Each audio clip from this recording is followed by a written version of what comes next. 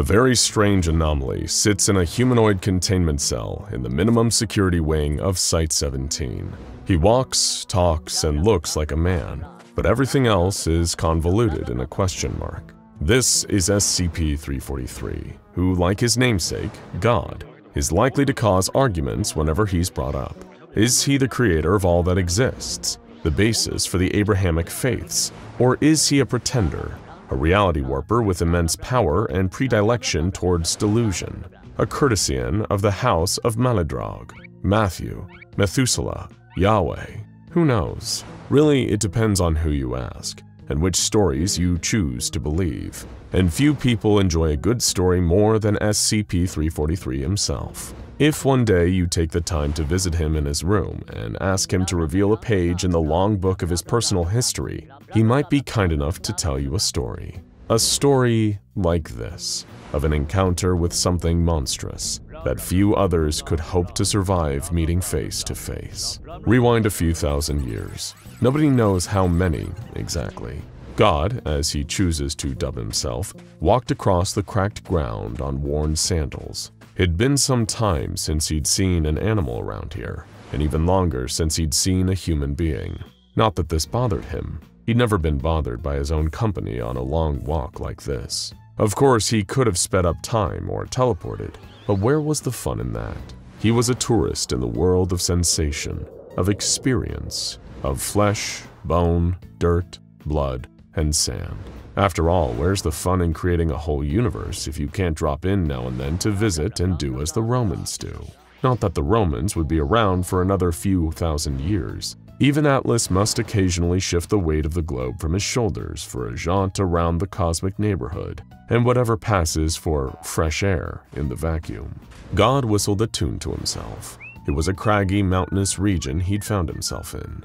The distant peaks had frosted caps, a breathtaking place where many truly had their breaths taken away. How humans will so happily risk their lives to do something extraordinary. It never ceased to amaze him. His stomach rumbled. Oh, how he enjoyed that sensation. One of the funny little quirks of this human form that he weaved for himself. It was no reason to be concerned, if memory served, from his last trip through the area a few decades before. There was a friendly village not far from here. They had always accepted him as a genial stranger, having no knowledge of his true power. God had always believed that a person's goodness is defined by how they treat those from whom they had nothing to gain. So it caused him great concern as he approached the village and saw great plumes of smoke rising into the sky. He was so shocked by this that he could decide to break his rule about walking as a man, in case there was still some way he could help. With a snap of his fingers, he disappeared and reappeared in the center of the village's town square. Total devastation. Huts and houses had been torn asunder. Broken weapons lay on the ground. Some places were on fire, others smeared with streaks of blood, like some terrible battle had occurred here. But something was wrong. No bodies, not one, from defender or assailant. How could a thriving village be so thoroughly destroyed and not leave a single corpse? It was an act so bizarre and depraved that it left even God puzzling.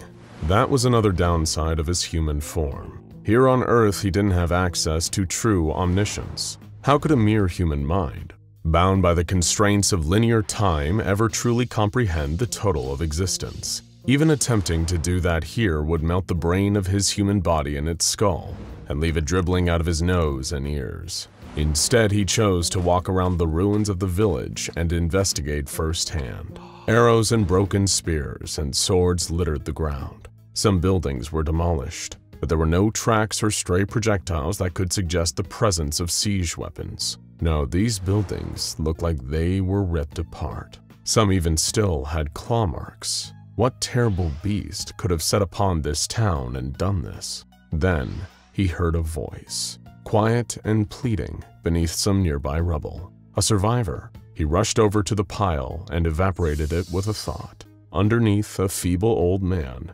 covered in stone dust, was quivering. God helped him up and guided him into one of the few remaining huts still standing in the village. They both took seats. God held up two hands, cradling empty space. Two cups suddenly occupied that space, both filled with warm, healing tea. He passed the old man one of the cups while sipping from his own.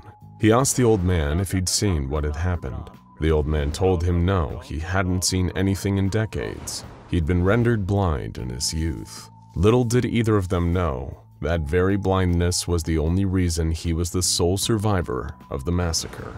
The blind man told God that one of the village's scouts had gone up into the mountain with a small hunting party. The group was gone for days, until one of the members, the youngest among them, returned weeping, frostbitten, and covered in blood. He said that his friends had been killed by a beast in the mountains, something that almost looked like a man, but terribly wrong. And its face, its awful, awful face. He would never forget it. He was just lucky to escape with his life when the others were torn apart. But when the young man returned, he'd brought the shadow of death with him. It was a curse that doomed the entire village, men, women, and children, to a terrible fate. And that fate was upon them a mere hour after the survivor had returned. Of course, there were gaps in the blind man's understanding, given he was lacking one of his major senses, but the sounds he could describe with perfect clarity. It was faint and distant at first, that awful wail, and the galloping, hands and feet thundering against the ground faster than any horse could move, getting closer and closer. Another villager saw it approaching and screamed. Then it was upon them. The villagers screamed, but it screamed louder, always wailing and shrieking and sobbing like a monster crawling straight up from hell. People tried to fight it by the sounds of it. The blind man, with teary, blank eyes, recalled the sounds of arrows knocking and swords clashing against something. But even their greatest warriors had screamed and died. Those who saw it and tried to flee and hide were slaughtered all the same. Soon enough, there were only two sounds left in the village, the monster and the blind man, both weeping. He didn't understand why it never took him. It wasn't fair. It took everything else. To leave him here alive when everyone and everything he'd ever known was destroyed was a greater punishment than even death. After killing all of these innocents, the monster had simply wandered off to the mountains again, the sound of its quiet sobs getting smaller and smaller until it was gone altogether. God comforted the blind man as he wept for the loss of all his loved ones. He told the blind man that he would venture up to the mountains himself and confront the creature on its own territory, and at the very least, find out why it had done this terrible thing. But first, he must relocate the blind man to a safer place. He placed a hand on the blind man's shoulder and he vanished. He would appear in another friendly village, miles away. God sent a silent message into the minds of every villager. Take good care of this man. He has undergone horrors you can't even imagine. Your kindness will be rewarded later. For that, you have my promise. God sighed and turned his tired eyes to the distant mountains. A monster lurked up there, perhaps one of his own creations, or maybe a corruption of one of his creations. Either way, whatever existed without his knowledge existed without his consent, and he intended to know of the beast in the mountains. Though given what he'd seen already, he didn't expect to receive a warm welcome from this murderous demon. Miles away up in the mountains, the creature licked the blood from its cracked lips. It looked like it might have once been a human being or something that aspired to humanity or mocked it with its very existence. It was a huge, gangling beast, skin alabaster, eyes empty and soulless, dribbling rivulets of burning tears down a hideous, gaunt face. It crawled into the frozen mouth of a cave with great icicle fangs, wheezing and weeping. All it ever wanted was to be alone. Why did they have to keep interfering? Didn't they know what happened? All the terrible things they made it do. The creature curled its long, gangly body into the fetal position, scratching great ruts into the sides of its bald cranium with long, sharp fingers. Terrible things. Terrible, terrible things. And then there was a brilliant flash just a few feet away. The monster was surprised. It turned to see a figure silhouetted in the mouth of the cave. He wore sandals and thin robes. His eyes glowed with a kind of power that the monster didn't recognize. This stranger stared at the monster without an ounce of fear in his heart. He stared right into its eyes, unwavering. No, no, no, no, no, no! It could feel it again, the rage bubbling up deep down. A cauldron of seething anger. It hated the feeling like being lowered into a vat of molten metal, unspeakable fire and pain coursing through every vessel. It began to weep and scream while the stranger in the cave mouth just watched, not moving a muscle. Do you know who I am? The stranger asked with a deep voice that betrayed almost infinite power, knowledge, and wisdom, but it wouldn't change the outcome here. The monster bounded at him at speeds that wouldn't be seen again until jet planes and bullet trains are invented millennia into the future. Its jaws were hanging impossibly wide, fangs borne, its arms extended, and deadly claws ready to strike. But before those terrible hands could close around the stranger, he vanished. The monster stumbled and rolled across the snow, confused. What trickery was being used here? I'll take that as a no, said the voice from behind him. You ought to show your father some respect. More respect than you gave to those poor people down in the village, at least. Seething, the creature turned and saw the stranger standing back in the darkness of the cave, staring at him. But the beast didn't have the capacity for awe or holy terror, only violence. Boundless, limitless, unstoppable violence. It darted towards the stranger again, trying to strike him. Somehow it was like fighting an empty robe. Not a single one of its deadly strikes seemed to hit the stranger. The stranger leaped backwards, putting some space between himself and the monster, but still not breaking a sweat. He breathed in deeply, then exhaled. The breath came out like a mighty typhoon, shocking even the monster with its sudden force. It was blown backwards, a leaf in the wind, until its long claws dug into the ground and anchored it in place. The stranger gave a wry smile at this, impressed. My, you're certainly a tenacious one, aren't you? He said. Perhaps we can talk for a little while instead of fighting. I want to know why you killed all those people. No answer.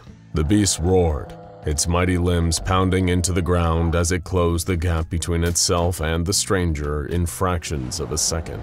It would kill him, rend him, destroy him just like all the others. He'd left it no choice. Suddenly, the ground below it seemed to give way. The creature was confused. It looked down to see that the ancient stone below had somehow taken on the properties of a liquid, and it was sinking. The beast panicked and it began to thrash. It was a strong swimmer, but it didn't expect to need to swim here. The shock was too much, and soon the ground submerged it entirely, muffling its terrible roars and shrieks. And just like that, the ground was solid again, trapping the beast inside. The stranger stepped forward and looked at the ground. A much-needed timeout, he said. You do yourself no good struggling like this. Despite its terrible capacity for evil, God couldn't help but admire the beast, at least on the level of construction. It was so pared down, so unburdened. A killer to the core, but seemingly unkillable. Had he made this creature? Billions of species, and the species those in turn had created through billions of years of breeding and evolution. And somewhere along the line, this thing happened. It was easy even for the universe's creator to lose track of some of the tinier variables. And in the grand scheme of things, even this monster was still a tiny variable. But right here, right now, it was still one hell of a problem. The ground rumbled below God. Cracks formed. The mountain peak shook. God raised an eyebrow, genuinely impressed, as the monster ripped free of its stone prison and re-entered the fray. It roared and screamed still, its blank eyes fixed on him. Its skeletal body throbbed and heaved with power. Unlike any other creature in nature, it was almost like the longer their conflict went on, the more energized the beast became.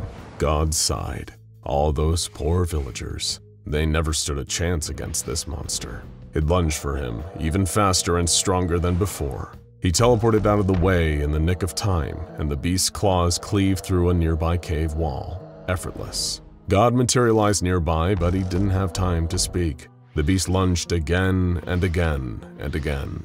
Every time he reappeared, the beast went for him with impossible speed. Deciding to widen the playing field, God teleported to the top of the mountain. The creature, somehow sensing his presence, vaulted upwards and tunneled through the roof of the cave. bursting out of the ground in front of God, who was floating just slightly off the ground. It would be wise of you to stop. God carefully intoned. All this time, I've been going easy on you. You don't want to find out what the wrath of God looks like. Storm clouds were gathering above. Mighty thunder roared across the sky. The beast was undeterred. It roared and galloped towards God, and God in turn called down a response. A volley of lightning the likes of which the world has never seen before or since struck down on the charging monster. The sudden white flash could sting the eyes from miles away. The monster shrieked from the blast, feeling its flesh lift off its bones and atomize in the sheer heat of the electricity around it. It could smell itself cooking. The lightning blast only lasted for a few seconds, but for the beast, it felt like eternity. When the onslaught stopped, the air was still heavy with electrical potential. God stared down at the black scorch mark on the side of the mountain where the creature had been standing. All the snow within a mile had been evaporated by the blast. It was a raw display of the power of nature that would make even Zeus tremble in his sandals. And yet, there was still movement. Something started to get up from the burnt patch where nothing should be left alive. A blackened skeleton, rising shakily from the ash, but still very much alive. As it started to rise, new flesh began growing over its bones little by little. Even God was astonished by the sight of it. He'd never seen a creature cling so ardently to life in spite of having truly unsurmountable power amassed against it. It was up against God, and still, it fought. The monster tottered on its freakishly long limbs, still disoriented, unusually staggered for a creature driven by such single-minded violent purpose. When enough of its face grew back to do so, it began to weep and sob again, tears streaking down its terrible face.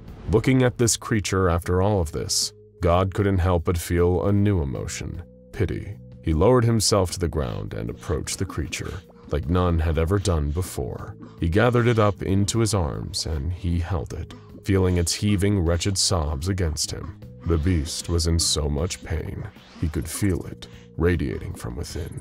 Speak, my son, God said in a soft, fatherly voice. And for the first and only time, the monster spoke. Can look, can see, make me hurt people, don't want hurt people, can look, please. That was all it managed to choke out before devolving back into unintelligible babble. But it was enough. Enough for God to understand its pain. He did not know if it would be right to change the monster's nature. Is it ever right to truly change anyone's nature? But it was within his almost limitless power to grant it one reprieve from pain.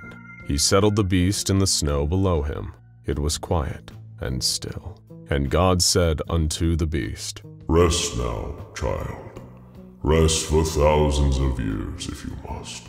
I hope only that when you eventually awaken, you feel differently. And so another story from the catalog of SCP-343. Of course, it leaves us with certain questions, chief among them being, is it true? Did 343 and 096 have this chance encounter long ago? Or is this just another tall tale from an anomaly who fancies himself a deity? We have our truth, and you have yours. Working at the SCP Foundation might just be the most exciting job a person can ask for. And by exciting, we mean that if you work as an SCP field operative, researcher, or mobile task force member, you're much more likely to die a horrific death on the job than, say, a plumber. But at least you get the honor of proudly saying that you're the first line of defense between the normal world and the terrifying domain of the anomalous. Well, unless you're one of the IT guys. Then your work life is likely as tedious and uneventful as the computer tech guy working on the Geek Squad. But nothing is ever normal when it comes to the SCP Foundation, where even the person whose job is helping other staff members reset their email passwords may run into the supernatural. Welcome to the strange and frightening world of pattern screamers, and specifically SCP-000.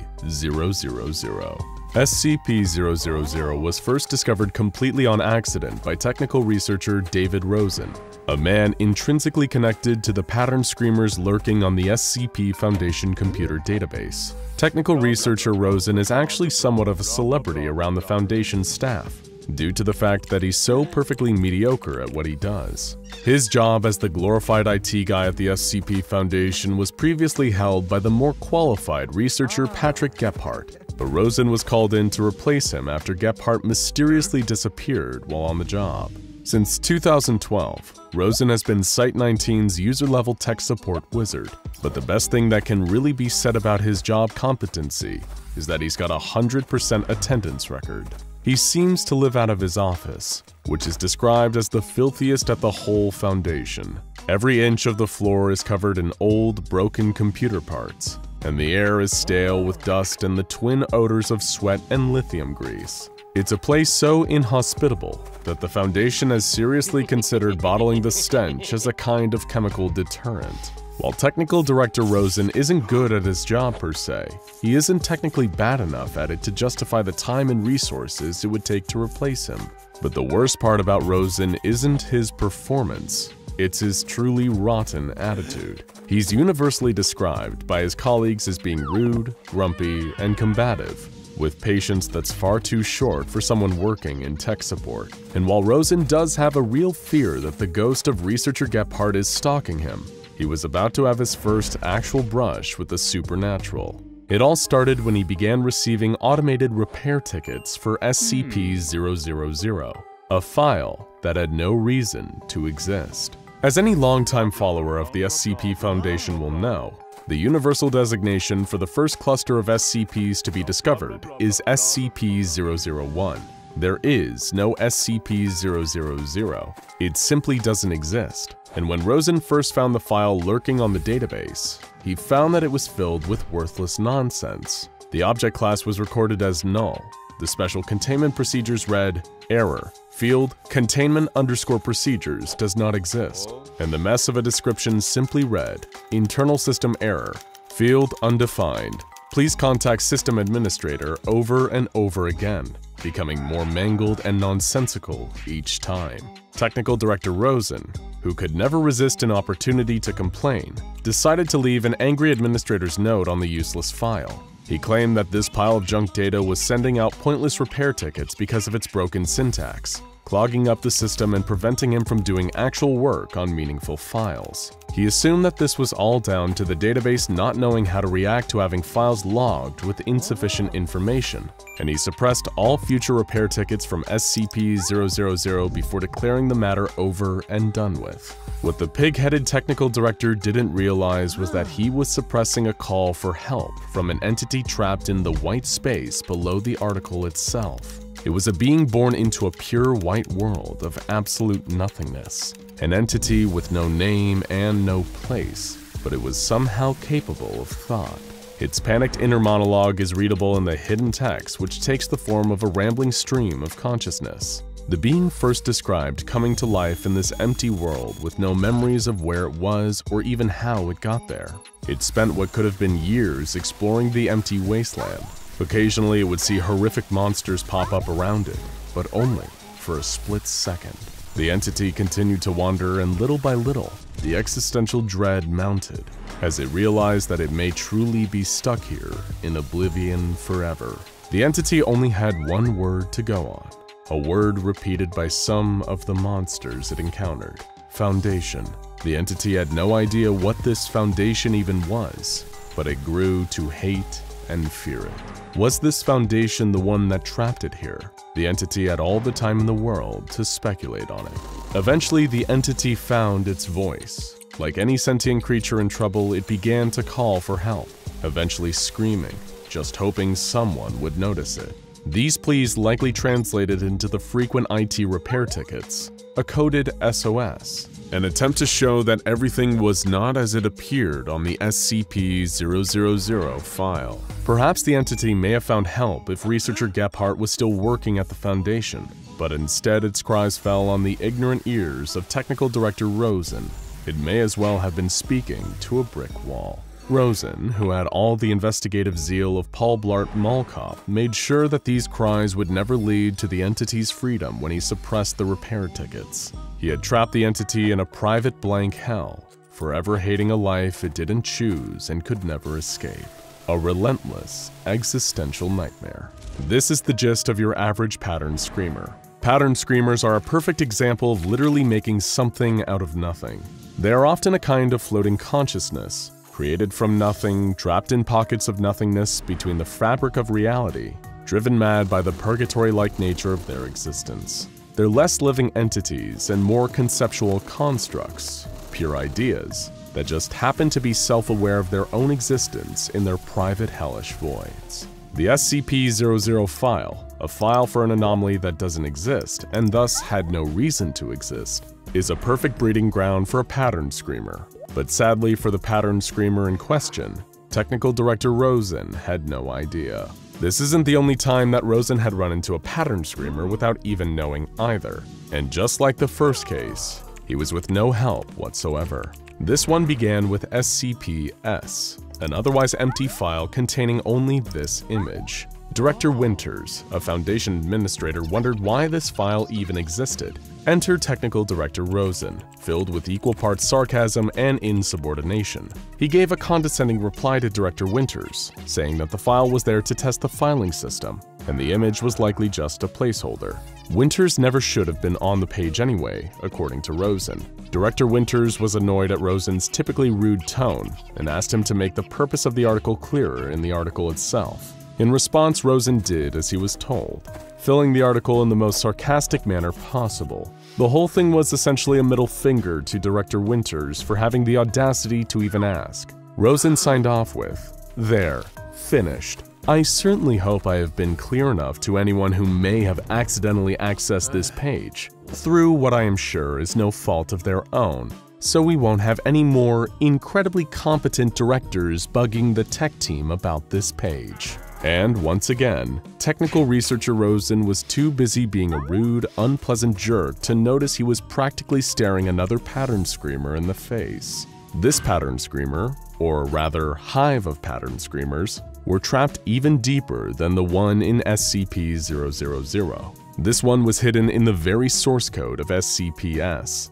where a chorus of enraged voices screamed the following: "Pretend, monster, just for a minute. Pretend you were the size of an amoeba, dwarfed by even the smallest of bugs. Pretend you didn't hold the world in a glass cage. Pretend you were the one being held by something greater than yourself. Would you still be laughing at your triumphs? Would you still feel pride in what you were, even as pitifully small as you would be? Of course you would, because you are arrogant and stupid. If you haven't guessed yet, we hate you." This pattern screamer is clearly more aware of its pitiful station in existence than the 000 pattern screamer, and as a result, it's not so much depressed as it is furious. Though at this point, you've probably figured out that even the entities who have the most casual of brushes with technical researcher Rosen end up getting infuriated. But while you may have gotten the impression that all pattern screamers are sad little entities worthy of our sympathy and pity, there's at least one pattern screamer that's actually incredibly dangerous. This is SCP-3930, the ultimate pattern screamer, in terms of both size and effect. It's an anomaly so strange it defies typical containment classification, and it bears a level 5 security lock, meaning only those on the level of the legendary O5 Council are cleared to even know about it. Its greatest containment procedure is the preservation of the very idea that SCP-3930 does not exist, because the alternative has terrifying implications for all involved. SCP-3930 is a 1-kilometer area in Russia that is filled with non-existence. To even call it a white void would be inaccurate, because it implies the existence of the color white and the existence of the concept of a void. Nothing exists within SCP-3930, and anyone who directly observes 3930 runs the risk of actively increasing its power. That's why special containment procedures dictate that anyone who observes 3930 must be forced to walk into it afterwards, which results in them ceasing to exist. They're destroyed on the deepest level that anything can be destroyed. The very idea of them ceases to be.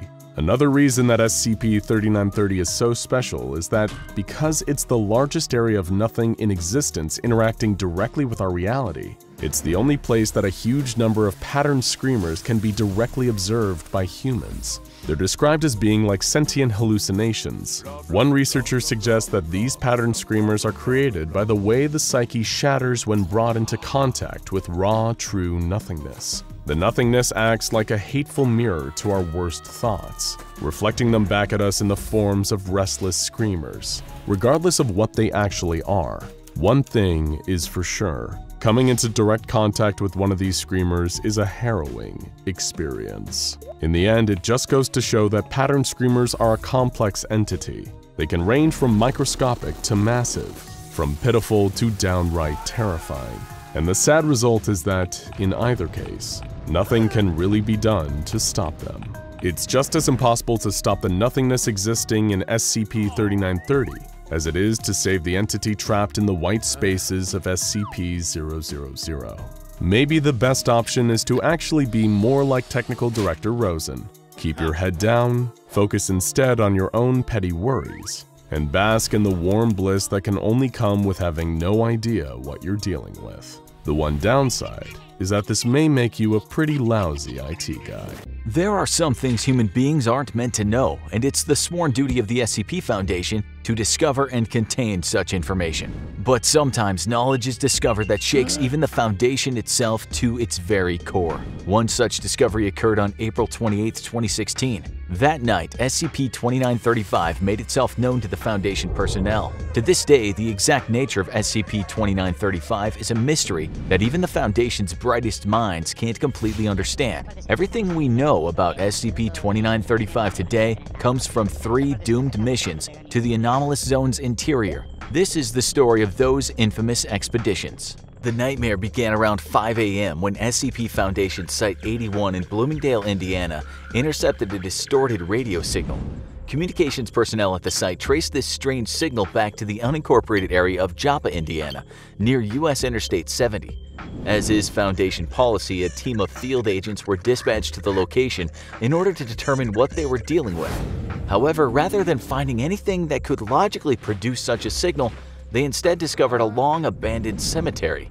The most recent death on any of the tombstones was recorded as being over 100 years ago, all the way back in 1908. On further investigation, the Foundation discovered an unmapped limestone cave opening beneath the cemetery, and when they sent a drone into the depths of the cave, it appeared to quickly exit out the other side of the cave. But something wasn't right. The area that the drone was observing appeared consistent with the landscape from which it entered, but now it looked somehow grayer. It lacked the color of life of the place it just come from. The grass was dead, there were no trees, no shrubs, no animals or birds in the sky. They weren't looking at our world, they were looking at a strange reflection of our world on the other side of the cave. In fact, it wasn't a cave at all, it was a passageway between 2 dimensions. It was SCP-2935. Just then, they were able to unscramble the distorted transmission they'd been receiving. It went as follows. This is an automated emergency broadcast from the SCP Foundation and your national government. One or more of our sites is experiencing a communication breakdown, likely due to a containment breach of unknown magnitude. All citizens are ordered to stay in their homes as containment teams work to secure the breach. This message will broadcast from April 20th, 2016 until… At that point, the message would cut and repeat, as it had for 8 straight days. The message source? Site-81, but not this Site-81. The SCP Foundation was receiving an emergency distress signal from themselves in another dimension, a bizarre event that even the Foundation had never experienced before. Field agents were terrified by the implications of what they just heard and contacted Site-81 Command to request additional units. The Foundation wished to fully understand this anomaly as quickly as possible due to the potential threat it could pose toward the Foundation, so they dispatched Mobile Task Force Epsilon 13, codenamed Manifest Destiny, to perform the first of 3 manned missions into the heart of the anomalous zone. The first exploratory mission into SCP-2935 was codenamed Gauntlet and consisted of a 4-man team fitted with full hazmat suits and direct video and audio links to Mission Command. The team was led by a field operative known only as Agent Juno. His subordinates were Agents Kale, Devon, and Underwood. Their directive was to gather samples and survey the area positioned directly around the insertion point, meaning the other cave mouth of SCP-2935. The mission only lasted about an hour, but what they saw in there would stay with these men for the rest of their lives. After a 15-minute trek through the cave, Manifest Destiny arrived in the mirror dimension, where they were struck by the eerie silence of a place that seemed identical and yet so different from their home dimension. The first observation they made was the total absence of all living vegetation. Trees, grass, weeds, everything, it was all dead. On orders from their superiors back in the original dimension, that we'll refer to from here on as Dimension Prime, Manifest Destiny headed deeper into the mirror dimension of SCP-2935. They traveled 2 kilometers without detecting a single sign of plant or animal life, not even insects. Eventually, they came upon a farmhouse with 2 cars parked outside. With authorization from Command, Manifest Destiny breached the house and headed inside. Agent Kale confirmed that there was still power flowing to the building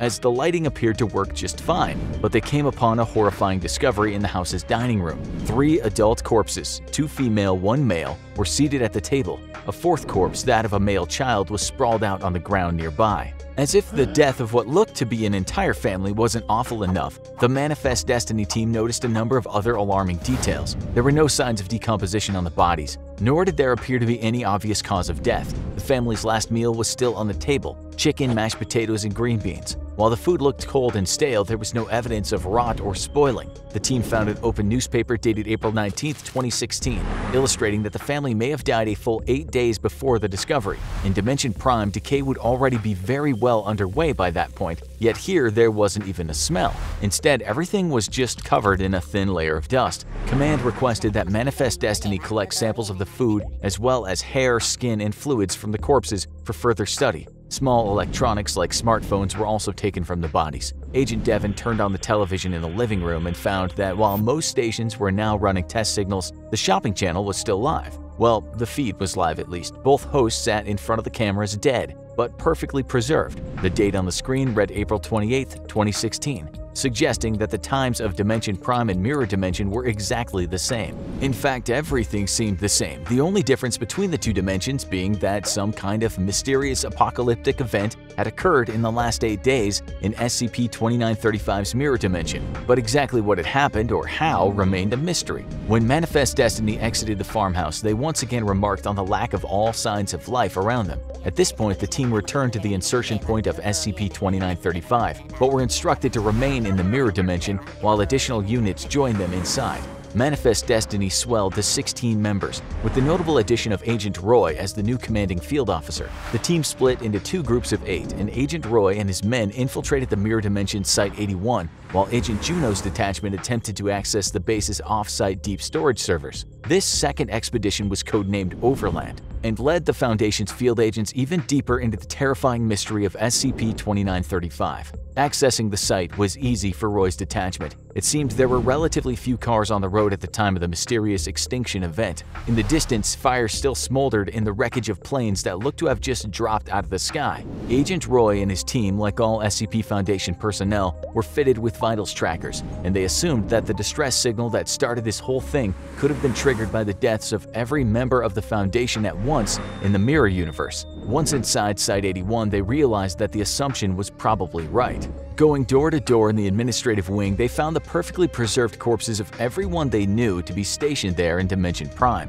People who were without a doubt still alive in their universe. Samples from the corpses that the Foundation would later study even confirmed the reason that the bodies were perfectly preserved. The corpses had experienced complete and sudden death on a cellular level, and even the bacteria that would typically take part in the decomposition process had died with it. In SCP-2935, death was total and absolute, across all types of life forms. As Agent Roy's team ventured further into the bowels of Site-81, they made another unsettling discovery: their own corpses, in roughly the same spots they'd been inside Dimension Prime's Site-81 8 days prior. Some of the Foundation's top scientists, including the esteemed Dr. Bright, were also found dead inside the facility. In an attempt to see just how far this unexplained phenomenon stretched, Agent Roy's team decided to inspect the containment cells, where they found that all the Mirror Universe's SCPs, including SCP-2996, were dead.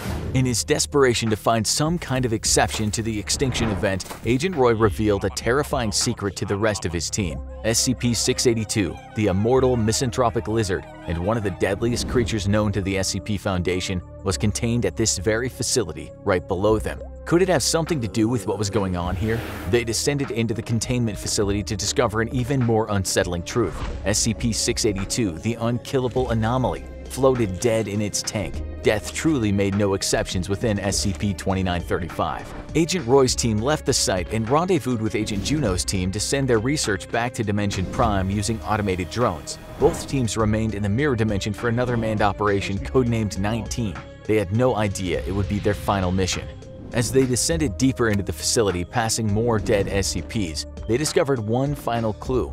Based on the activity of the Foundation servers, the event occurred at roughly 3 a.m. While underground in SCP-2935 Site-81, the team accidentally activated the base's on-site nuclear weapon, a failsafe meant to be detonated in the case of an emergency containment breach. Due to the base's failsafe protocols, every member of the Manifest Destiny team was locked and sealed inside Site-81. They, along with everything else, were incinerated in the nuclear blast. Once again, the mirror universe inside of SCP-2935 was lifeless. But that isn't where it ends. When the automated drones returned out of the SCP-2935 cave to the field operations in Dimension Prime, they were in for their own horrifying discovery. None of the footage or information gathered from SCP-2935 illuminated how or why the extinction event occurred. Everyone and everything simply dropped dead at the exact same moment. Nobody was aware, nobody was prepared. Death came suddenly and silently, and none were spared. All the Foundation on Dimension Prime were left with was a message from one of the agents from Manifest Destiny, Agent Keller. His final message was, "I don't have any answers. I don't think there are any. I'll do this one thing and hope that fixes it. Seal it shut. You've got to lock it in here with us. I'm sorry." The Foundation were at first confused by this until they discovered a final encrypted audio log buried in the files recovered from the Mirror Universe's Site-81. It was a message from Keller himself, but not the Keller from Universe Prime. In this message, Keller described the Foundation in the Mirror Universe receiving the exact same distorted transmission that they did a few days earlier from a cave in Joppa. When he and the others were dispatched inside, they discovered the same lifeless post-extinction event world that was now so familiar to the Foundation command. But there was a key difference. This wasn't the mirror dimension they'd just been studying, but a third, entirely different dimension. In his haunting final words, Mirror Dimension Keller admits that whatever caused the event in that third dimension, an entity in that mirror dimension, Keller believed this was the specter of death itself and had followed him back into his world, and history had repeated itself. SCP-2935 was the passageway through which absolute death could pass from dimension to dimension, and our dimension was the next in line. The deaths of Manifest Destiny may have saved our entire universe, as anyone passing back through the cave had the potential to bring death itself back with them. The Foundation decided in the end to follow Keller's advice. They sealed the entrance to SCP-2935 with concrete and now kept it under constant watch, since what waits behind the barrier is an entity even they have no power to stop if it ever got through. After all, it had killed them all before, or at least another version of them. What's one more dimension on the pile? Why, it may now just seem like a simple slab of concrete under an abandoned cemetery. This is why SCP-2935 might be the most dangerous SCP of all. A tangled mass of yarn and ribbons sounds more like what you'd find in the back room of a craft store or a forgotten closet than a mysterious creature worthy of investigation. And yet that's exactly what SCP-066 appeared to be, or at least it did at first glance. But the SCP Foundation doesn't contain and study just anything, and there was, and still is, something incredibly strange just below the surface of SCP-066, also known as Eric's Toy. At first, Eric's Toy seemed to be completely harmless and even helpful, a knot of string that produced strange but harmless items and effects. But the Foundation soon discovered a dark side to SCP-066. While it may be referred to as a toy, this is no mere plaything. SCP-066 weighs only about 1 kilogram and appears to be a braided bunch of yarn and ribbon. Though there is no apparent musical capability within the strands of yarn and ribbon themselves, music can be produced by moving individual strands one at a time. When it was first being studied, this SCP was composed of multicolored strings and ribbons, but it has since undergone a transformation and now presents an appearance somewhat different from its initial description. The strands of yarn and ribbon can be used to play the notes of a diatonic scale, C, D, E, F, G, A, B, though the research has not been able to determine just how SCP-066 produces music, or any sound at all. SCP-066 was thought to be completely benign at first and was classified as safe, but following an incident known as Incident 066-2, its classification was adjusted to a subcategory of Euclid impetus.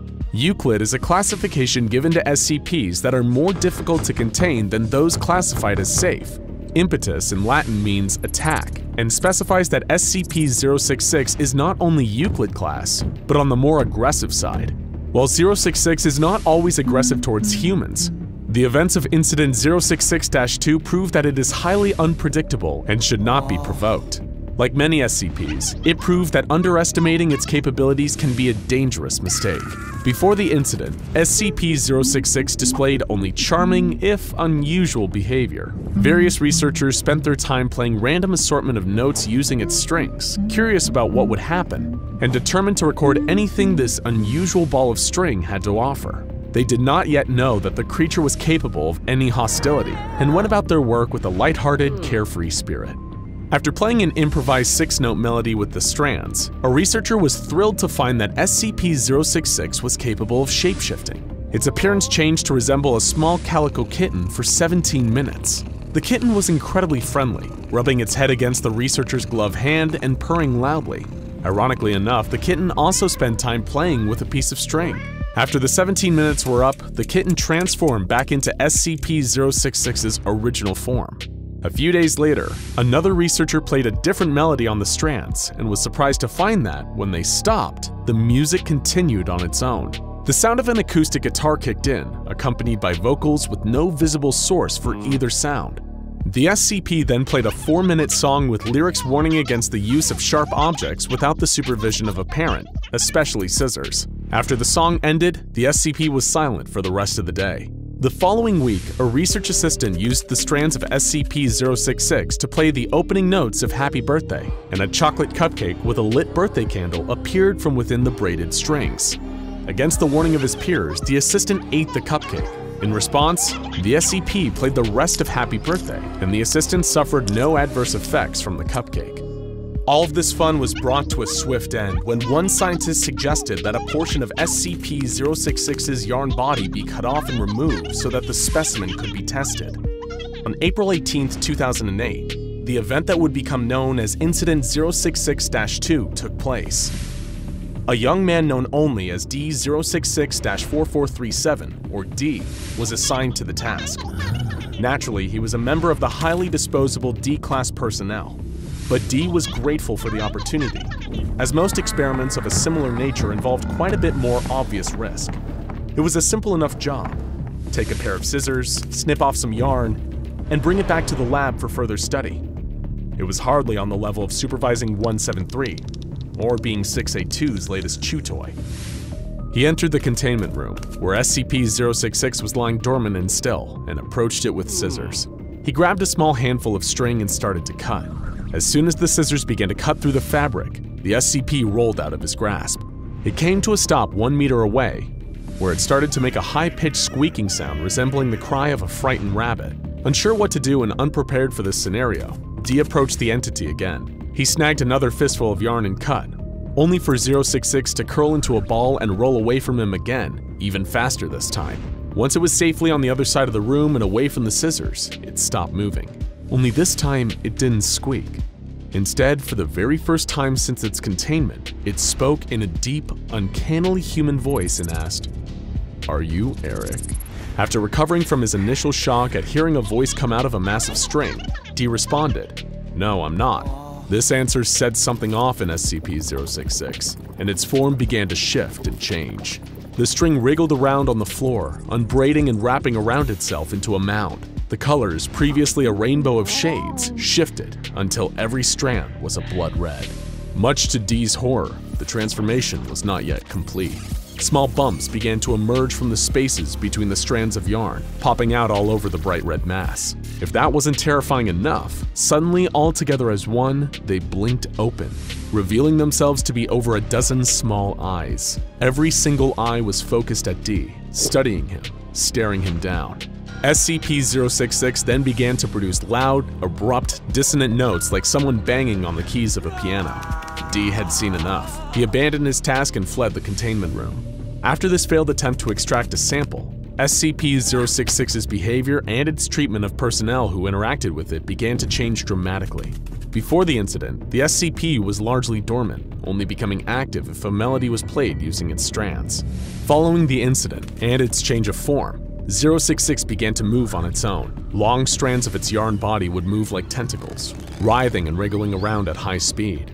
It no longer needed human interaction in order to produce sound or to produce any other effects. At the sight of any human, regardless of the human's behavior, the SCP would begin to react with sound and effect within 6 seconds. The first of these effects was noted by a research assistant who entered the SCP's containment facility a week after the incident with Dee. As she approached 066 to take notes about its current state and its new ability to move, a bee appeared out of nowhere. It stung the assistant and flew away before it could be captured. Weeks later, a team of 11 personnel were monitoring the SCP when it suddenly burst into a rendition of Beethoven's Second Symphony. It produced this music at a volume of over 140 decibels, permanently deafening 3 of the personnel and causing permanent hearing damage in the other 8. It was theorized that the SCP did this as an act of retribution for its perceived mistreatment. These personnel refused to work with SCP-066 again. When a new team was assigned to monitor the entity, everything seemed to be going well at first. It was moving around, flailing its tentacles of yarn at nothing in particular, and staring at the personnel with its many eyes, but otherwise was on its best behavior. Then, suddenly, every light in the room went dark, and there was a complete loss of visibility. The lights were unable to be turned on for 5 hours, and any attempt at an alternate light source, such as a flashlight, was unsuccessful. It was as if the darkness in the room swallowed any and all light right up. It was similar to the oppressive darkness within SCP-087, or the unlimited black of SCP-3001's Shadow Dimension. The personnel in the room later reported hearing the sound of loud, labored breathing just behind their shoulders, though when they searched for a source of the sound, they could find nothing. There had been no recent anomalies reported, or any additional hostile behavior. Instead, whenever it sees a new human, SCP-066 repeats the name Eric again and again in the same deep voice. Who is Eric? No one at the facility knows, or if they do, they have not reported it to any official channels. It is possible that the SCP was once owned by someone named Eric, and perhaps, given the circumstances under which SCP-066 first said the name, Eric attempted to cut the threads of the entity while it was in his care. Unfortunately, there are no official records of how SCP-066 was discovered, or why it was brought to the Foundation in the first place. Its origins remain murky and as mysterious as everything else about it. All that is known is that, whoever Eric is, SCP-066 is determined to find him. Once the SCP's class was changed from safe to Euclid, its containment procedures had to be adjusted. While it was previously kept in a simple room, it is now contained in a tungsten carbide box at its site's high-value item storage facility. Once a month, the box is inspected for damage to its interior, due to the SCP's tendency to use its appendages to wear down the walls of the box over time. If there is any damage, SCP-066 is to be moved to a new box using a robotic arm that performs this transfer in less than 3 seconds. The Foundation has attempted to place recording devices in the box with the entity in order to monitor its behavior when there are no humans present. But the SCP destroys every recording device placed inside of its containment box, and any attempts to record its behavior when it is not being observed by humans have been unsuccessful. Whatever it's doing when there is no one around, it wants to keep a secret. On the surface, SCP-066 is one of the less frightening finds contained within the walls of the SCP Foundation. It does not have claws or teeth or the ability to cause mass deaths, but it has incredible, unpredictable capabilities and seems very capable of holding a grudge. There is so much that is unknown about it, from its origins to its form to its ability to manifest matter from nothing. and there is something deeply unsettling about this SCP's unpredictable behavior and increased hostility towards being observed. We do not know what it has done, and we do not know what it will do next. All we can do is wonder.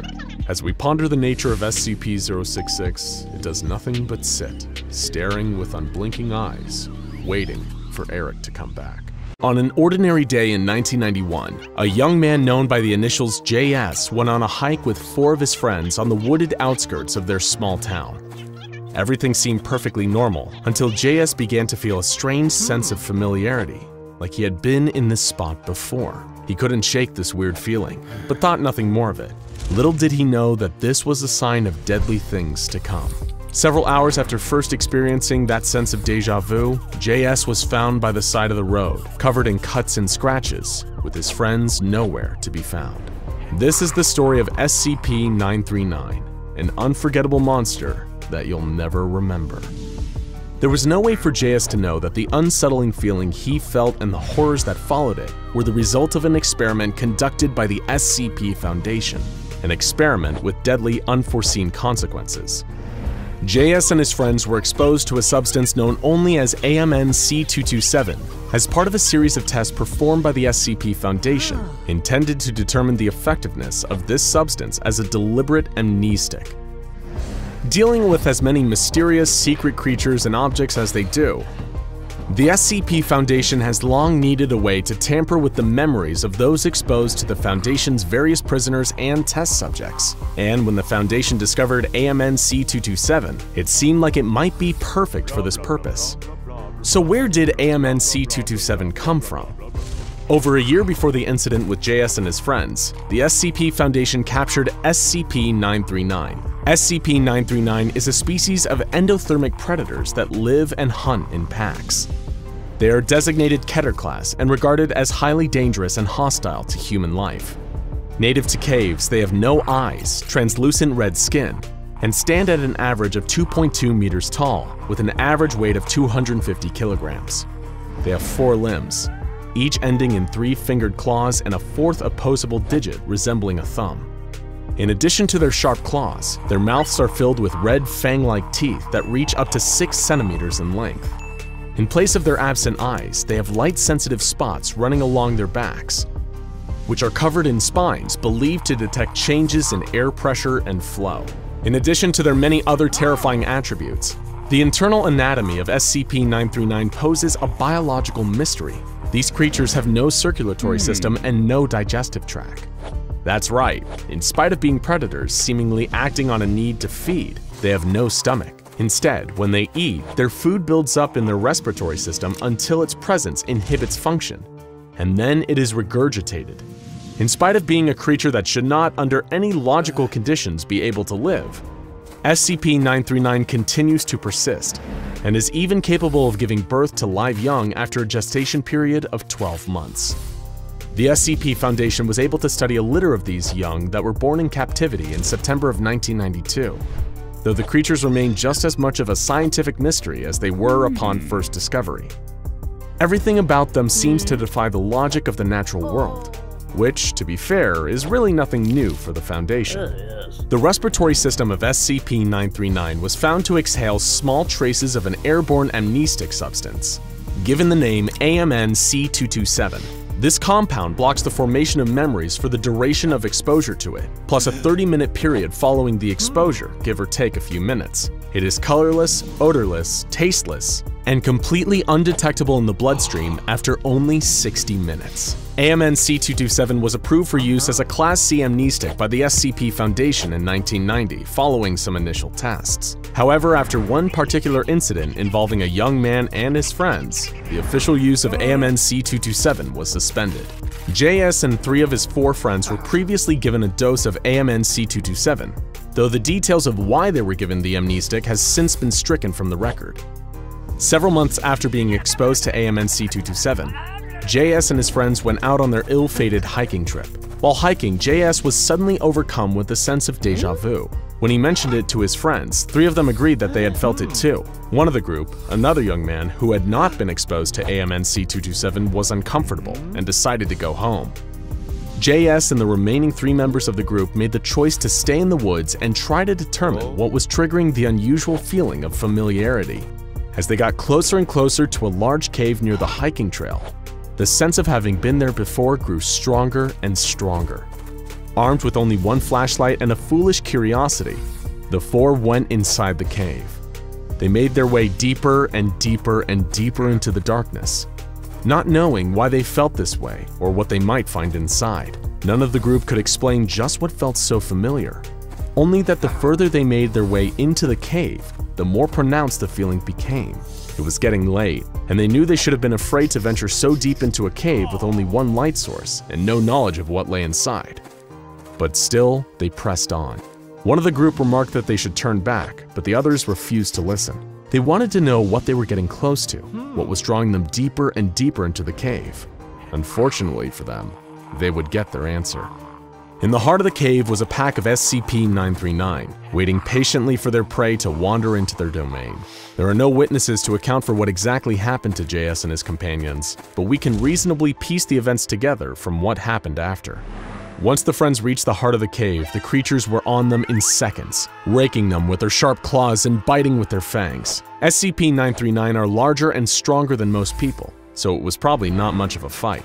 However, while his friends were being devoured, JS was somehow able to scramble out of the cave and make his way into the woods in search of help. Under the influence of the AMC-227 that had built up in the cave from the presence of the pack of SCP-939, JS lost a large portion of his memory of the event. He found himself on the side of the highway late at night, seriously injured and his clothes ripped. An officer found him there and asked him to stay still and remain calm until an ambulance could arrive. JS was still in a panic and attempted to run away from the officer, begging to be released so that he could get away. He babbled incoherently about the color red, screaming over and over again about the red, though when prompted, he could not explain what the red he was screaming about referred to. His friends were not with him. Just as the officer managed to calm JS, the ambulance arrived. Its flashing red lights sent him into another frenzy, and he attempted to escape custody, claiming that the red lights were going to get him. The official police report described JS as perhaps being under the influence of a powerful hallucinogen, that he was just having a bad trip, but the SCP Foundation knew better. The Foundation conducted an interview with JS about his experience, and determined that SCP-939 was certainly involved. As part of their cover-up effort, they strongly implicated JS in the disappearance and the death of his friends. He was convicted of manslaughter, though the bodies of his friends were never found. It is rumored that the SCP Foundation hired him on a prison work release program, and that he now works as a member of the janitorial staff at one of the Foundation's facilities. This incident led to the suspension of the use of AMN-C227, as it revealed some vital and disturbing information about the compound's side effects. After the exposure to AMN-C227, a person who found themselves exposed to it again would experience a sense of familiarity and felt compelled to investigate the source of this feeling. Essentially, anyone treated with AMN-C227 are not made aware of the existence and danger of SCP-939 would become a perfect victim, primed to be attracted to dens of SCP-939. It is likely that this side effect is not a coincidence, but rather a deliberate hunting tactic designed to attract prey that had somehow managed to escape. With no memory of their attack at the hands of SCP-939, this previous intended prey would find themselves drawn to the same den or even a new one, not knowing that they were walking back into near certain death. While the SCP Foundation suspended the use of AMN-C227 as a Class C amnestic, they did recruit a team of SCP field operatives to take advantage of this side effect. This team of operatives were deliberately administered a dose of AMN-C227 and briefed on its effects, as well as the dangers of following the feeling of déjà vu should it surface in the field. These infected officers were essentially used as bloodhounds, relying on any sense of unusual familiarity to sniff out new dens of SCP-939 so they could be captured and contained by the Foundation. As far as we know, this operation is still ongoing today. However, now that the Foundation has a sufficient number of specimens to study, additional dens of SCP-939 that are discovered are ordered to be immediately destroyed. As for the SCP-939 still in captivity, they are contained in environmentally regulated and negatively pressured cells with walls of reinforced concrete. The doors to the cells are airtight to prevent the leakage of any AMN-C227. and any personnel that interact with one of the creatures is required to wear level C hazmat gear to avoid exposure and follow decontamination procedures upon exiting the cell. All SCP-939 have subdermal tracking devices implanted to find them in the event of escape. Only one SCP-939 has given birth in the time that the creatures have been in captivity. Strangely, SCP-939 young look indistinguishable from human infants and change their physical appearance at some yet unknown point as they age. If any more offspring are produced, they will immediately be separated from the parent and studied. All that we know is that they are found in caves in the woods outside of a small town. It could be any town, even yours. So, if you're ever out hiking and struck with a sudden feeling of déjà vu, don't investigate. Don't get curious. Just go home. It might just save your life.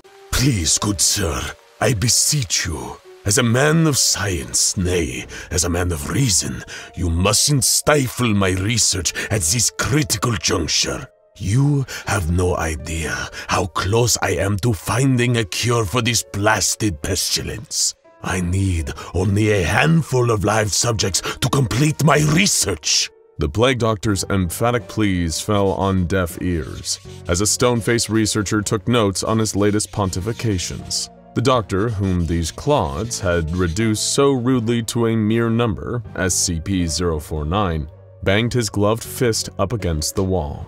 And to think he once thought of these men as intellectual equals, fellow travelers on the road to scientific enlightenment. What a positively sick joke. Before the Doctor got another chance to appeal for his right to experiment, the researcher left him alone once more. A truly sad state of affairs. Nobody appreciated a true scientist in this day and age. It was sure to be another day of languishing alone in his cell, wishing he had the capacity to do more. So he was surprised as anyone when the alarm started going off, and the door of his cell swung open automatically. The Plague Doctor stepped out of his cell and into the hall, where many other humanoid anomalies were roaming, confused as to why they'd been suddenly released. What was happening? As it turned out, what was happening was one of the most brutal Chaos Insurgency raids the staff of Site-19 had ever seen. It had been planned immaculately. You see, guards rotate semi-regularly at Site-19 due to the high-pressure nature of the job. Lots of deaths and mental breakdowns, as you probably correctly predicted. Even the administrative staff of the SCP Foundation are only human. Well, mostly anyway. So they're not immune to little oversights here and there. And it's in those oversights that expertly trained Chaos Insurgency infiltration agents make their living. No less than 15 of them had been working undercover in Site-19 for just over 2 weeks, and they did a fine job of lowering the metaphorical drawbridge for a heavily armed invasion force. The guards who weren't plants were quickly murdered by the infiltrators, and even some of the on-site task forces were quickly overwhelmed and gunned down by the high-precision rifles of the Chaos Insurgency's finest. While the frontliners were distracted by the sudden assault, the infiltrators found their way to the site's security control room and massacred everyone inside. Opening every single door in the site was as simple as putting in a few stolen key codes and flipping a few carefully remembered switches. Consequently, while Foundation agents and Chaos Insurgency mercenaries clashed sabers, high-priority anomalies like SCP-049 simply wandered the facility, watching the calamity unfold within. The Foundation was beset on all sides, shot at by heavily armed maniacs, and attacked from within by the numerous roaming anomalous entities that were eager to get their hands on Foundation personnel. Definitely not an ideal situation, to say the least. The Plague Doctor only had one thing on his mind, though. This definitely won't do my research any good, unless I can escape and find my way to a suitable laboratory. Oh, now there's an idea. But his scientific fantasies were soon interrupted by a Chaos Insurgency soldier swinging the butt of his M4 carbine into his avian exoskull with a supremely unpleasant crack. The Doctor was dazed by it momentarily, the pain coming at him like a thunderclap, but the insurgent never got the chance to take another swing. Before the insurgent could do anything, the Plague Doctor lunged out with practiced speed, grasping him by the throat. Immediately, everything went black, and the insurgent's limp corpse collapsed to the ground. Serves him right. the doctor internally mused. Soldiers attacking medics is violating even the most basic rules of gentlemanly warfare. Then another flash of immense pain as a different rifle butt collided with the back of his head.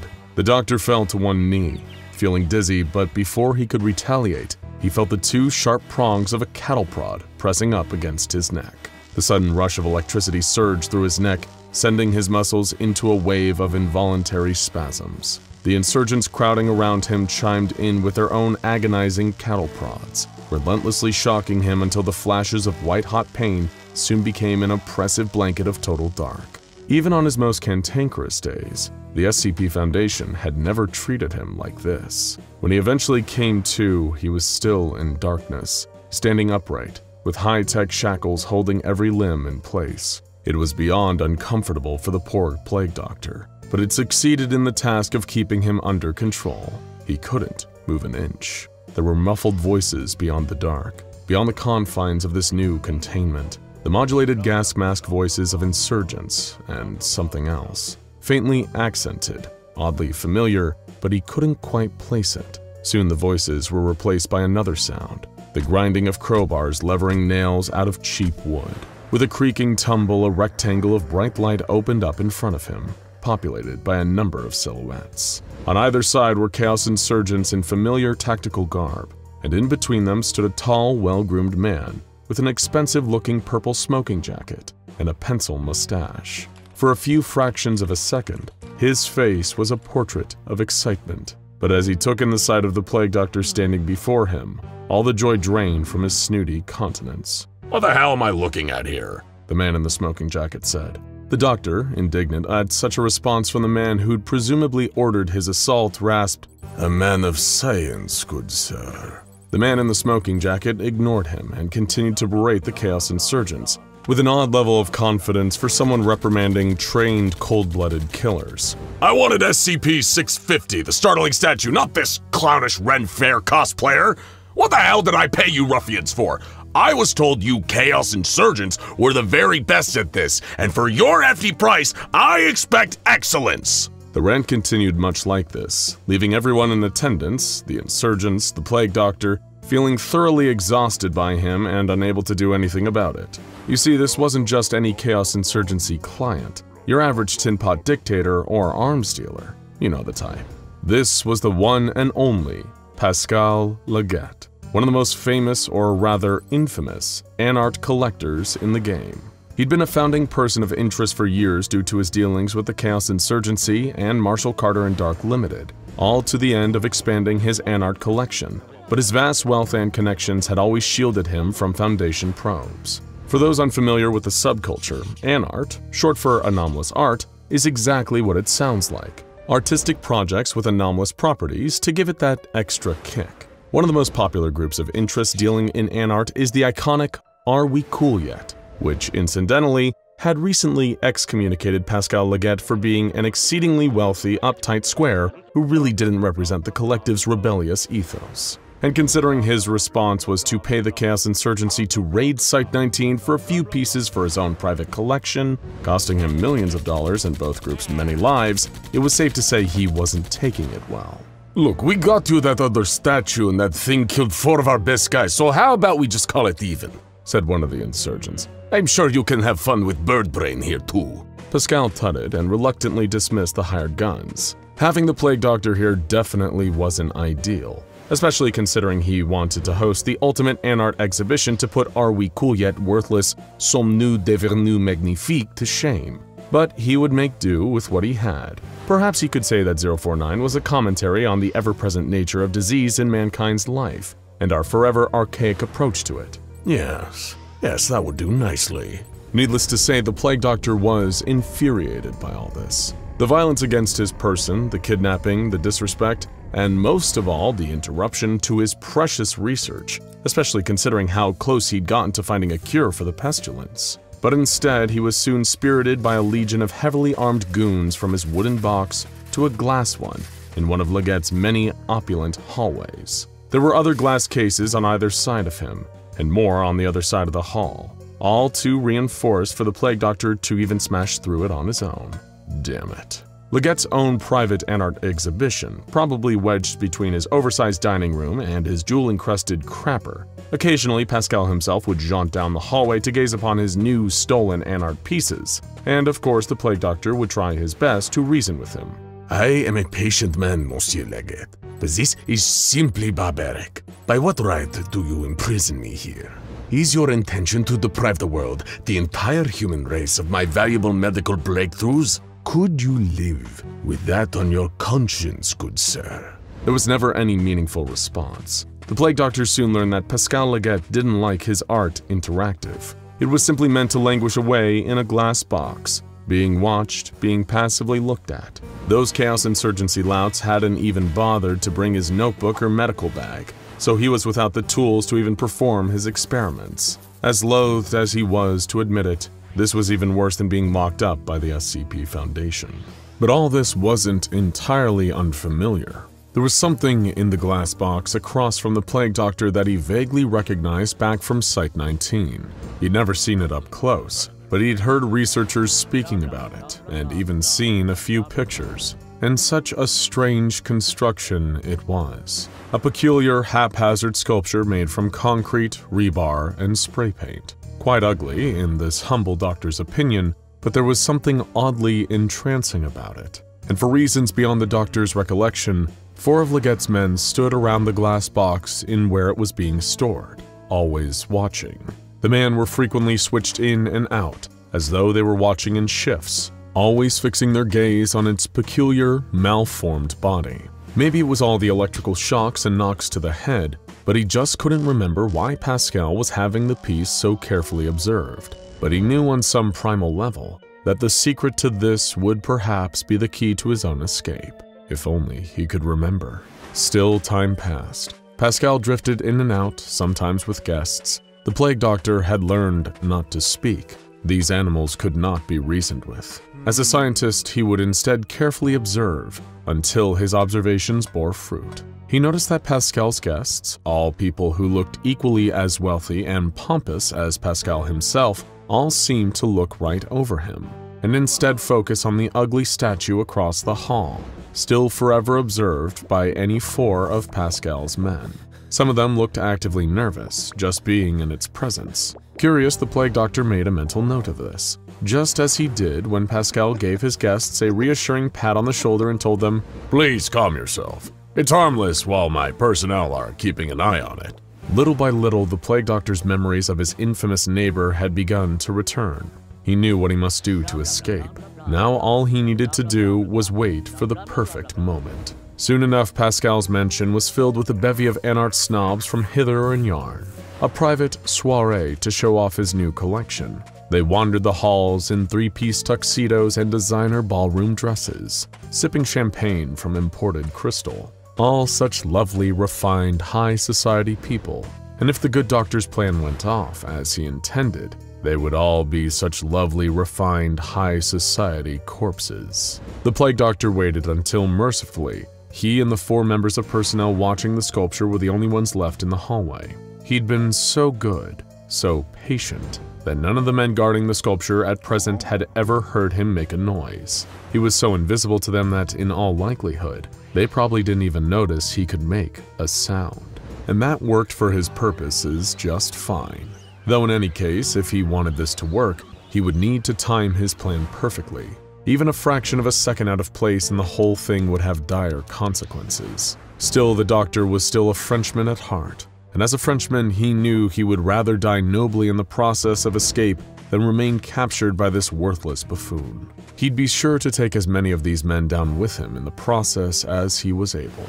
The Plague Doctor exhaled deeply, drawing a lungful of air, then bellowed as loud as he possibly could. The sudden, unexpected noise was so shocking that it jogged the 4 watchers almost reflexively to turn and look at him. And in the split second that they did, the Plague Doctor closed his eyes. In the dark, time seemed to move slower, perhaps due to the Doctor's keen focus, cultivated over many a century. He listened carefully to the sequence of sounds, glass shattering, 4 choked gasps in sequence, 4 brutal crunches, then nanoseconds later, more glass shattering. The Plague Doctor's eyes snapped open just in time. Just as predicted, the sculpture, being entirely unobserved, had smashed through its glass case, murdering all 4 members of personnel by snapping their necks, and then smashed through his own glass case to do the same to him. The Plague Doctor had cut it so close, in fact, that he opened his eyes to the face of the sculpture staring into his own, its concrete limbs wrapped around his neck. Very good timing indeed. With a sigh of relief, the Plague Doctor slipped out of the sculpture's concrete grasp and back down the hallway, keeping his gaze fixed on the sculpture the entire time. He had heard it decimate Pascal's men. He certainly didn't fancy undergoing the same fate. The second the Plague Doctor backed around the corner, rendering the sculpture, or as the SCP Foundation called it, SCP-173 out of sight, he could hear terrified screaming coming from the other end of the hall. He was not a sadistic man, but the Plague Doctor would be lying if he told you he didn't take just a little bit of pleasure in hearing that sound. Somewhere else in the vast mansion of Pascal Leggett, the sculpture was slaughtering its way through servants and party guests, while the Plague Doctor searched for some kind of exit. Anyone who dared get in his way was given a swift and merciless touch of death, sending their body unceremoniously to the ground. Anyone in his way was preventing him from finding a cure for the pestilence, and thus endangering countless lives. It was, of course, regrettable to have to kill anyone, but some sacrifices must be made for the greater good of mankind. While it's not necessarily always regrettable per se. On his way out, while the murderous rampage of SCP-173 seemed to distract anyone of note, the Plague Doctor just so happened to encounter a fleeing Pascal Leggett, hoping to find some kind of escape himself. It seemed that now fate was on his side once more. To have his jailer right here in the palm of his hand would be such a perfect parting gift. Funnily enough, Pascal was far more talkative to him now. He rattled off a rapid-fire series of threats, bribes, and pleas, claiming in the end that he never meant any harm. He was the one who freed the Plague Doctor from the SCP Foundation. They were on the same side here. All this was for the art. No offense was ever intended. Pascal Leggett simply lived for art. Then die for it, good sir, the Plague Doctor said. And with a single touch, Pascal's eyes rolled up into the back of his head, and he fell to the ground, dead. It was one of the few non-scientific deaths that he felt truly no guilt for. After some time searching, the screams around the rest of the mansion eventually went silent. That did wonders for his focus. It didn't take long for the Plague Doctor to locate an exit, a fine mahogany door with elaborate adornments befitting a man as gaudy as Pascal, and began strolling towards it, his chest swollen with pride and a sense of accomplishment. Then he blinked, and a few feet in front of him stood the sculpture. It was there so suddenly that the Plague Doctor fell backwards in shock, but he devoted everything to keeping an eye on that monstrosity. With everyone else in the mansion presumably dead at this point, it had now come back for him. It stood there staring, silently, ready to exact the terrible price for freeing it as soon as the Doctor dared to blink. The Plague Doctor began crawling backwards down the hall, just wanting to put some distance between himself and the sculpture. As the seconds passed, he could feel his eyes drying out until the inevitable blink. The sculpture was standing right in front of him now, gazing down, almost mocking. It had closed the distance so quickly. If the Plague Doctor blinked again, he was sure that his eyes would never open again. All it had to do was wait as the seconds passed, and the Doctor began to feel his eyes drying up again. That subtle sting quickly grew into a nagging pain that could not be denied. Sooner or later, he was going to have to. Bang! The front door flew open, and in an instant the hallway was filled with heavily armed troops, all wearing the familiar black and gray of the SCP Foundation. The Plague Doctor had never been so relieved to see the organization that had kept him locked up for so many decades. For once they'd saved him from something even worse. Of course, the sculpture didn't say anything, but the disappointment of losing that one more victim seemed to radiate off of it like a lingering bad smell. The Plague Doctor willingly gave himself up, and heavy machinery was brought in to pick up SCP-173, with the help of the iPods to make sure it didn't try any funny business in transit. Pascal had gotten away with his shady dealings for years, but the brazen attack he funded against Site-19 was now enough for the Foundation to track him down. When his corpse was found in the halls of his own home with no obvious cause of death, we can happily tell you that nobody was disappointed. By the evening, the Plague Doctor was happy to be back in his cell. His research could continue here, and in time he knew that the personnel of the SCP Foundation would listen to reason and comply with his demands. After all, science marches on, regardless of who chooses to march with it. But he would forever feel a little nervous in Site-19 after that, knowing the concrete monster he was sharing the building with. He hoped that if ever there was another containment breach involving that thing, that it didn't feel like paying him a visit for old time's sake. It was July of 2004, and Bill Murray was enjoying the peak of an extremely successful career. Not only had the iconic actor starred in some of the most beloved comedies of the 20th century, including Ghostbusters and Groundhog Day, he'd voiced the main character of the recently released live-action Garfield movie. It'd been a financial success, but it was a critical flop. Not that this bothered Bill. He was happy with the performance and the paycheck. What he wouldn't be quite as happy about was the horrifying encounter he was about to have with SCP-3166. On July 8th, Bill was enjoying a cold drink on the porch of his luxurious Beverly Hills home. The sky was beginning to darken as the sun set in the west. It was a blissful evening. His wife Jennifer was inside, watching TV. Nothing seemed particularly out of the ordinary until he noticed a quick flash of orange in the distance. It was almost too fast to register, this large orange shape darting past the corner of his eye. For a second, he entertained the thought that it might have been an escaped tiger, but it was gone too fast to really tell. Bill finished his drink and headed inside. He had enough for one night. The next morning, he got up to read the paper and found the Garfield movie getting slaughtered by the critics. One review stated, "No one can accuse Garfield the movie of infidelity to its source.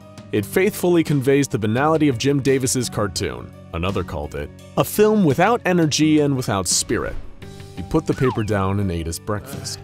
A few blows to the ego were worth it for the paydays that came with big-budget family films. Just then, his wife came to him with a strange question.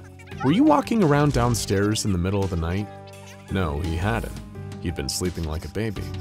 Why did she ask? "Well," Jennifer said, "I heard some rustling downstairs last night. It sounded like something big." He hadn't heard anything though, and told her it was probably just her imagination. He put it out of his mind and continued about his day. He decided he would keep his eyes peeled for that orange blur again though. Bill didn't see anything peculiar the rest of the morning and went to a local cafe for lunch. He ordered a coffee and a cream cheese bagel, then made a quick trip to the bathroom while his food was prepared. When Bill returned to his table though, there was something strange. Instead of a bagel, there was a large heaping of lasagna on the table. What was going on? This cafe didn't even serve lasagna. Bill knew something was terribly wrong. Things only got stranger when Bill came home to find a small tuft of orange fur snagged on the frame of his front door. And it wasn't synthetic fur like you'd see on plush toys or stuffed animals. No, this was real animal fur. Maybe someone was just goofing off or trying to play some weird prank on him. But it didn't feel like it. Deep down, Bill Murray knew that he was in grave danger. Whoever or whatever was behind this, it wanted to hurt him. That night, his worst fears were realized. Bill's wife had left town for the week, and he was headed to the kitchen in the middle of the night for a glass of water when he saw something, a huge figure moving up against the glass door leading to his backyard. The thing was huge, nearly 7 feet tall, with a bloated, fur-covered, misshapen body that was pressed up against the door. Its fur was bright, garish orange, a cartoon orange. Strangest of all, though, was the sound it was making. It sounded like it was purring. Bill backed away from the door and then ran back to his room to hide. The whole night he sat cowering as he heard scratching against the walls, like something was trying to get in. He was terrified and too scared to do anything, even move. Finally, as morning broke, the noises seemed to stop. Bill had to do something. He couldn't let this nightmare go on another night. What if things got worse? What if that thing managed to get inside? He called the local police, and when they arrived, he explained the incredibly strange situation as best he could. He told them he was being stalked by some kind of huge cat, or at least someone dressed like a huge cat. Also, there was lasagna involved. The officers interviewing him could barely contain their laughter as he told them his story. A giant orange cat? Perhaps, one of them theorized, he angered some kind of obsessive Garfield fan through his involvement in the live-action movie. After all, The original comic had been running for years and had been extremely popular. Who knows what kind of nutjobs were obsessed with seeing only a faithful adaptation of the source material. As the officers departed, Bill was confident that they weren't taking him seriously.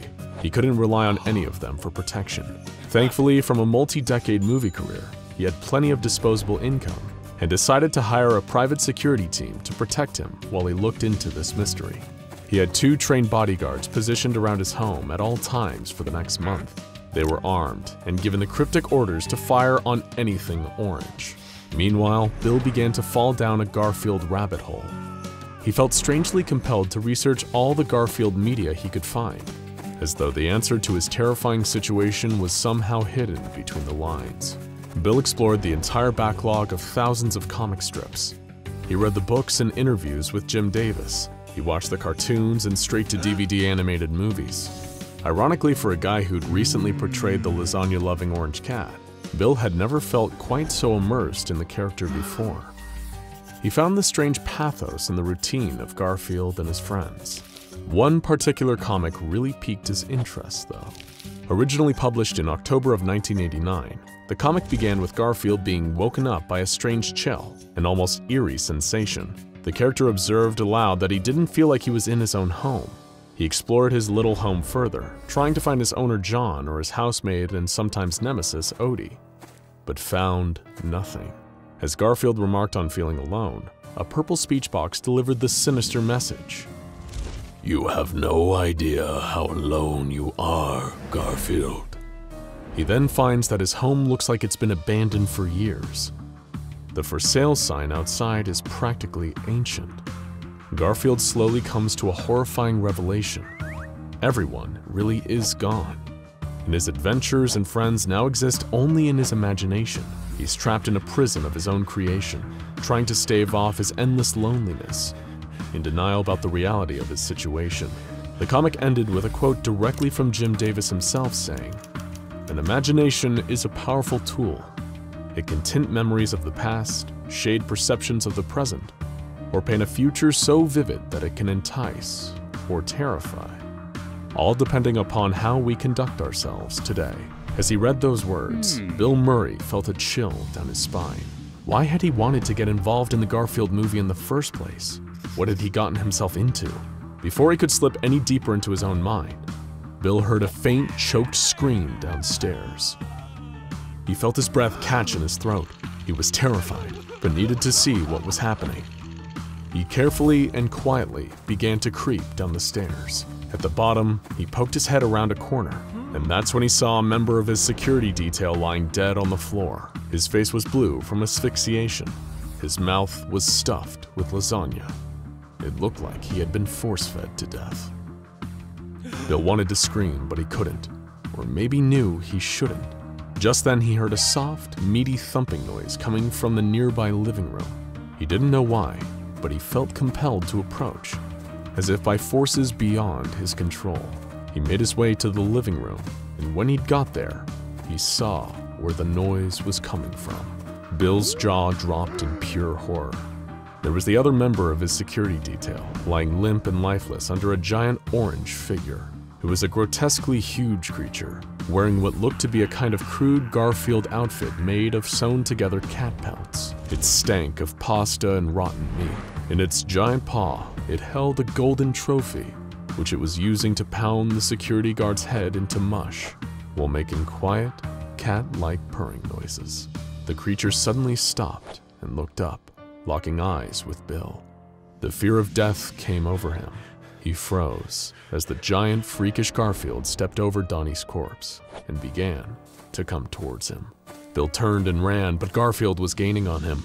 Before he could make it to the front door, the creature knocked him over.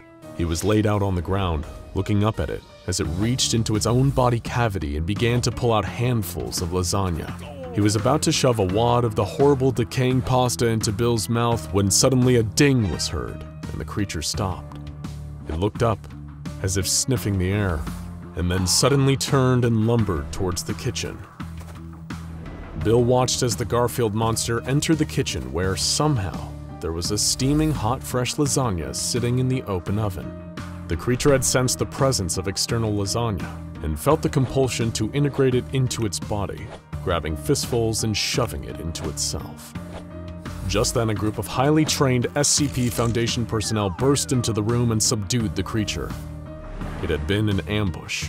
The Foundation had been tipped off to the presence of the creature by monitoring the local police department dispatches, and the report of a 7-foot-tall comic book cat terrorizing a Hollywood actor was definitely worth looking into.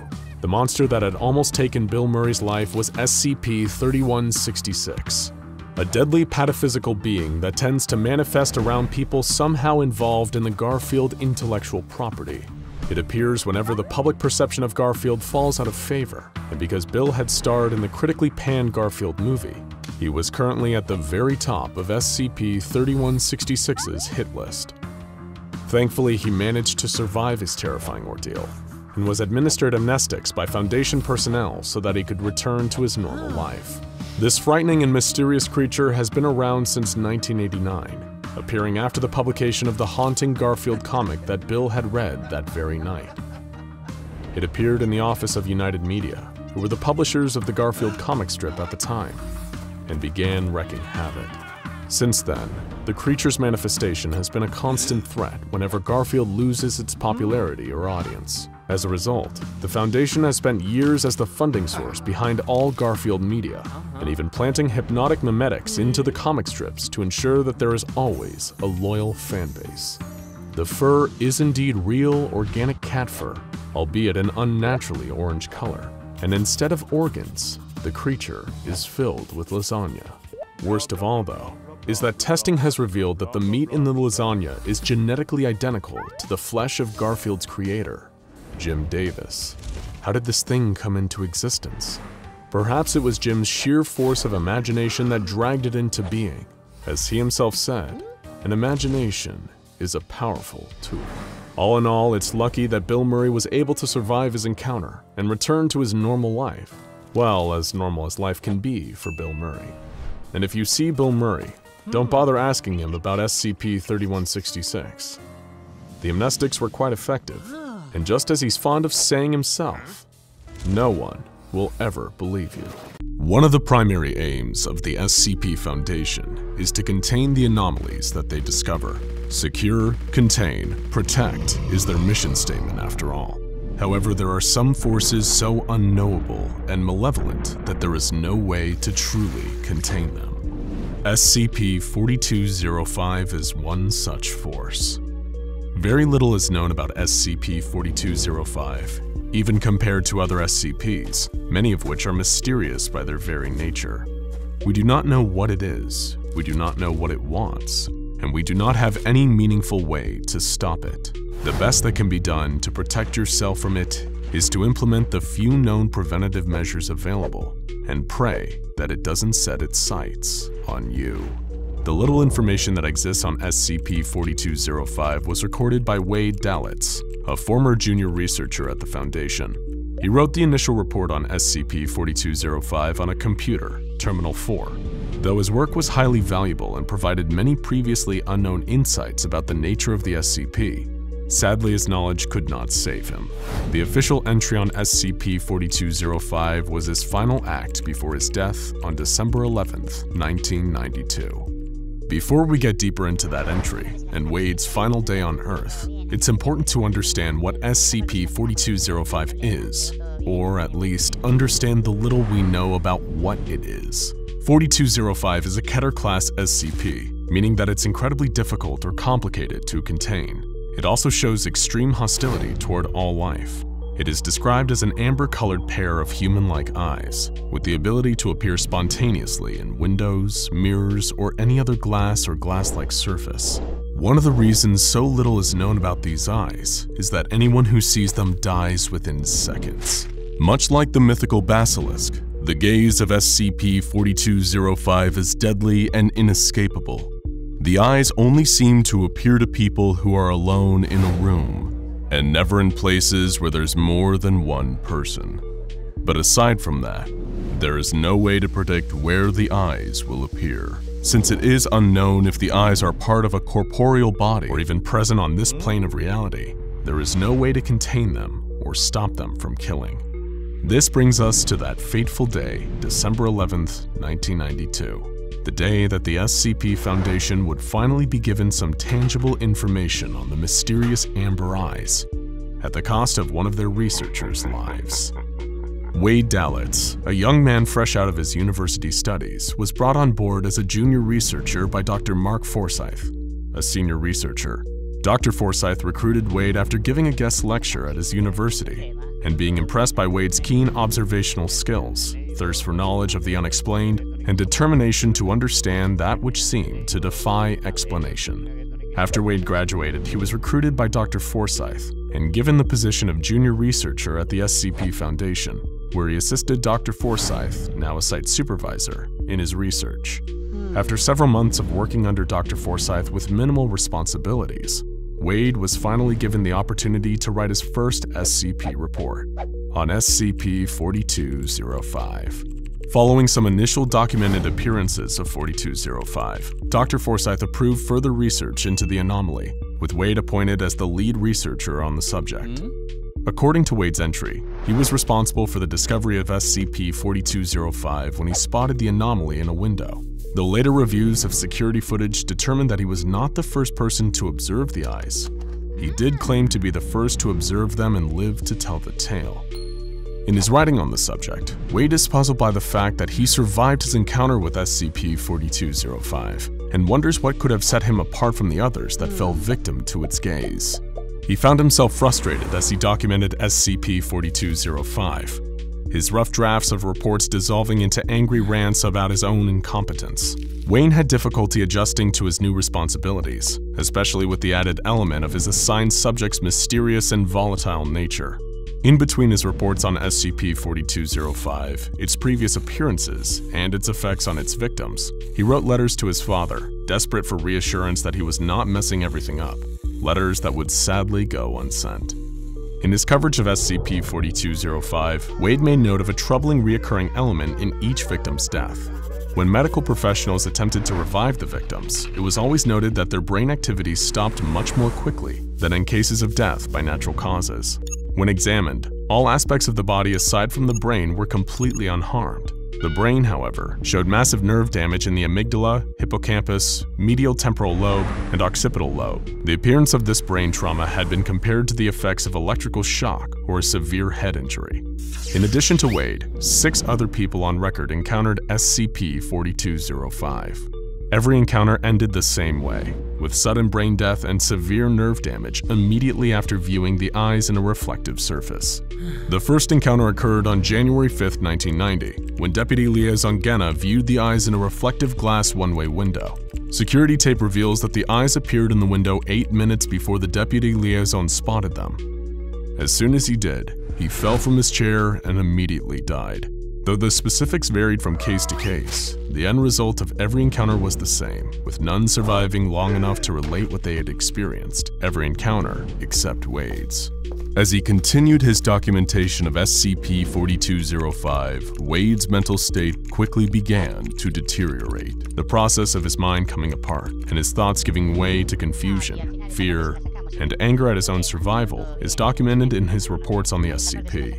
He agonized over the questions of why he was able to survive gazing into the eyes of SCP-4205 when so many others had not. The question consumed him until he was unable to eat, sleep, or do anything but obsess over the SCP he was tasked with researching. As he became more agitated, he began to write about the eyes appearing to him again. On one occurrence, he attempted to touch them, and described the sensation like touching a balloon to your arm after it had been charged with static electricity.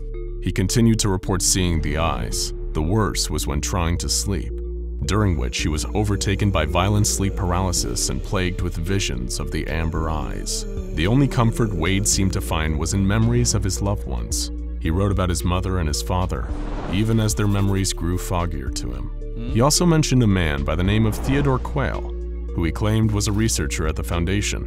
Later fact-checking determined that this was not the case, and that Quayle must have been someone from Wade's past. He wrote about Quayle wistfully, mournfully, with words of love and loss, tormented by the sense that he was losing his grip on reality and everything he once held dear. As Wade descended deeper into a hell inside his own mind, he continued to mull over the questions of SCP-4205. Was there more to it than what was visible? Did it have a body? Why had he survived the encounter with it? And what did it want from him? He decided that those who had perished immediately were the lucky ones. They had escaped the torture that had overtaken his life. The eyes were everywhere now, watching him even as he attempted to unlock their secrets on a Foundation computer. He spoke to the eyes at one point, but refused to write down what they said to him. His last entry, his last thought, was a plea for Theodore Quayle's embrace. There is no more written about the research or about the eyes, only a simple, desperate need for a comfort that is long lost. Now is the part of our story where terror meets tragedy. Contrary to what Wade thought, and what was recorded in his final computer entries, he did not survive his brief brush with SCP-4205. The truth is that he spotted the amber eyes in the glass above his terminal monitor while recording the entry and died seconds later. Though his death was swift, it felt agonizingly slow, as revealed by his descent into panic and paranoia recorded in his writings. The entries recorded as a result of the connection Wade in the computer, his physical contact with it at the moment of exposure to SCP-4205's anomalous effects, allowing the terminal to archive his final thoughts before he succumbed to the deadly nature of the eyes. The entries were never physically typed, but rather jumped from his dying mind into the mainframe. His entries, the echoes of a dying mind, offer a glimpse into the way that SCP-4205 kills its victims. In the seconds leading up to death, the amber eyes fast-forward a person's mind, feeding on the electrical impulses that it gives off as it speeds through what seems to be days of fear and of a loosening grip on reality. The death may be swift, but the suffering is long. Wade left the Foundation with a digital fingerprint, an echo of the person he was at his core, in addition to his experiences with SCP-4205 itself. Wade spent his final moments terrified for his life, dreaming of a father that he missed and a long-lost love from his college days. His sacrifice must not be forgotten, because no one ever survives an encounter with SCP-4205. His documented final moments are the only first-hand account in existence. Junior researcher Wade Dalitz gave us a gift in death.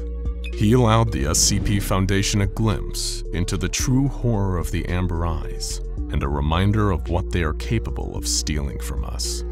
So be careful of windows, mirrors, screens, and all reflective surfaces. When you look into them, you never know what you might see looking back. It goes without saying that the SCP Foundation archives are filled with some terrifying monsters. Even the deadliest creatures can, in theory, be defeated, or at least soundly avoided. After all, they're just flesh and blood, or in some cases, metal or concrete. But what if reality as you know it one day just broke? Or worse, you were transported to a reality so frightening and alien to our own that death seemed like the only escape. But you couldn't even give yourself that.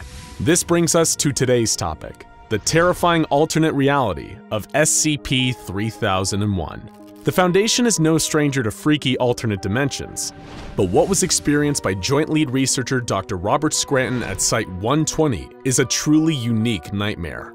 Co-managed by his wife, Dr. Anna Lang, Site-120 is a facility largely designated for research into SCPs with dangerous reality warping capabilities in order to mitigate future containment breaches.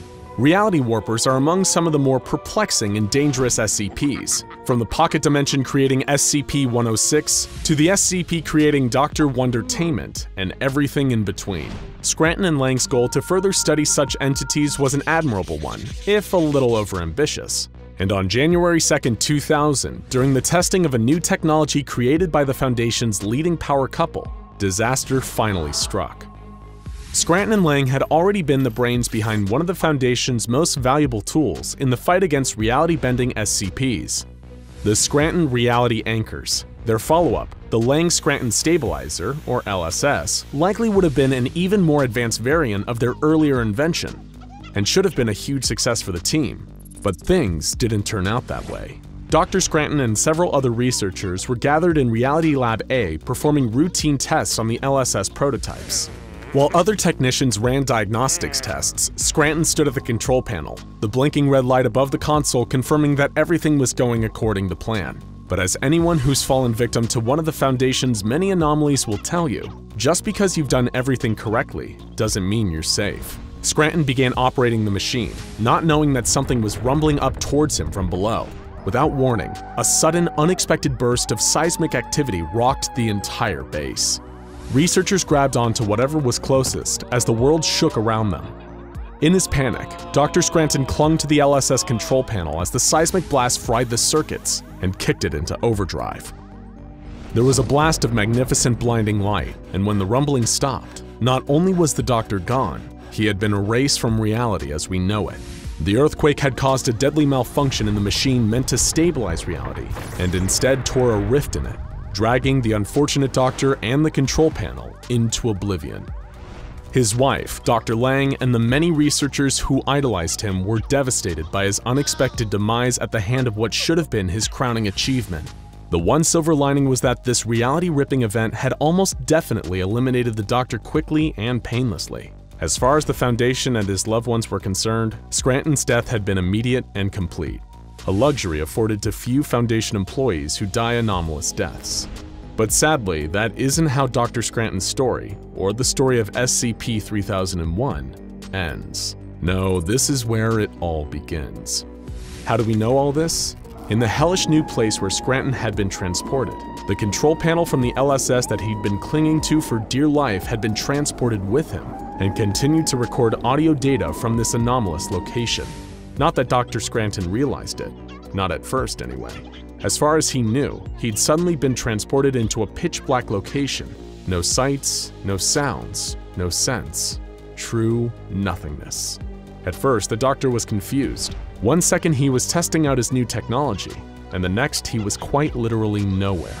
In spite of his current situation, the doctor was still an intelligent and rational man. He took a moment to compose himself, hoping that in time his eyes would adjust to the new darkness around him. But that moment never came. The darkness remained perfectly absolute. Much like the darkness in another reality-defying SCP, the deadly endless staircase known as SCP-087, the dark seemed thick, almost like you could touch it.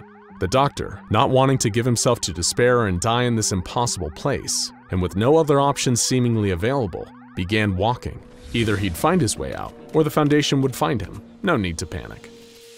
It may have altered the doctor's temperament if he knew that the Foundation already assumed he was dead, and that no search party was going to come looking for him. Still, logic dictates that if a person walks for long enough, they're bound to find something. The problem Scranton was about to face was that SCP-3001 doesn't run by any kind of conventional logic.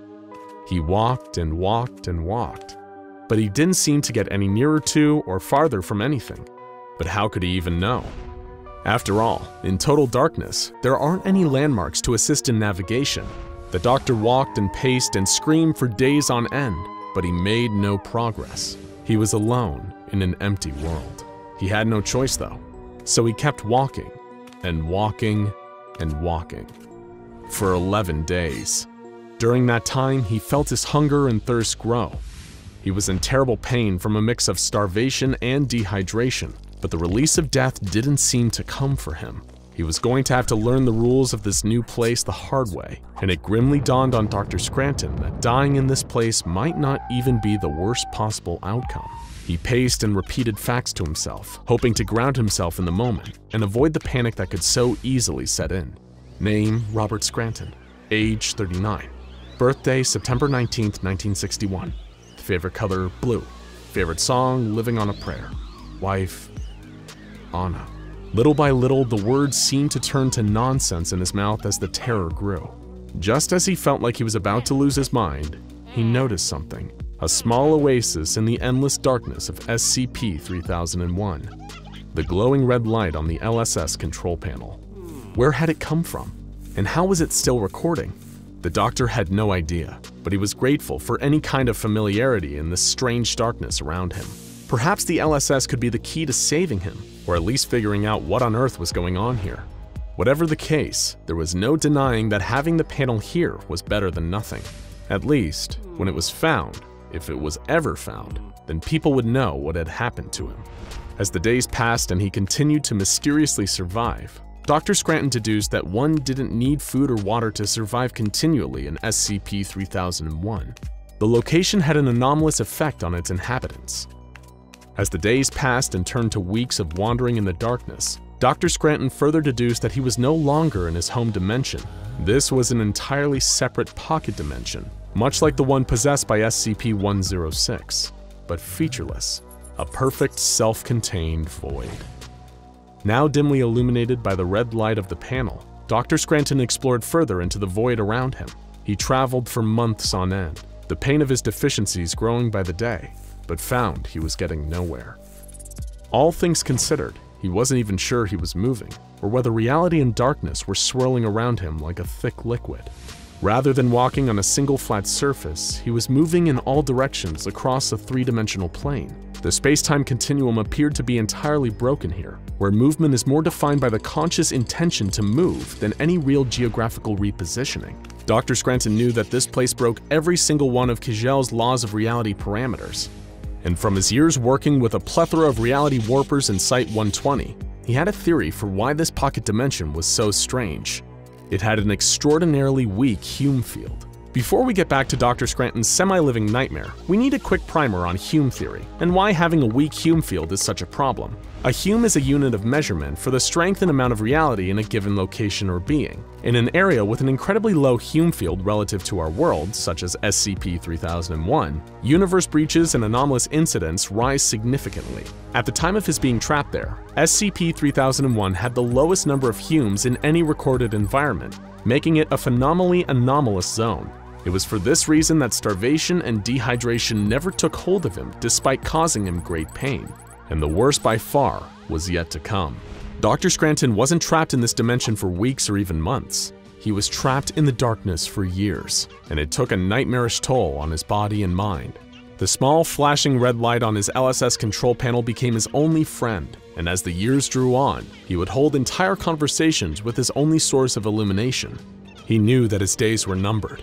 If he didn't escape the dimension within around 3 years, the Hume field would diffuse further, and he would be left in a truly horrific state.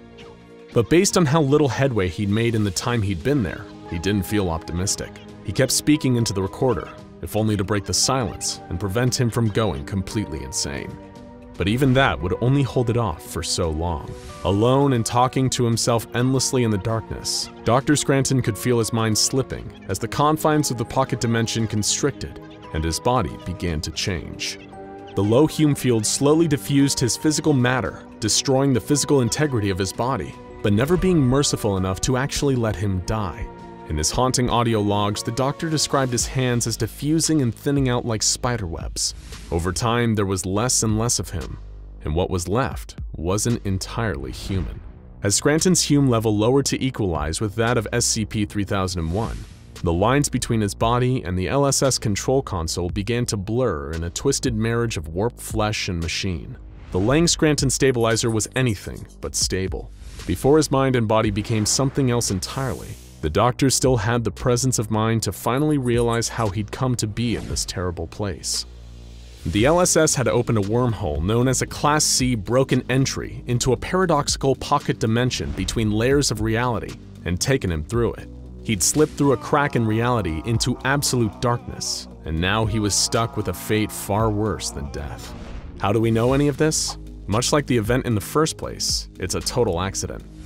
Testing superior reality-bending technology almost 6 years after the disappearance caused the sudden return of the missing LSS to Site-120's reality labs.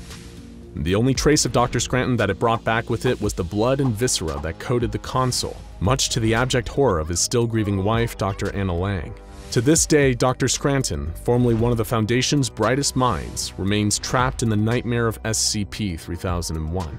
His current condition, whether the Doctor is still alive after 20 years of being warped by the low Hume field of 3001's darkened confines, is still unknown. But for the Doctor's own sake, we hope he's been dead for quite some time, because few things on Earth are as horrifying as the alternative. The fabric of our world is littered with strange doorways if you know where to look for them. Tears, portals, anomalies, all leading to places and planes beyond human imagining and understanding.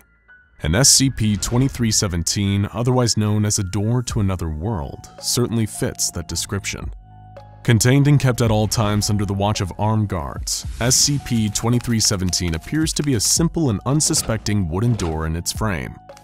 It hardly looks like it requires such extreme round-the-clock security, or needs a strange, secretive ritual that the Foundation performs, presumably to keep the door closed. But of course, sometimes the most interesting thing about a closed doorway isn't where it leads, it's what it keeps out. Even by the Foundation's already high standards, the requirements and regulations for personnel who are assigned to SCP-2317 seem oddly specific. Psychological testing is standard practice to work for the Foundation, but an additional hurdle that anyone has to clear before even getting to glimpse at this unassuming wooden door is having a score of at least 72 on the Milgram Obedience Examination. It is also mandatory that personnel assigned to maintaining it are both unmarried, with no children or next of kin, as well as an unwavering, unquestioning loyalty to the Foundation, pure devotion to its code and objectives. These may seem like strange requirements. After all, SCP-2317 is just a door, isn't it? Perhaps there's a reason that the Foundation keeps so much of the information about SCP-2317 buried deep under layers upon layers of security, with only the Overseer Council privy to the full details of its strange nature. Knowledge, as they say, is power. But maybe knowing too much about whatever is behind that door can prove deadly. Still, if SCP-2317 is a door to another world, an alternate dimension, or parallel reality, it must be safe enough to visit. After all, the Foundation has been sending personnel in there on a regular basis. Daily, in fact. According to the O5 Council, this is done as part of a procedure to maintain active containment of something lurking beyond that old wooden doorframe. But what could possibly warrant such constant maintenance and surveillance? In accordance with the Foundation's guidelines, all staff are required to rotate out of observing SCP-2317 after every 2 months, and spend the following 3rd month in full psychological counseling, before they are permitted to return to the containment unit housing the door to another world. It was after one of these month-long periods of evaluation that a Foundation guard was informed that his security clearance has been raised to level 3, and that he'd been selected for the duty of carrying out 220 Calabasas. He knew the name instantly. This was the title given to the daily containment procedure that absolutely had to be carried out.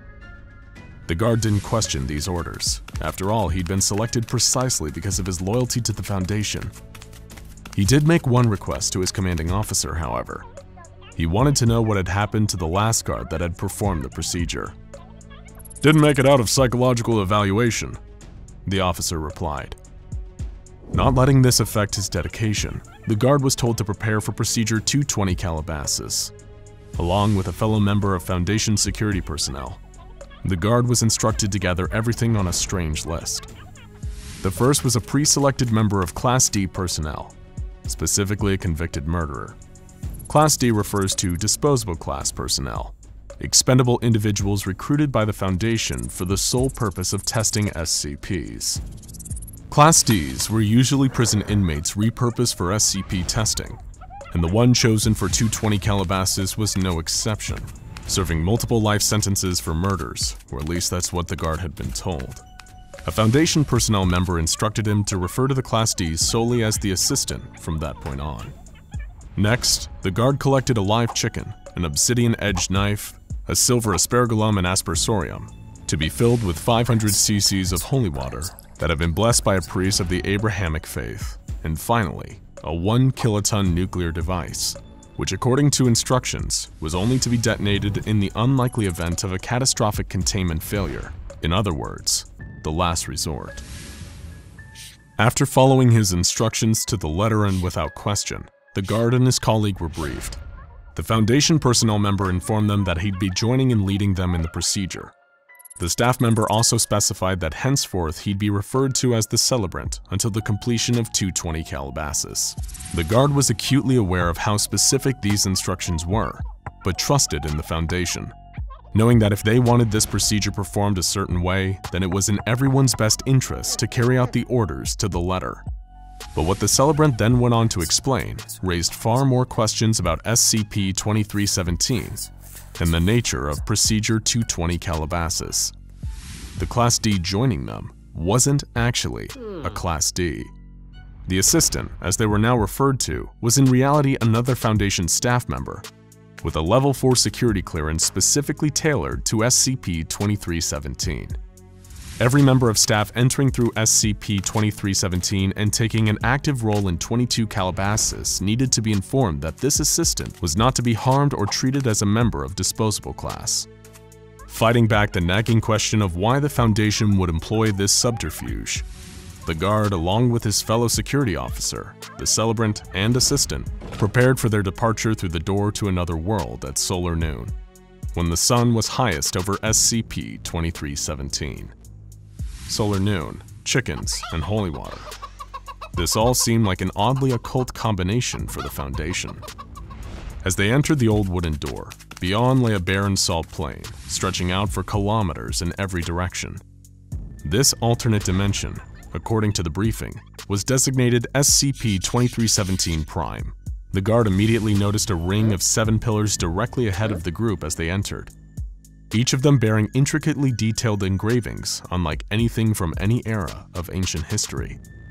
Procedure 220 Calabasas was carried out quickly but carefully, the guard watching as the celebrant and assistant were careful not to miss a step. First, the celebrant scattered holy water into the center of the pillars with the aspergillum and aspersorium, looking down at his feet and keeping a steady pace as he stepped counterclockwise around them. The guard watched intently as the celebrant completed his circuit around the pillars and turned to the assistant, anointing his head with holy water. 7 seals, 7 rings, 7 thrones for the Scarlet King, he said aloud.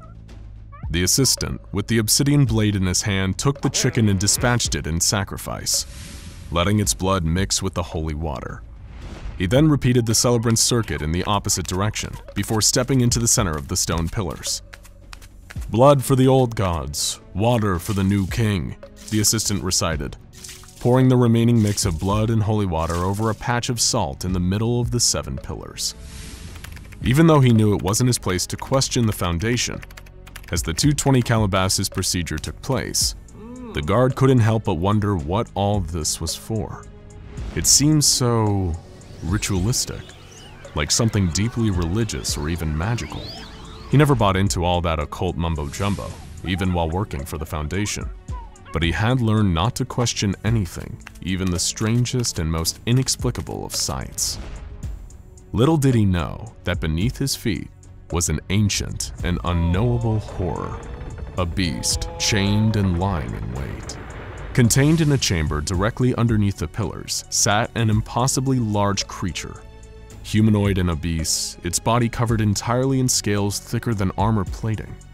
Branch-like horns protruded from its jawless head, pointing up to chains that hung from the 7 pillars above, each one hooked into the entity's back. All but one of the chains was broken, a final withering shackle keeping the Devourer of Worlds in its underground prison. Ever since 1894 BCE, when Erexian mystics imprisoned it, the Devourer has been waiting patiently for its inevitable freedom. It knows, as well as the Foundation, that nothing can be done to prevent the final chain from one day breaking. Even Procedure 220 Calabasas won't keep the creature contained. It's nothing more than a smokescreen, an act designed to create an illusion of active containment and maintain Foundation morale until a permanent solution can be devised to keep SCP-2317 imprisoned. Of course, if the guard had known this, it would have also explained the need for a 1-kiloton nuclear device as part of this staged ritual.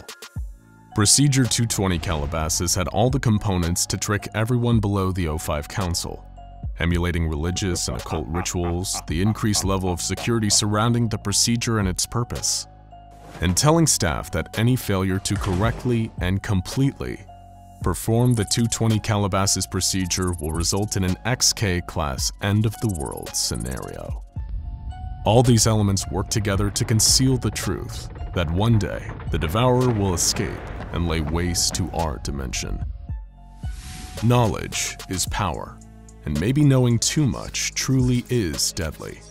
Perhaps if the guard had learned any of this, he'd have understood why his predecessor never made it out of psychological evaluation. Maybe if he had questioned the purpose of Procedure 220 Calabasas, he'd have learned the true nature of SCP-2317 and what that doorway kept out.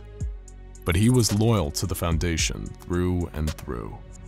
As the team finished performing 220 Calabasas and returned through the wooden door, the guard took one last glance over his shoulder at the vast salt plain. The entire dimension was calm, silent, but not peaceful. It was patient.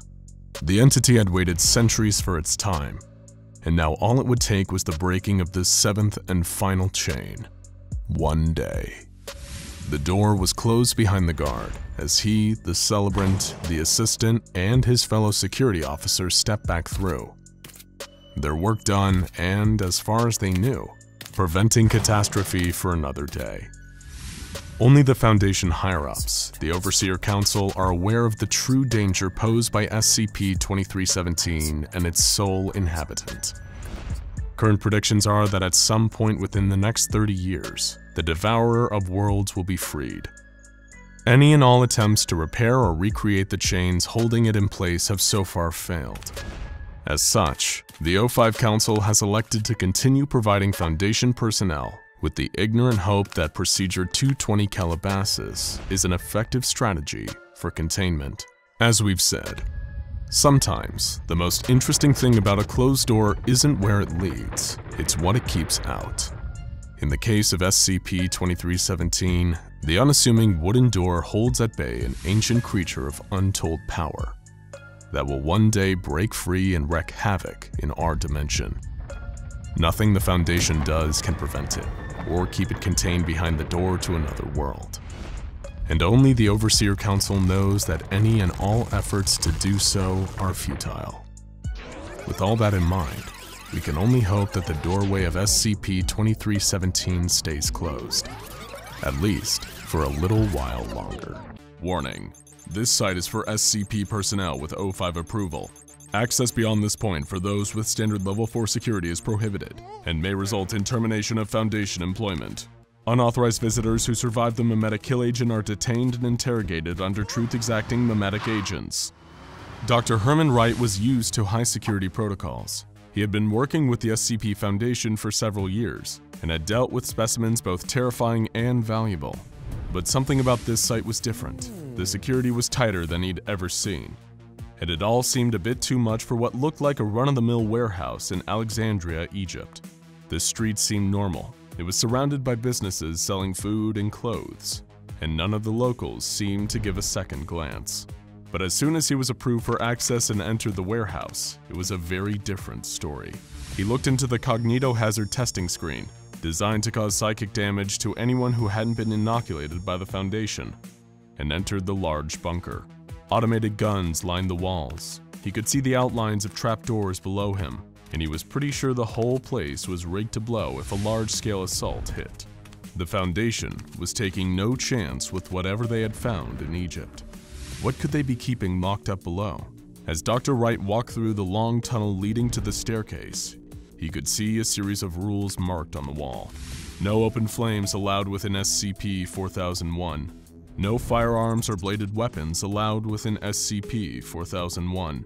All writing utensils brought into SCP-4001 must be approved by a majority of the O5 Council. Violating these conditions could cause a CK-class restructuring scenario, or an XK-class end-of-the-world scenario. Dr. Wright's mind raced as he entered the massive antechamber and descended the staircase. But he wasn't prepared for what he saw. It was a library. The biggest library he had ever seen, with bookcases stretched as far as the eye could see. The library was far bigger than the warehouse looked from the outside, and Dr. Wright assumed it must be a disguise built on top of the much bigger, older facility that had been discovered by the Foundation. It wouldn't be the first time the Foundation found something that didn't conform to the laws of Euclidean geometry. SCP locations often played by their own rules. As Dr. Wright exited the staircase and walked up to the first bookcase, he could swear he heard rustling sounds among the shelves. Was something moving? He hadn't seen anyone walking the aisles when he descended the staircase, and he was pretty sure he was alone here, wasn't he? Making things stranger, a quick look at the bookcase didn't show any books he was familiar with. None had standard titles. In fact, they all seemed to follow a simple format, each title a different individual person. All books looked the exact same binding, same thickness, same number of pages. Was this some sort of SCP reference library? Suddenly, a hand slapped down on Dr. Wright's shoulder and his heart nearly jumped out of his chest. He turned to see a gray-haired man in an SCP lab coat extending a hand to him. Dr. Waylon Henricks, Chief Scientist in charge of testing at SCP-4001. You must be Dr. Wright. He didn't give Dr. Wright a chance to respond. Dr. Henricks didn't seem like the kind of man to be very interested in what others had to say. Yes. About time the Foundation sent me a new research assistant.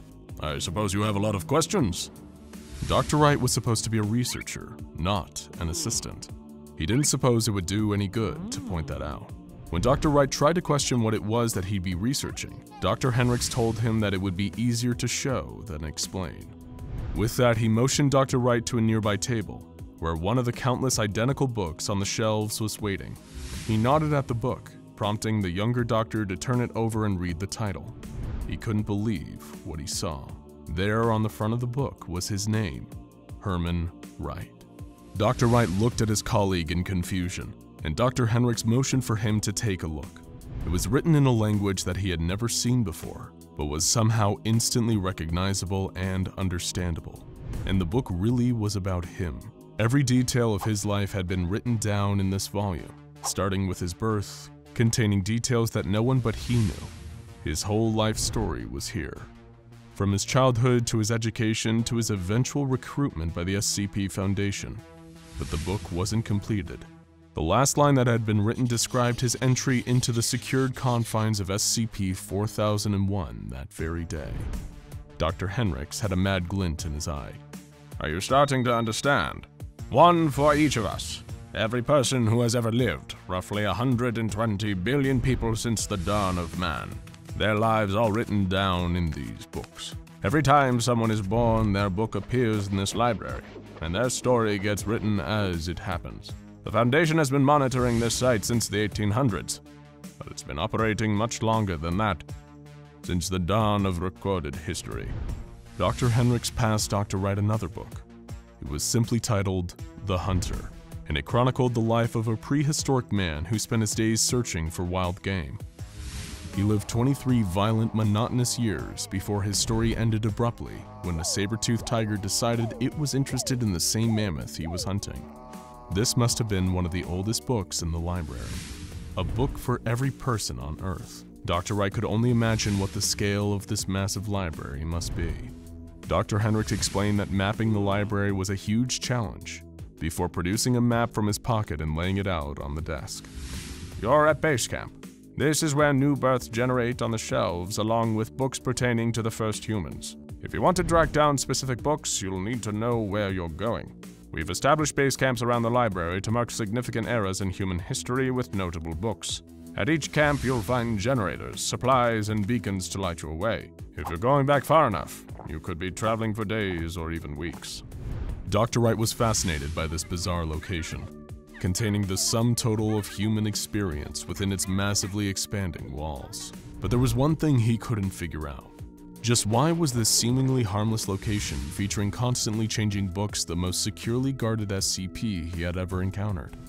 Dr. Henricks knew he was referring to the extensive rules he must have seen as he entered. The other doctor reached into his pocket and said, "Let's just say that around here, the pen is mightier than the sword." He pressed the pen into Dr. Wright's hand and flipped open the back page of his book. It was blank, the rest of his story waiting to be written.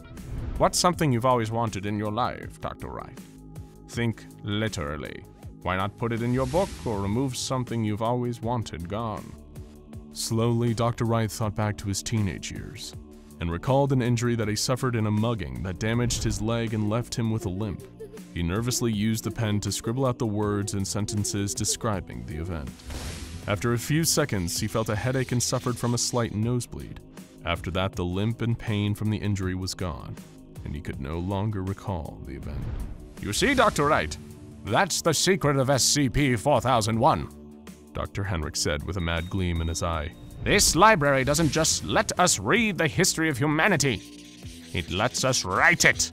That's why you're here, to test the limit of this power and see what this library can do for the Foundation. Dr. Henrik soon provided Dr. Wright with footage of some of the many tests conducted in the library, and what Dr. Wright saw amazed him.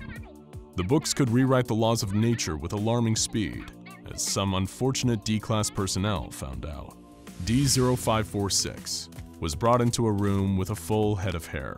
The D-Class personnel was instructed to scribble "lost all hair" into his book, and he soon started scratching his head as he rapidly started shedding hair. After less than 2 minutes, the man was completely bald. D-0567, a young woman who had been brutally injured when attacked by an escaping SCP, was bedridden and would never walk again, according to all the Foundation doctors. As the D-Class personnel used a pen to scribble over the line in her book describing her injury, Dr. Wright watched as she suffered a minor nosebleed, and then sat up, getting out of bed as if she had never been injured, and no longer remembered being attacked. Dr. Claire Williams, a Foundation researcher sick with cancer, wrote into the book about curing her symptoms, and then addressed the camera explaining that this was her 3rd time altering her own book. Her lymphoma symptoms had returned after several months and 2 years, respectively, but it seemed that as long as she continued to make changes to her book, then she could keep the cancer at bay indefinitely. But not all the tests ended with positive results, as Dr. Wright moved on to another selection of tapes labeled mortality tests. A D-Class personnel who was given a fatal dose of drugs and then had their death erased from their book 45 minutes later miraculously returned to life, but showed significant cognitive deficits after. Another D-Class, an older woman killed in a containment breach, had her death erased from the book, but came back deeply disturbed. She survived 15 days in containment, repeating, "Send me back, let me go," over and over again before committing suicide. A D-Class personnel killed 28 days prior was brought back by writing "returned back to life" in their book, but died again just 13 minutes later from a cerebral hemorrhage. But it was the next tape that was the most disturbing. It documented a new book that was written by the Foundation, depicting the life of a fictional man down to the slightest detail. It was carefully placed in the correct position in the archives, resembling all the other books. And Dr. Wright watched the tape in amazement as the man resembling the fictional character created for the book spontaneously generated an SCP-4001. Almost immediately, the man started vomiting blood and died less than 2 minutes later. The book carefully described all the things he died from and stated that this was exactly as it was supposed to be. The fake book then disappeared into the archives, never to be seen again. The archive knew when it was being used to play with life and death, and it didn't want any part of it. The next tape wasn't a test at all. It was a video interview showing a Greek-speaking scientist speaking with an ancient-looking old man, found living in the archives slowly after its discovery by the Foundation. The man, who described himself as the Watcher of Alexandria Eternal, believed he was keeping the archives safe from the Roman Empire and the other invaders. He was unaware that thousands of years had passed since his watch began. He had been using the books to write himself another day of life, and to cure his ills ever since he began guarding the library. At the conclusion of the interview, he asked to leave, and this request was granted by the Foundation. The ancient man died of old age shortly after setting foot out of the library. While the library can't technically cure death, it does seem to have nearly limitless ability to prolong life, as long as someone is willing to stay close by and never forgets to write themselves another day. Where did this incredible power come from? An O5 authorized investigation into the origins of SCP-4001 revealed that under the archive's carpet is a concrete floor covered by a layer of ash. The ash was carbon dated to between 70 and 80,000 years old. And further analysis revealed the ash is likely to be the remains of burnt wood and paper, despite there being no known records within the archive itself about a major fire having occurred there. Dr. Wright didn't have much time to dwell on the library's great power of life, because he was suddenly shaken from his thoughts by the sound of alarms. Was the library being breached? No, it was Foundation officials, led by a man recognized as Dr. Lincoln Abrams, the very man who assigned him to this project, and he did not look happy. He explained that he knew what Dr. Waylon Henricks had been up to, writing in books, changing the lives of subordinates in an attempt to play God. He knew about everything, of course, because he had read Dr. Henricks' own book. He knew all of the doctor's secrets. He knew everything. No! I'm so close, Dr. Abrams! I know I can crack the Archive's rules! There's a way to conquer death here, I can feel it! Dr. Abrams was done listening, and with a wave of his hand, Foundation security took Dr. Henricks into custody for a debriefing and likely demotion.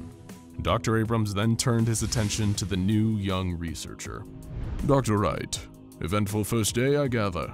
I'll appoint a new lead scientist shortly, but until then, don't disrupt anything. Remember, the Archive is writing our stories as we speak. It's not very happy with Dr. Henricks. Make sure your story turns out better. And with that, Dr. Abrams and his security team departed, leaving Dr. Herman Wright alone with the endless archives of Alexandria Eternal, wondering what would be written in his own tome, as the sound of new books popping into existence filled the air with ominous rustling. SCP Foundation agents stationed at Area 37 had intercepted chatter from a normally closed communication system in a nearby city. To anyone else, the calls that the Foundation were eavesdropping would seem innocent, even boring. But the Foundation immediately recognized the coded language being used. They were listening to communications between underground cells of the Serpent's Hand, a dangerous paramilitary organization that stands in opposition to everything the Foundation is trying to do. Once deciphered, the Serpent's Hand messages revealed plans for killing Foundation personnel, breaking into containment sites, and releasing anomalous creatures and objects into the world. Pretty standard stuff for the Foundation's least favorite anomaly-loving insurgents, but they kept using one code that even the Foundation didn't have any intel on. They kept asking about the condition of the Sisters. Fate has a funny way of sneaking up on you though, and in time, they would know more about the powerful, sadistic, reality-warping beings known as the Sisters than they could have possibly imagined. But what they would eventually learn was not the kind of data that anyone would ever want to have. After intercepting clear lines of communication from a local Serpent's Hand cell, triangulating the location of their compound was child's play, and mobile task forces were dispatched from Area 37 with orders to neutralize the potential threat before they could mount an attack on a facility. Just when the Serpent's Hands least expected it, they had heavily armed Foundation soldiers kicking down their doors, crashing through windows and rappelling down from the ceiling. As expected, the Serpent's Hand put up a fight, but thanks to their superior training and the element of surprise, the Foundation's mobile task forces came out on top. They were able to capture 15 members of the group for interrogation, as well as a collection of anomalous objects being stored by the group. Among them were a small wooden loom, an enamel needle, and a glass eye. When the task force obtained these seemingly mundane items, a haunted-looking Serpent's Hand began laughing wildly. He kept repeating, "You have no idea what you're getting yourselves into." Nobody knew just how right this man was. Not yet, anyway. Congratulating themselves on a job well done, the mobile task forces hauled their captives and the new anomalous items back to Area 37, a heavily isolated Foundation site that specializes in the early containment of anomalous objects for initial observation and study. The objects hadn't displayed any anomalous properties in transit. Maybe the Serpent's Hand was lying, and these weren't dangerous items at all, or it was actually just a pile of junk. Either way, they were sent to a Foundation researcher on site to conduct preliminary tests. The loom, the needle, and the glass eye were laid out across the table for observation, when suddenly, the attending researcher felt a dark presence looming behind him. He turned, with sweat beading on his brow, and saw 3 humanoid translucent figures floating in the air behind him. They would soon become known as SCP-1765, 1, 2, and 3. The researcher could feel the power emanating from these silhouettes. Reality seemed to bend and shimmer around them, the way heat distorts the air into a mirage. He could tell right away that they were powerful reality warpers. Even in their brief time communicating with the researcher, 1, 2, and 3 displayed both intelligence and unique personalities. 1 was clearly the ringleader, displaying an articulate command of language. 2 displayed a more mischievous side, speaking with a Cockney accent, and had a tendency towards creepy giggling. 3 was the least communicative of them all, preferring to speak in short, simple sentences, often consisting of just single words, though of course, actions speak far louder than words, and it didn't take long for the sisters to define themselves with their actions. One told the scared and confused researcher that they'd been observing the SCP Foundation for quite some time, and that they deeply admired the Foundation's adherence to the scientific method. Of course, the researcher wasn't so much flattered by the sisters' statement as they were afraid for their life. They tried to call security for backup, but found that their tongue was withering and turning into a shriveled, blackened husk in their mouth. The sisters didn't like to be interrupted. As the tongueless researchers slowly collapsed in front of them, the sisters explained the purpose of their visit. They wished to assist the Foundation in their quest for knowledge, and as such, they would conduct a number of experiments on their behalf. They would then happily share the resulting data with the Foundation to compare notes. One expressed optimism, saying that she believed they were about to embark on a beautiful scientific relationship. The reality couldn't be further from the truth. The sisters began their work, moving rapidly around the facility, bending and twisting reality wherever they went. They circled Area 37, making it separate from the rest of the world it inhabited. Area 37 no longer belonged to planet Earth. It belonged to the sisters. It was their private experimentation lab, filled with live and unwilling guinea pigs.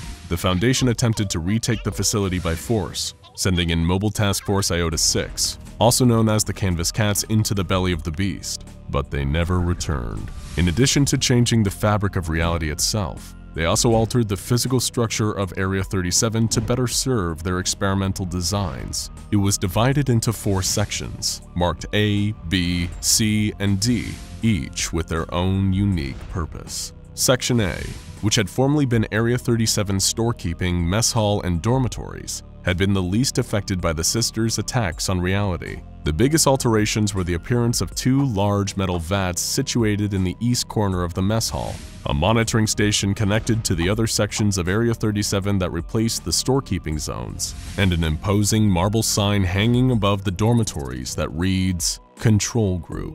A quick refresher from science class. The control group in an experiment is the group that isn't subjected to the experimental effects the others are, so they can be used as a benchmark to measure against. The same was true here. The prisoners in the control group were the safest of all, but they were forced to do something almost as bad. They had to watch the horrors playing across the rest of the facility. One of the sisters would occasionally return to this section to oversee the feeding of the control subjects, and to encourage them to take part in the observation of their unlucky peers. Section B, which had formerly been Area 37's outer grounds and sports facilities, had been transformed into the center of a localized spatial temporal abnormality. In layman's terms, this meant that its size, climate, atmospheric conditions, pressure, and temporal flow were all subject to constant changes based on the whims of Sister Number 1, who oversaw all the experiments performed in Section B. For those unfortunate enough to be trapped in Sector B, SCP-17651 was their god. But she didn't subject them to her whims randomly. No. In her own words, the purpose of Section B was to delve into the effects of repetitive action performed under unusual conditions on the human psyche. For example, one experiment was set up to test the physical and mental fortitude of a researcher, a field agent, and a sanitation worker. The trio were confined in a sports center and ordered to measure the length of every single pipe and the angle at which each connected to others with nothing more than a wrench, a ruler, a brown paper pad, and a ballpoint pen. The task was an arduous one, taking over 10 hours, and as soon as the subjects were done, one restructured the sports center and ordered them to perform the task again. The same happened another 459 times before one finally concluded the experiment, leaving the subjects with broken bodies and minds in the aftermath. Section C, which had previously been the facility's main office block, exhibited a similar level of anomalous activity to Section B, except that it was the domain of the more sadistic and mischievous Sister Number 2. Her main area of scientific interest was studying group dynamics and interpersonal relationships during extreme conditions. Very extreme conditions. For one experiment, the office block had been transformed into a kind of football stadium. with the goalposts removed and replaced by concrete bunkers. The two teams were the captured Serpent Hand members and the members of MTF Iota 6, fresh off their attempt to retake the site. The two groups were forced into a deadly game with incomprehensible rules, including rising platforms and hooded figures throwing fiery projectiles into the crowd, trying to incinerate the players. But victory didn't lead to safety, as the winners of the game were crushed to death with giant metal hammers, just for the fun of it. Two didn't even try to pretend that this act had a valid scientific justification. Section D, which had once been the facility's high-risk containment area, was now the strangest and most mysterious section of all. Under the charge of the equally peculiar and enigmatic Sister Number 3, this area appeared physically unchanged from its state prior to the arrival of the Sisters. Temporally, however, Section D was the most warped of them all. It existed in a kind of temporal bubble, outside of the rest of our reality's timeline, giving 3 a frightening amount of control over all that went on in her domain outside of time. There she was performing the most strange and incomprehensible experiment of all. The subject was the former site director at Area 37. He was brought to a table and asked to choose between 2 different flavors of ice cream that were presented to him. Sounds simple enough. So then why is this the worst of all? Because the site director is caught in a time loop. He's been choosing between various flavors of ice cream for over 10,000 hours, and he doesn't even seem to know. 3's only comment on the matter? Delicious. All attempts to liberate the unfortunate inhabitants of Area 37 have failed miserably. The Sisters don't appear to operate on any form of logic or empathy, and thus cannot be reasoned with. With talks having failed and Mobile Task Force Iota 6's attempt to retake the site ending in disaster, the only solution left was to create a guarded perimeter around the area, using technology like the Scranton Reality Anchor to fight back against any potential escape by the Sisters. The Sisters are potentially so dangerous that if they ever truly set their minds to leaving, it's considered acceptable to detonate the facility's on-site nuclear warhead in hopes of finally putting a stop to them. In the meantime, the Foundation has built giant external servers for processing the vast quantities of research data the Sisters are constantly sending from their horrifying experiments. Sadly for the inhabitants of Area 37, their grim fate continues to this day. The experiments never stop, and the subjects of said experiments seem to be condemned to the eternal torment of SCP-1765. In a way, their unwilling sacrifice protects us all, because if ever the Sisters were interested in performing experiments on a larger sample size, well, all we can do is hope we end up in the control group. It was late October of 1993, and John Matthews of Myrtle Beach, South Carolina had just scored a date with Sarah, one of the most popular girls in school, and he had planned the perfect night out for the two of them. A haunted house had just been set up in town, and he, like many guys before him, figured he could use that as a chance to impress his date. He'd already been through the attraction, so he knew exactly when to put his arm around Sarah when one of the costume actors or animatronics tried to spook them. If any of them got too close for comfort, he might even punch them, just to show Sarah how brave he was. That would be a surefire way to impress any girl. However, John had no idea of the real horror that waited for him and his date through the doors of this seemingly normal funhouse. At first, the haunted house went as normal. John laughed at all the fake cobwebs and plastic skeletons, making sure Sarah knew how dumb he thought they looked. He shoved away actors dressed as axe murderers and told them to stay away from his date. It was dark, so they couldn't really see each other's faces, but John guessed that Sarah was probably really impressed. All in all, the date was going well, until they got to a room that John hadn't seen the first time he'd been through. It seemed like it had been added overnight, but at the same time it didn't mesh with the theme.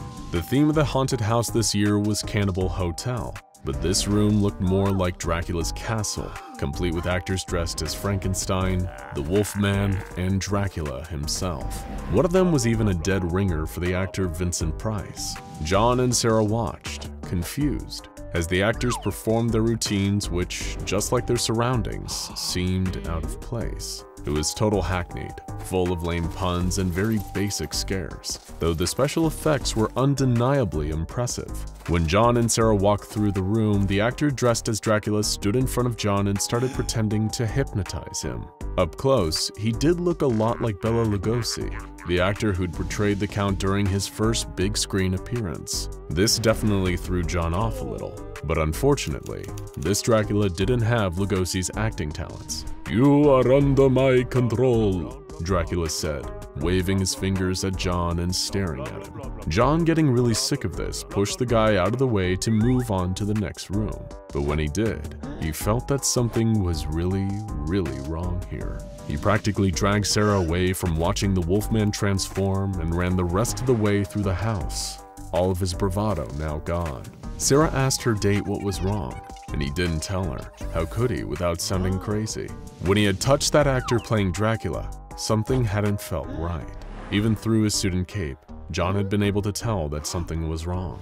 He was cold and rigid, not like a human being, but like a robot or a wax dummy. This is just one of multiple complaints from Halloween attractions around the United States that prompted the action of the SCP Foundation. Several witnesses described either seeing people that resembled classic movie monsters, or living wax models of those monsters appearing in various haunted houses, corn mazes, carnivals, and strip malls across the country. The Foundation has designated this troupe of hammy wax actors SCP-4153. During performances, SCP-4153 used wax to alter their appearance, produce props, including fake blood and gore, and even manipulate wax objects from afar. While this results in some uncanny special effects, the content of the performances tend to be pretty standard classic haunted house fare. They mostly do things like reenacting scenes from classic horror films and telling spooky jokes, with a little fake blood here and there. When the Foundation arrived at the Myrtle Beach attraction, they apprehended the various wax characters and determined that their eerie resemblance to the classic horror characters wasn't just makeup. After the horror some of these Foundation employees had seen on the job, living wax models of Frankenstein's monster and Dracula seemed almost cute in comparison, and the troupe of wax actors were taken to Site 9 for questioning and containment. The first member of the troupe to be interviewed on site was Dracula, dubbed SCP-4153-017 by the Foundation. He was interviewed by Agent Timothy West, who was totally unimpressed with Dracula's shtick. He tried to hypnotize Agent West, an act which he flatly refused to indulge in. Dracula provided the agent with seemingly no useful information, only responding to questions with cliches like, "We were all dead the whole time," and "The log was coming from inside the house." The next wax figure to be interrogated was Frankenstein's monster, aka SCP-4153-015, who was interviewed by Agent Samantha Henwick. Much like how SCP-4153-017 stayed fully in character as Dracula during his interview, SCP-4153-015 seemed to really believe that he was actor Boris Karloff, who played Frankenstein's monster in the 1930s. The SCP spoke in an exact imitation of Karloff's voice and speech patterns, and talked to Agent Henwick as if she was another actor on a movie set. He talked about how honored he was to be part of the project, and asked, "Are we rolling?" when he noticed the conversation was being recorded. Agent Henwick responded to the SCP's comments with confusion, a fact which he took to mean that she was staying in character. Like a true actor, he took a moment to prepare himself before pulling his own head off, much to the horror of Agent Henwick.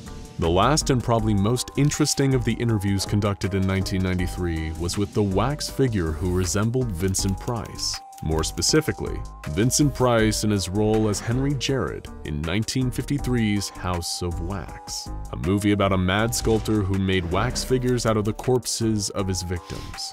This wax figure was designated SCP-4153-036 and was interviewed by Agent Gerald Penn. Penn started the interview with a simple question: "Why do you try to frighten people?" SCP-4153-036 had an equally simple answer: "Why does anyone try to frighten? It's fun to be frightened, almost as much fun as it is to do the frightening." Penn was skeptical, pointing out that the wax figure's act wasn't especially frightening. The SCP laughed dismissively, telling Penn to have some respect for the classics. Penn was still not having any of it. He had been with the SCP Foundation for 20 years at this point. and he'd seen enough real horror that the so-called classics had no effect on him whatsoever. He pressured Price for answers, but instead of responding with a straight answer, Price launched into a speech about his feelings on monsters. He said, "You'll call any oaf with a steak knife hunting gaggles of teens a monster these days. There's no wit, no humor, no charm. Where's the passion, the artisanship? Where's the sense of theater? Would you like to know something peculiar? I've almost never played a monster. Oh, I've played villains most certainly, but not monsters. Only men besieged by fate, driven to revenge. Still, I've always had a fondness for them. Even as a child, I sympathize more with the monster than the hero." Agent Penn, who, at this point, was really getting tired of all the theatrics, started to interject. But when he opened his mouth to speak, he was only able to get a few words out before his tongue went numb and rigid in his mouth. He could no longer move it. Agent Penn tried to speak, but his tongue was too solid and heavy to do anything more than knock uselessly against his bottom teeth. He felt something dislodge inside his mouth, and he hoped maybe it was the feeling of his tongue being freed from whatever spell the SCP had put it under. But then he started to feel a tearing and a sticky heaviness in his bottom jaw.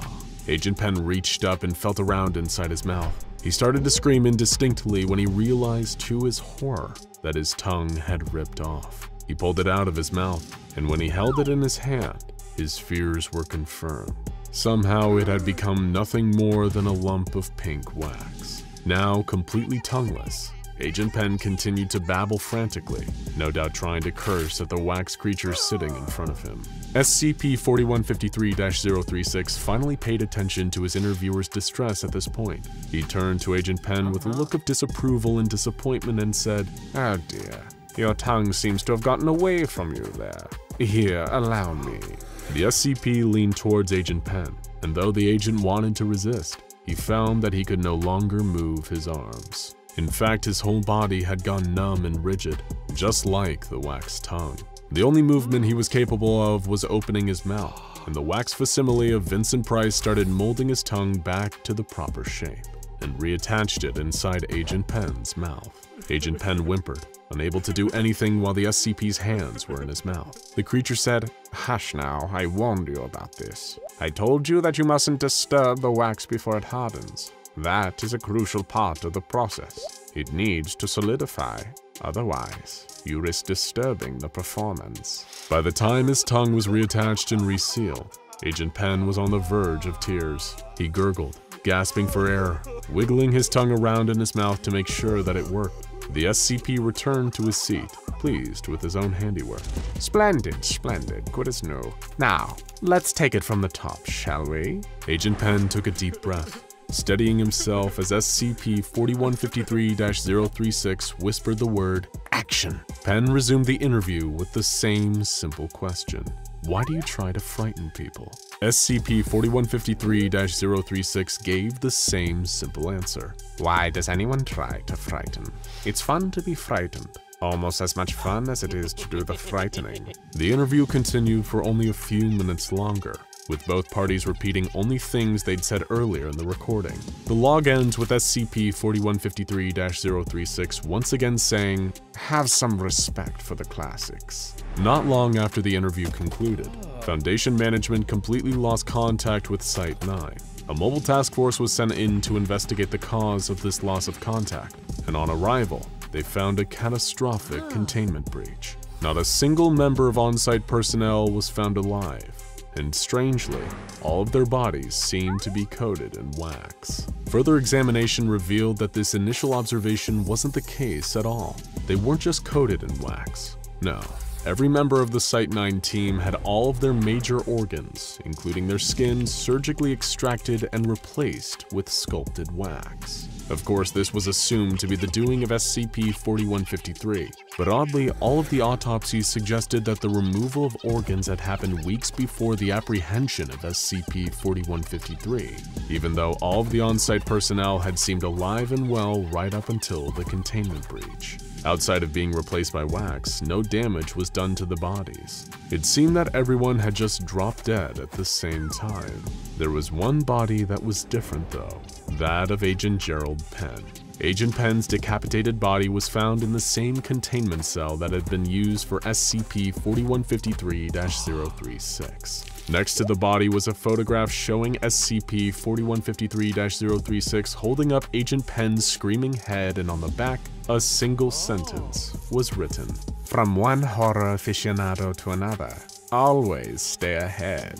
All of the SCP-4153 instances remain unaccounted for, and MTF Iota-10, also known as the Damn Feds, continue to monitor for new sightings and reports of activity that may be linked to the Wax Troop. Hopefully one day, they'll be taken into Foundation custody and contained, and maybe all it will take is for them to meet someone with a sufficient appreciation for the classics. A giant, monstrous, crab-like claw closes around the throat of an unimaginably huge, eel-like beast. The beast's terrible, writhing tentacles wrap around and latch onto the immense crustacean, and then the high-intensity beams of gamma radiation start flying.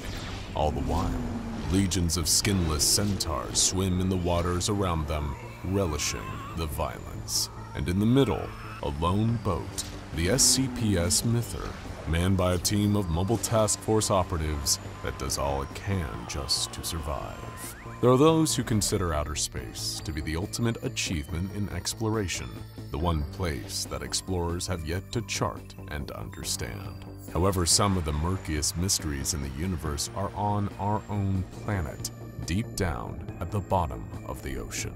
95% of the deep ocean remains completely unexplored, and the little glimpses we have gotten paint a picture of something truly alien. Giant squids, organisms that can breathe nitrogen, luminescent predatory fish, and sharks as old as the Earth itself. Even the SCP Foundation is still struggling to fully grasp the depth of the ocean and the strange beings that dwell there. One of the most unusual aquatic findings in the history of the Foundation is that of SCP-3700. SCP-3700 refers to a circular area in the North Sea with a diameter of 800 kilometers. The waters there are abnormally deep for the region, with the seafloor resting at 5 kilometers beneath the ocean's surface. There are two entities present in the waters of SCP-3700, designated SCP-3700-1 and SCP-3700-2. Interactions between these two entities are responsible for the anomalous changes to the meteorological and geological conditions in the area. SCP-3700-1 and SCP-3700-2 always interact on the spring and fall equinoxes of any given year, but they will also engage one another throughout the year, seemingly at random. But what exactly are SCP-3700-1 and SCP-3700-2?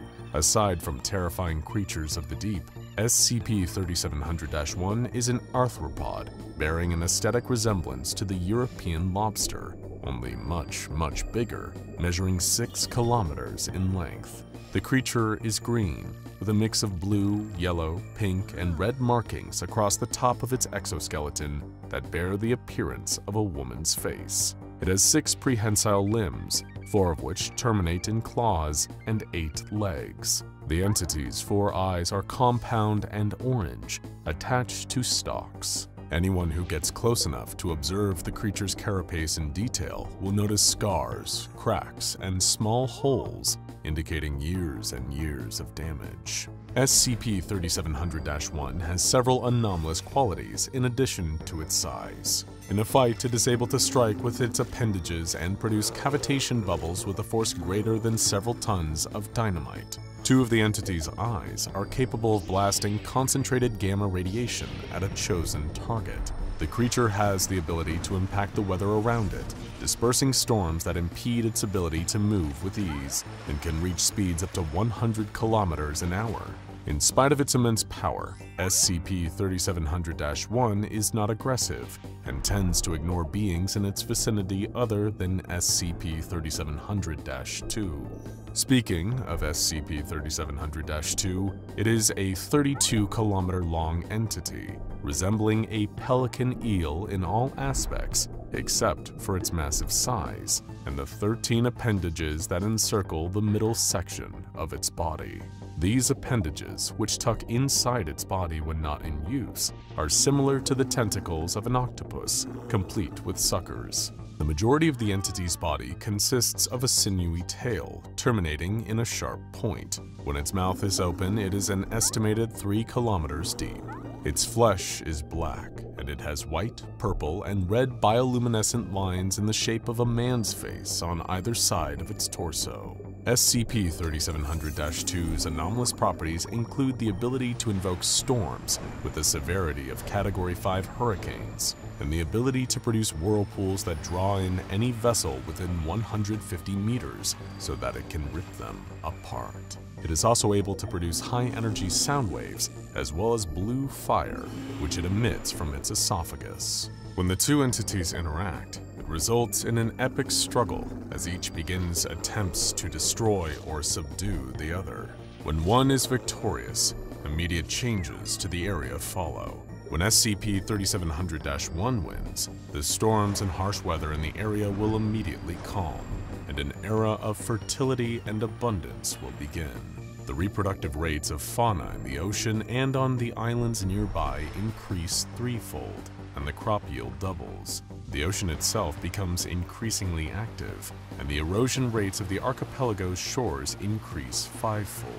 When SCP-3700-2 wins, however, the weather conditions become dangerous, with raging hurricanes, rapidly fluctuating temperatures, and constantly changing storm fronts that cause destruction of buildings and loss of life. Naturally, this renders any ocean travel in the area extremely difficult or even impossible. Aquatic food sources are driven away by harsh conditions, and livestock are killed by exposure and disease. Crops are unable to thrive in the high winds, waterlogged soil, and lack of sunlight. All the while, SCP-3700-2 swims throughout the area, preying on unsuspecting ships and menacing the coastline, until SCP-3700-1 manifests to challenge it again. SCP-3700-2 will also regurgitate instances of SCP-3456, though how or why this is possible is unknown. For those unfamiliar with SCP-3456, they are a group of hairless, three-toed horse-like creatures with thick, translucent skin and human torsos fused to their backs. They are most frequently seen near sites of war, terrorist attacks, and devastating natural disasters. Direct observation of one of these entities will draw their attention to the observer, who the entity will then stalk and capture before disappearing. Due to their enormous size and ability to anomalously manifest in their home waters, SCP-3700-1 and 2 cannot be contained at a Foundation site. Instead, their containment is handled by Foundation Naval Task Force Delta 7, Northern Storm, who patrol the area in combination of refurbished battleships, destroyers, cruisers, and support craft. Additionally, measures have been taken to suppress information about SCP-3700 among the general population. Details about the unusual depth of the waters there have been stricken from public texts and scientific publications. SCP-3700-1 has been implanted with Donovian holoprojectors, which disguise it as a pod of humpback whales. If SCP-3700-1 encounters SCP-3700-2, Delta 7 may engage Protocol Winter Maelstrom. This consists of destroyers deploying harpoon-based anchors into SCP-3700-2's head to hold it in one location. Next, the vessels work together to target the entity until SCP-3700-1 is able to subdue it. If this does not prove effective, and SCP-3700-2 cannot be contained, then the task force will implement Protocol Tumult. At this point, naval and civilian crafts in the area must be evacuated. Trade and ferry routes to the archipelagos must be rerouted for at least 6 months. There will be constant aerial and naval engagement with SCP-3700-2, and constant monitoring for the reappearance of SCP-3700-1. The behavior of SCP-3700-1 and SCP-3700-2 is largely very predictable, with one notable exception. On March 20th, 2017, a pair of SCP Foundation-owned battleships known as the Mither and the Terran arrived at a point between the Orkney, Shetland, and Faroe archipelagos in the North Sea. They were accompanied by the usual fleet of Delta 7 ships. Approximately 600 meters away from the ship's anchor points, the water began to emit intense bright rays of light for a duration of 3 minutes. At this point, SCP-3700-1 appeared, visible through the surface of the water. Delta 7 withdrew their anchors, speeding toward the entity. As the ships caught up to the entity, it raised 2 of its claws into the air, clicking them together in a friendly greeting. The Delta 7 ships followed the entity along its usual swimming path for 30 minutes, and during this time, all was peaceful. But this peace did not endure for long. The tide began to change, literally. As large black wall clouds formed overhead, the winds picked up, and the waves churned violently. In response, SCP-3700-1 raised its claws overhead, waving them in a circular motion and parting the clouds above it and Delta 7. But this effort took a lot out of the creature, and after 30 seconds, its antenna began to droop, and it lowered its claws. Still, the hole in the clouds remained, allowing a spot of sunshine to break through and beam down on the Foundation vessels. 600 meters ahead, the ocean waters began to rage and froth, spraying foam and surf into the air. SCP-3700-2 burst from beneath the surface, its head pointed upward. It continued to rise until the tops of its tentacles could be seen just above the water, then stopped to bend its torso and turn its head horizontally. Its jaw unhinged, exposing rows upon rows of serrated teeth. The beast let out a mighty roar, accompanied by a stream of blue flame. At the sight of its rival, SCP-3700-1 dove beneath the surface, disappearing from view. The SCPS Myther ordered the rest of the vessels to engage Protocol Winter Maelstrom. Delta 7 scattered out from SCP-3700-1's point of submersion, and all 13 destroyers fired their harpoons at SCP-3700-2, embedding themselves in the entity's head. Naturally, this enraged the creature, and it began to roar and wail, spinning its lower body vigorously enough to generate a whirlpool. The cruisers opened fire with a combination of L cannons and conventional weaponry in order to distract the entity as the destroyers pulled their harpoon lines taut, dragging its head in a continuous circle. While this was taking place, the battleships got into position and prepared to fire on the Myther's mark. 3, 2, 1, fire! The first broadside barrage collided with SCP-3700-2, and it grunted in pain, thrashing back and forth before opening its mouth and spewing an instance of SCP-3456 into the water. As soon as it hit the water, the equine monster began to cut through at a pace of 50 kilometers an hour, making its way toward the destroyers, particularly the SCPS Selkie. The Selkie attempted to retarget its weapons and prevent the creature from reaching it, but the monster moved too quickly for the Selkie to adjust. The Selkie was lifted out of the water by the creature as crew members desperately clung to the railings and their weaponry. As the crew cowered and tried to fend off the creature, it reached for them, trying to pull them from the ship. While the Selkie was occupied, SCP-3700-2 was able to attack again, blasting another ship with a stream of blue fire. A loud crack rang out from across the sea as the Selkie dropped back into the water, the SCP-3456 instance shrieking in pain.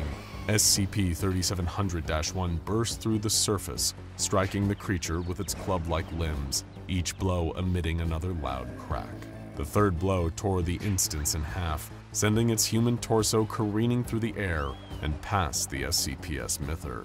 Freed from its attack, the Selkie moved full steam ahead, pulling the harpoon line taut again and dragging SCP-3700-2 out of its path. Several Selkie crew members were thrown overboard during the struggle, and as they struggled to keep their heads above water, SCP-3700-1 scooped them up, placing them onto the deck of a nearby destroyer and out of harm's way. With the crew members rescued, SCP-3700-1 set its sights on its enemy, swimming towards the edge of the whirlpool and emitting a luminescent glow from 2 of its eyes. The constant barrage of cannon fire on SCP-3700-2 was beginning to take its toll, and the Myther ordered the fleet to, quote, brace for the killing blow. As if responding to the Myther's call, SCP-3700-1 shot several concentrated blasts of gamma radiation at its foe, leaving large holes in the creature in their wake. SCP-3700-2 screamed, flailing so hard that it snapped the harpoon lines and created waves large enough to push the vessels backward. With its newfound freedom, SCP-3700-2 impaled SCP-3700-1 through the midsection with its barbed tip of its tail, lifting it up and out of the water with the force of the blow.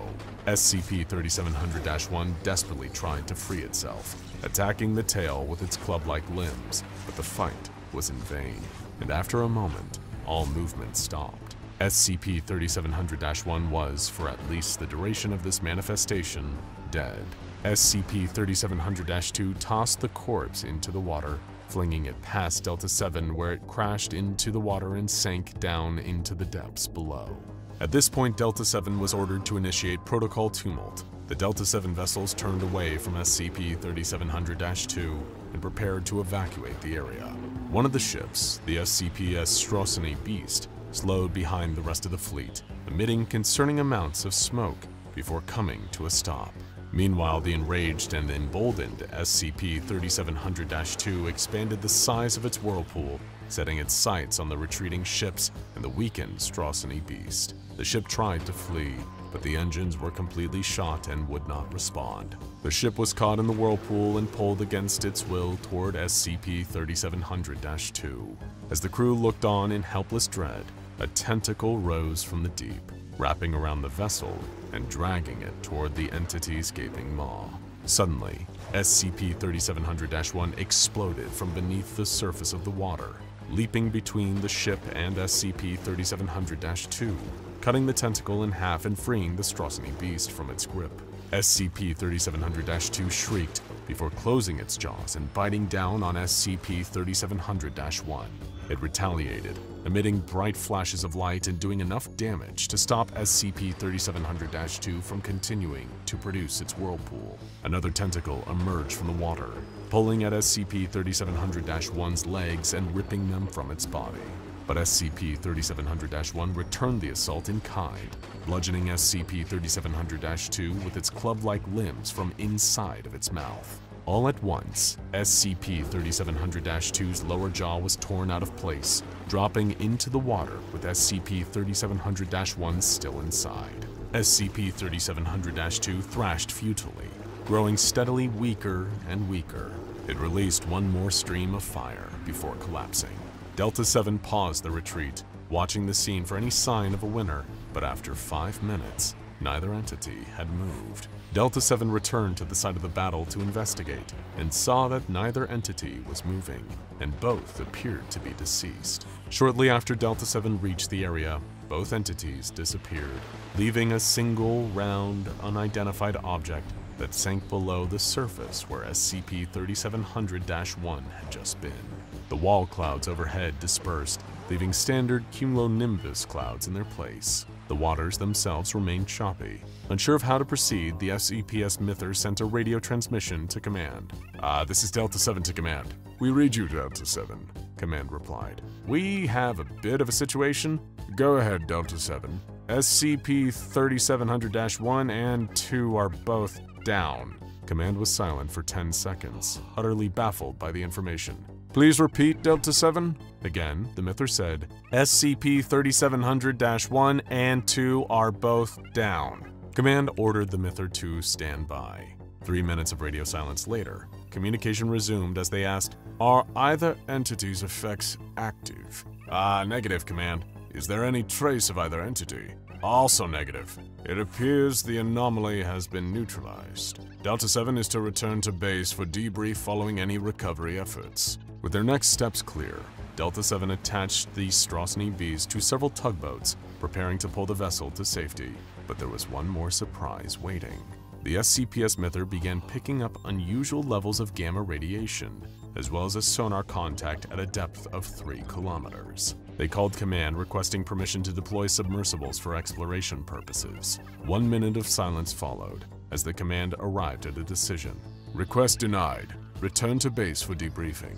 And so, Delta-7 began to evacuate the area once more, steaming in the opposite direction of the battle. Over the next 5 minutes, CCTV cameras on the vessels picked up an unusual sight. As the gamma radiation levels continued to increase, the ocean turbulence also worsened, tossing smaller vessels and nearly causing them to capsize. Then, all of a sudden, the water stilled, and 4 large yellow orbs appeared below the surface, approximately 300 meters from Delta 7. They lingered there for 2 minutes before vanishing. Afterward, a new sonar contact was detected, 5 kilometers deep, directly beneath the task force. Command, we've lost the signal from the previous contact and are no longer detecting gamma radiation. We're detecting new contact 5 kilometers deep, large and metallic. After further deliberation, Command responded. Delta 7, you are authorized to deploy submersibles for exploration purposes. Be advised, should SCP-3700-2 manifest, exploration teams are to be considered lost, and you are to return to base. The consequences of this incident, as well as what else might be lurking down in the depths beneath SCP-3700, are still unknown. Nobody should ever have to find out what a human body smells like, especially as it's being eaten. Sally clasped both hands over her face, trying desperately to block out the smell and to trap in her nervous breathing. She couldn't bring herself to look. Every bone in her body wanted to take off running through the forest, back out onto the interstate, to try and find some help. But there was nothing she could do. She could never outrun that thing. It was too fast, too savage. Even if she could convince someone on the highway to pull over and help her, they would just tell her she was going crazy. Maybe she was. Then the smell of her husband's body drifted over to her on the wind as the crunching sound of inhuman jaws filled the air. Panic set in. Then silence. She couldn't hear anything, not even a whisper in the trees. Had she done it? Had she survived? That's when a red sneaker stepped out from behind the tree, and Sally stared into the eyes of the blood-spattered hedgehog. Now, Sally had never been a gamer growing up. Sure, she played a little bit of Mario Kart and had a few Nintendogs back in the day, but the word gamer just wasn't for her. However, love conquers all, and when she found the man of her dreams, she decided that it would be worth at least giving some of his hobbies a go.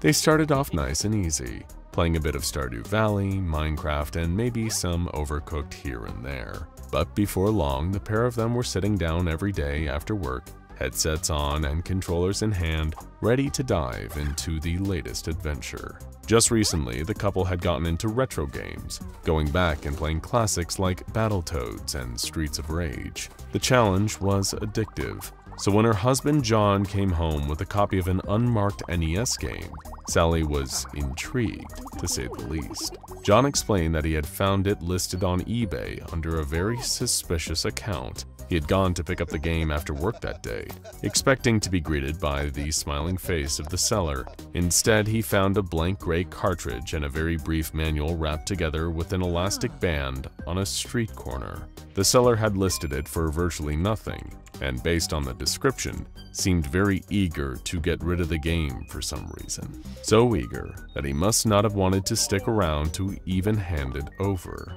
Sally, already bored with this backstory, snatched the manual up and read the title of the game, Professor Gould's Terrifying Horror Challenge. There was no artwork, no branding, no publisher, no stickers, nothing to differentiate this game from being just a blank cartridge. As far as Sally knew, it could have been a virus, some kind of malware game designed to brick their NES. But the words horror and challenge from the title sold her. She blew on the pins in the cartridge and slotted it into place in the NES. A black screen appeared with nothing on it but 2 options, single player or 2-player. Sally uncoiled a second controller and handed it to John with a grin.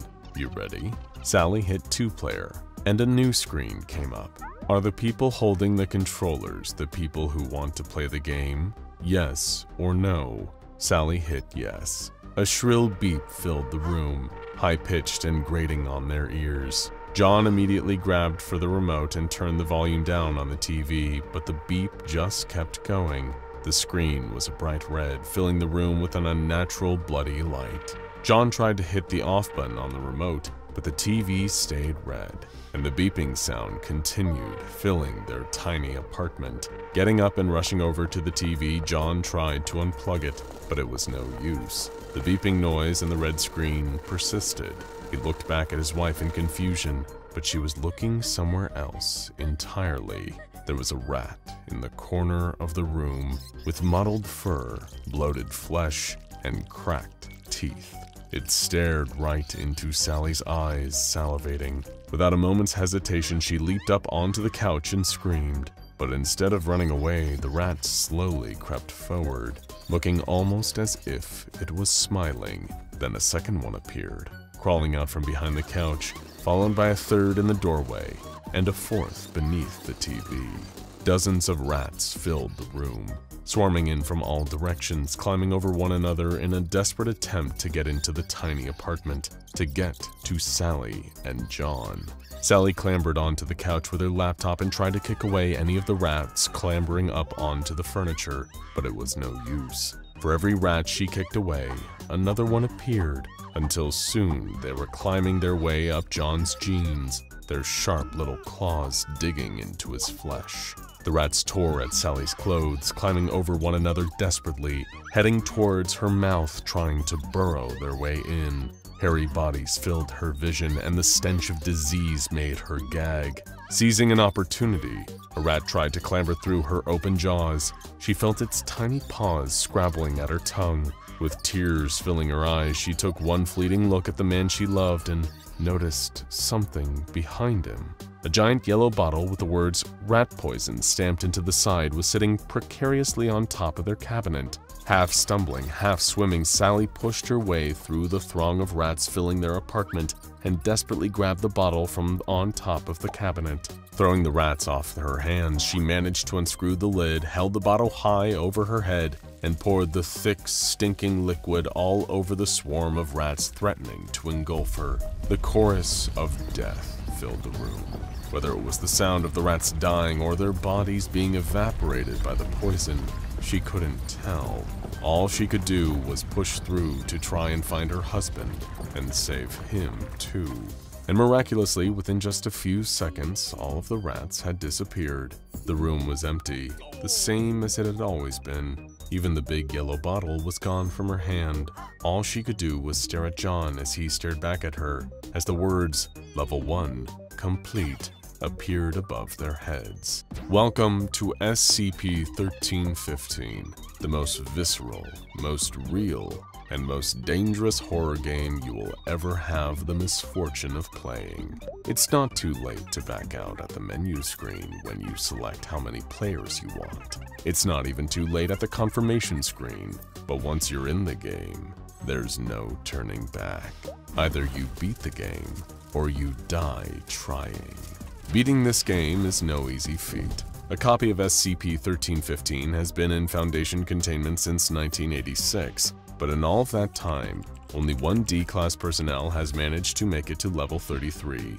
It is not known how many levels there are, but there is theoretically a final boss. The reason why no one has been able to beat it thus far is that with each level, the difficulty of the game increases. Relatively minor challenges in the first few levels give way to extremely difficult, life-threatening scenarios as the player progresses. These levels broadly follow the same pattern each time, but individual levels often contain an element of randomness. For example, level 1 that Sally and John played contained rats, but other tests have shown subjects being swarmed by insects and spiders, often coinciding with established phobias that the subject has reported prior to the experiment.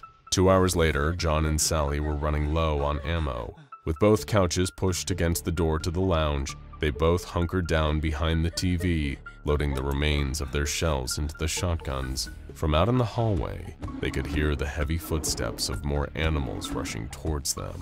When the pounding on their door had first started, they assumed it had been their neighbor coming up to complain about their screaming and running around in the previous levels. John had been so deep in thought trying to work out what their cover story could be, that when he opened the door and saw an adult grizzly bear standing on its hind legs in front of him, it had taken him almost too long to react. Sprinting back into the lounge, he found his wife already loading rounds into the shotgun that had suddenly appeared on the floor in front of her.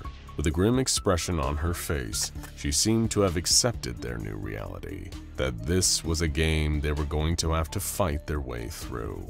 But with every bear they shot as it tried to push its way into their lounge, 2 more had appeared just minutes later. While they had been conservative with their ammo, aiming for the heads and not taking any risks, the pair was starting to run dangerously low. Was there an objective they were missing? Were they supposed to have done something to progress through the level? Sally mashed a couple buttons on the NES controller, and then some text appeared on the red screen. Objective: survive. 4 bears appeared in the doorway and pushed hard against the couch. It slid out of the way and they charged into the room. Sally and John desperately took down the first 2 of them, but the dreaded click of the triggers told them they had nothing left. Closing their eyes and bracing themselves for the worst, the pounding of heavy paws on their vinyl floor suddenly stopped. The bears had disappeared. Level 3 complete. Well, whatever's next can't be worse than that, surely. But it was. They managed to hold out in their apartment until level 9. But then the windows behind their heads smashed into 1,000 shards as a black-booted SWAT team swung into the room. With barely any time to react, Sally and John pushed their way out of the apartment and braced themselves down to their car. Slamming both doors closed, they took off, racing towards the highway as the SWAT vehicles pursued them. 3 hours later, the couple was running low on gas. Swerving their way along the interstate, their eyes on the mirrors constantly, the pair was pretty certain they'd managed to lose their assailants. Slowing their car to the speed limit, they gently weaved their way through the traffic towards the nearest gas station. Trying their best not to look suspicious, the 2 of them went inside, keen to stock up on supplies. Who knew how long this game would go on for? They had already been active for hours and were exhausted. With the SWAT team hopefully long behind them now, the adrenaline rush was starting to wear off, and the reality of this situation was starting to set in. Hopefully, there were just 10 levels and they only had 1 to go. With the sinking feeling in their chests, each one of them realized it was more than likely to be 100.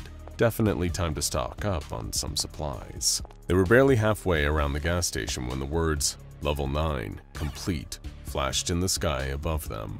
Both John and Sally froze where they were and stared at each other over the aisles. A blue flash darted past them outside the windows, then again going the other way. Sally ran over to the counter and banged on the glass. "Lock the door! Lock the door!"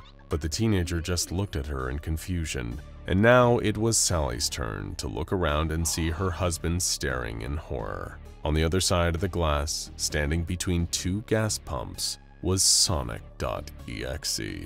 With haunting red eyes, rows and rows of sharp teeth, and blood dripping from his mouth, the hedgehog stared intently. Sally pointed out the window and turned to the teenager, yelling, but the girl took a step back, looking scared of her. The girl couldn't see it. She couldn't see Sonic. For all these challenges, all the things they'd been fighting, was it just in her head? But there was no time to worry about that. Sally ran towards the door to the back of the shop. Hearing the footsteps of her husband running after her, she kicked open the fire exit but froze immediately. Sonic.exe was standing there in front of her, smiling. It was toying with them. They needed to run to get out of here as quickly as possible, but how could they outrun Sonic? "Hey, Sonic!" John yelled from behind her. "You hungry?" He pushed Sally out of the way and threw a handful of chili dogs out into the forest. Hearing hungry, Sonic spun around and chased after his favorite food as quickly as possible. That had only bought them a few moments of time, but maybe that was all that they would get. Sally and John ran back through the convenience store and out the front. They couldn't run, but they could at least try to hide. A semi-truck had a slam on the brakes as the pair of them ran across the interstate. Without a choice of running anywhere else, all they could do was dart into the woods on the other side and hope that Sonic had a bad sense of smell. But as they ran through the woods, they could hear an ominous voice echoing behind them. "Gotta go fast. Gotta go faster than that." Sally found a tree and dived into cover just at the right moment. Her husband wasn't so lucky. There was a flash of blue and a horrible crunching sound before his body hit the ground. Sonic.exe was on top of him in a heartbeat, rows of sharp teeth gnashing. Sally clasped both hands over her face, trying desperately to block out the smell and trap her nervous breathing. She couldn't bring herself to look. Every bone in her body wanted to take off running through the forest, out onto the road to try and find some help. But there was nothing she could do. She could never outrun that thing. It was too fast, too savage. Even if she could convince someone on the highway to pull over and help her, they would just tell her she was going crazy. Maybe she was. Then the smell of her husband's body drifted over to her on the wind as the crunching sound of inhuman jaws filled her ears. New tears flowed. Then, silence. She couldn't hear anything, not even a whisper in the trees. Had she done it? Had she survived? Then a red sneaker stepped out from behind the tree, and Sally stared into the eyes of the blood-splattered, deranged hedgehog. Sally blinked, and it was gone. Level 10 complete.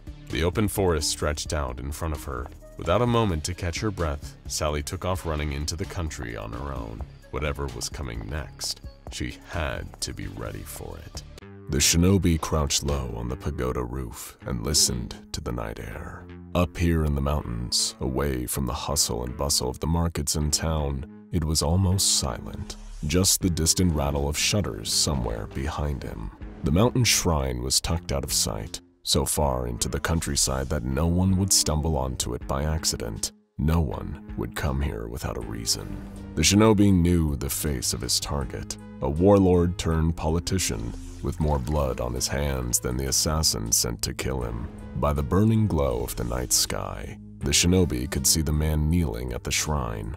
The path was made up of small stones, so he'd have to drop onto the grass and creep around the pond to approach his target. No guards. No one else was there at all. This was the spot where the man came to pray when he was struggling to sleep, perhaps trying to atone for the lives he'd taken. Perhaps he didn't care at all. The ninja drew the blade in total silence and timed his drop to the ground with the rattling noise in the distance. With each dainty step, he closed the distance to his target, readying the blade over his head. It was done in a moment. The man was dead before his body hit the ground. He likely didn't even notice as the steel had severed the nerves running down his spinal cord. So sharp was the blade that had slid through his bones like a fish through water. Raising the blade to his eyes, the shinobi cleaned it quickly. If he was seen with blood on his sword, he would immediately be implicated. Not that he was ever seen, but precautions like this were what kept him out of sight for all these years. When you lived in the Valley of Ashes, the burial grounds for countless wars, you had to become a shadow, become one of the ancient spirits haunting the woods. But as he wiped the red from the steel, he caught a flash of light in the reflection, an orange glow marking a jagged line across the metal. That's strange. Sunset was several hours ago. Come to think of it, why was there an orange glow in the sky? He snapped his neck around to see the fires through the gates into the pagoda's garden. Down by the ocean's edge at the foot of the mountains was the city where he had always lived, and it was on fire.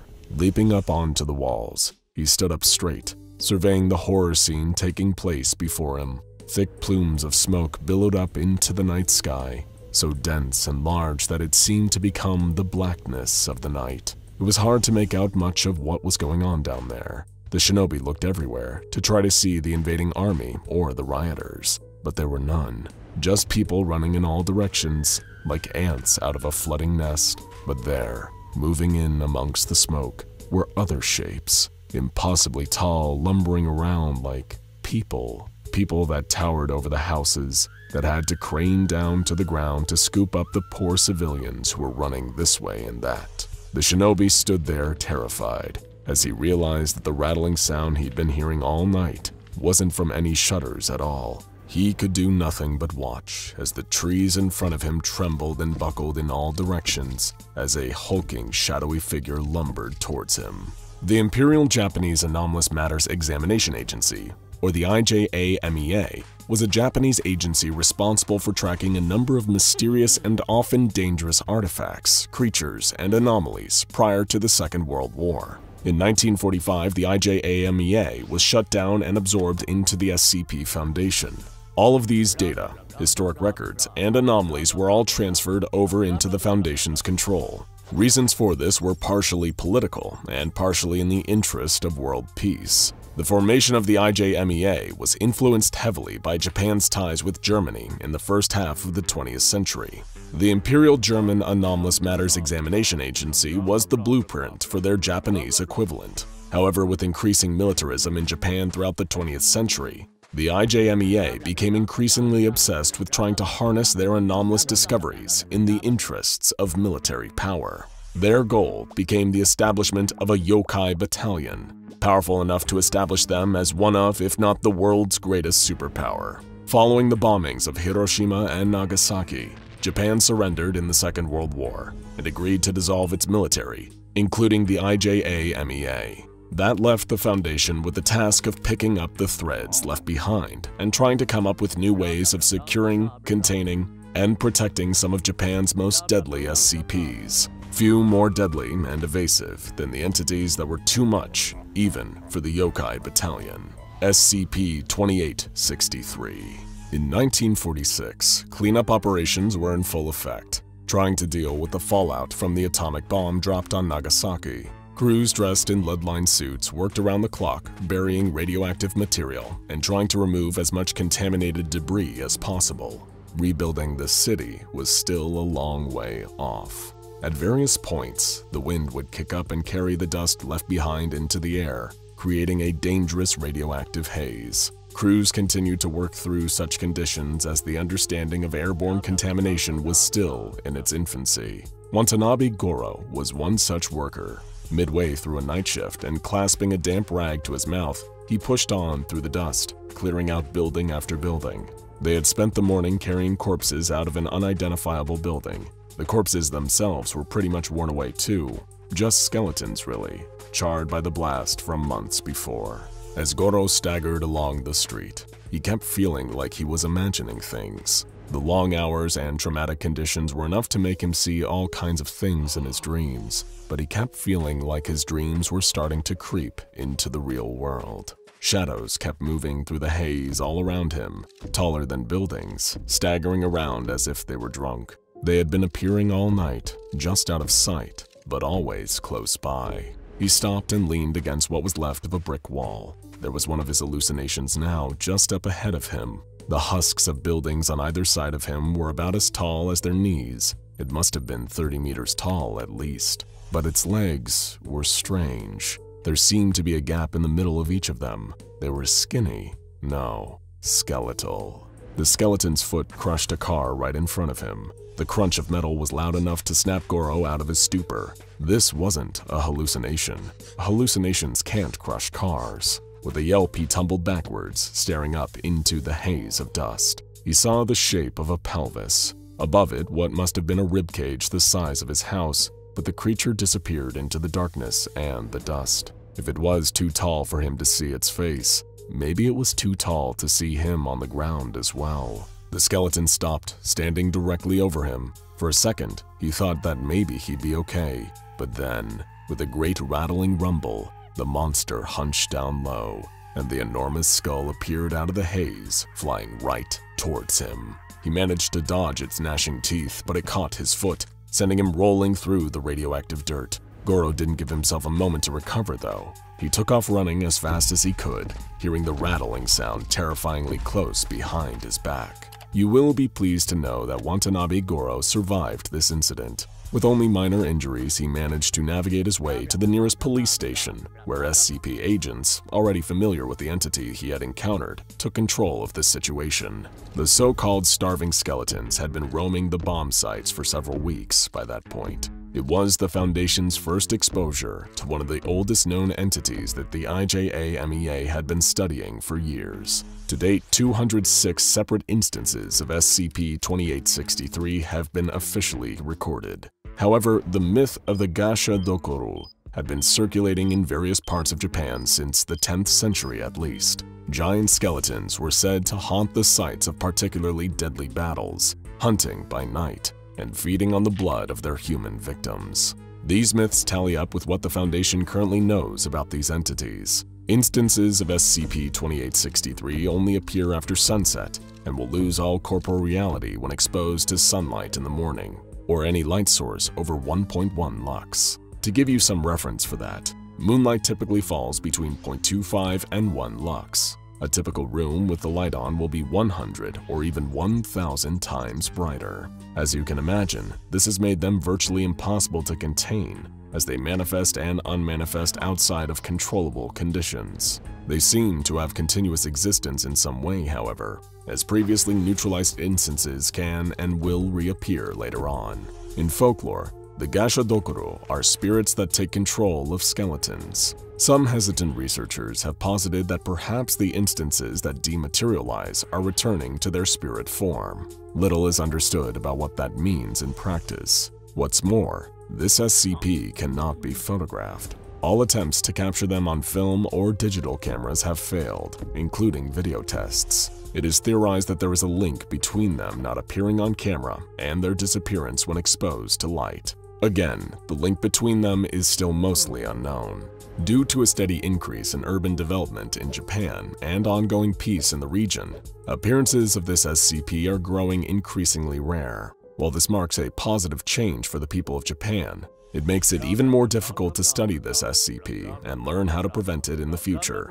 The most recent fatality to occur at the bony hands of SCP-2863 happened in 2008, and it was part of a Foundation experiment. While most of Hiroshima and Nagasaki had been redeveloped into bustling metropolitan areas, the outskirts of each city, particularly several parks, saw occasional instances of SCP-2863 appearing at night. As such, the SCP Foundation conducted a series of experiments under cover of nightfall, releasing D-Class personnel into a park in Hiroshima to observe how the SCPs hunted humans. Their enormous height, towering at over 30 meters, gave them a huge advantage, being able to chase people down with little difficulty.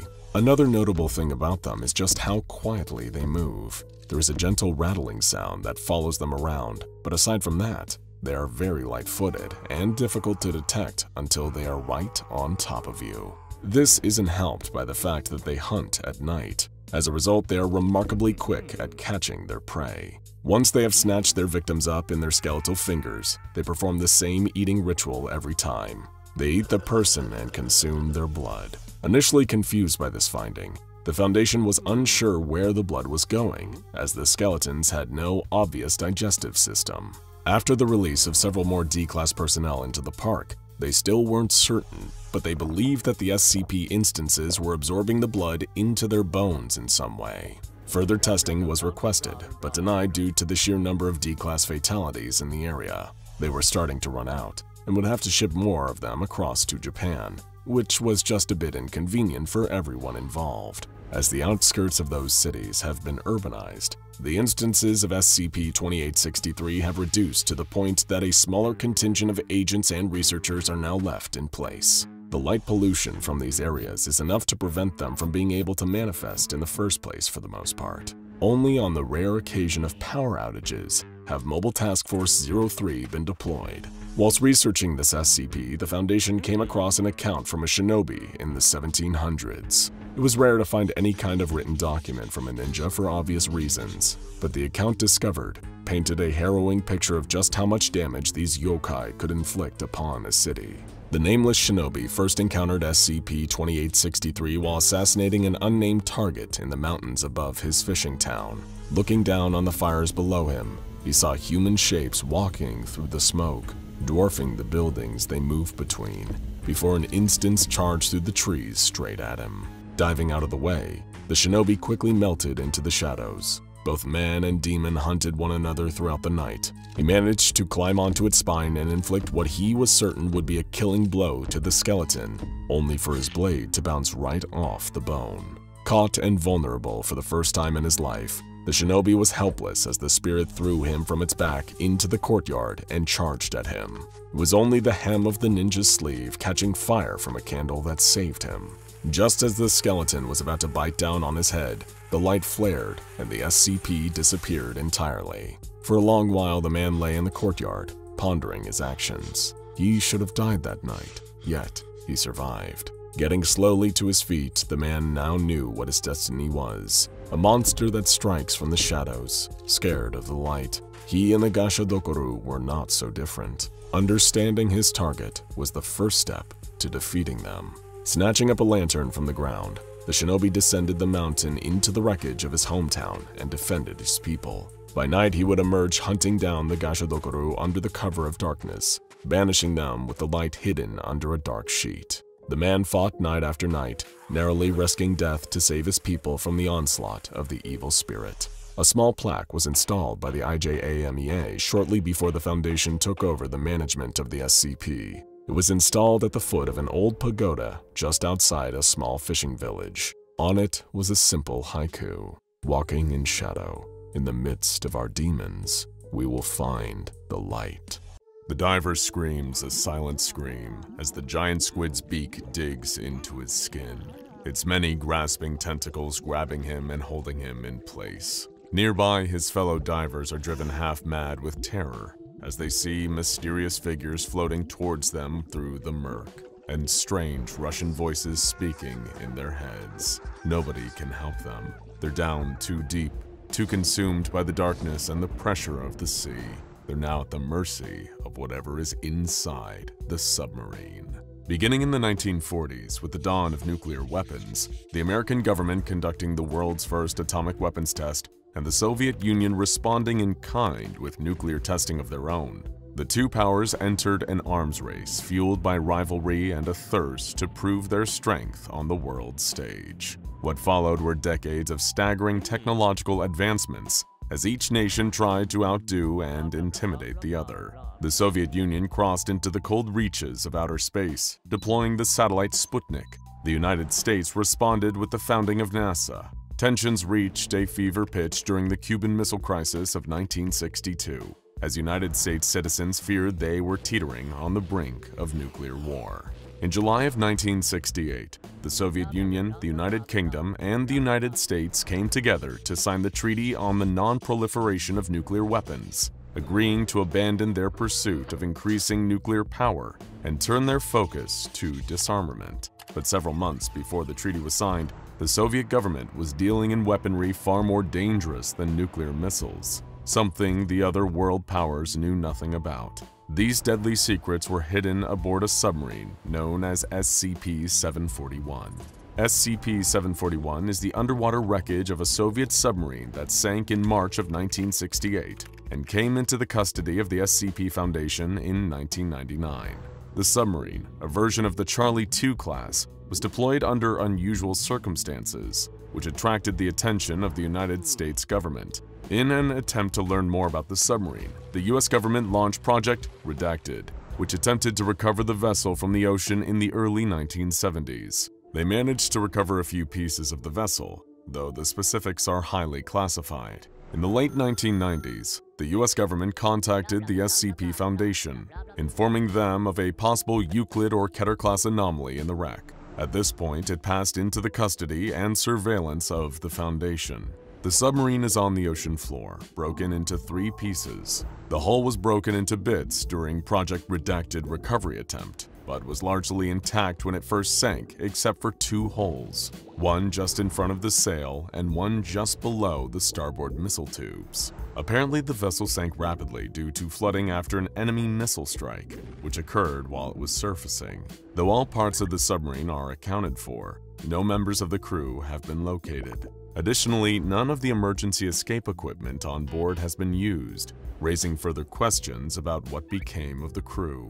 Wherever they went, they seem to have left something behind. Whenever divers are sent down to investigate the wreckage, they report experiencing anomalous currents and strange sea life, and hearing moans, disembodied voices, and incoherent whispering.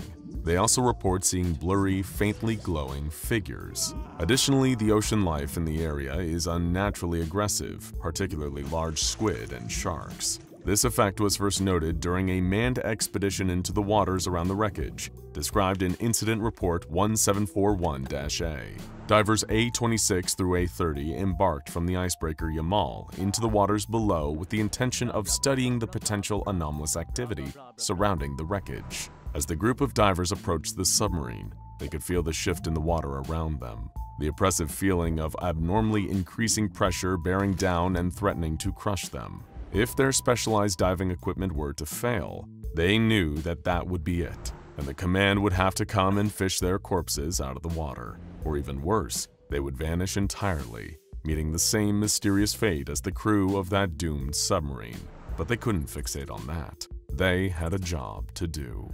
At first glance, the wreckage appeared undisturbed, unchanged since the previous inspection.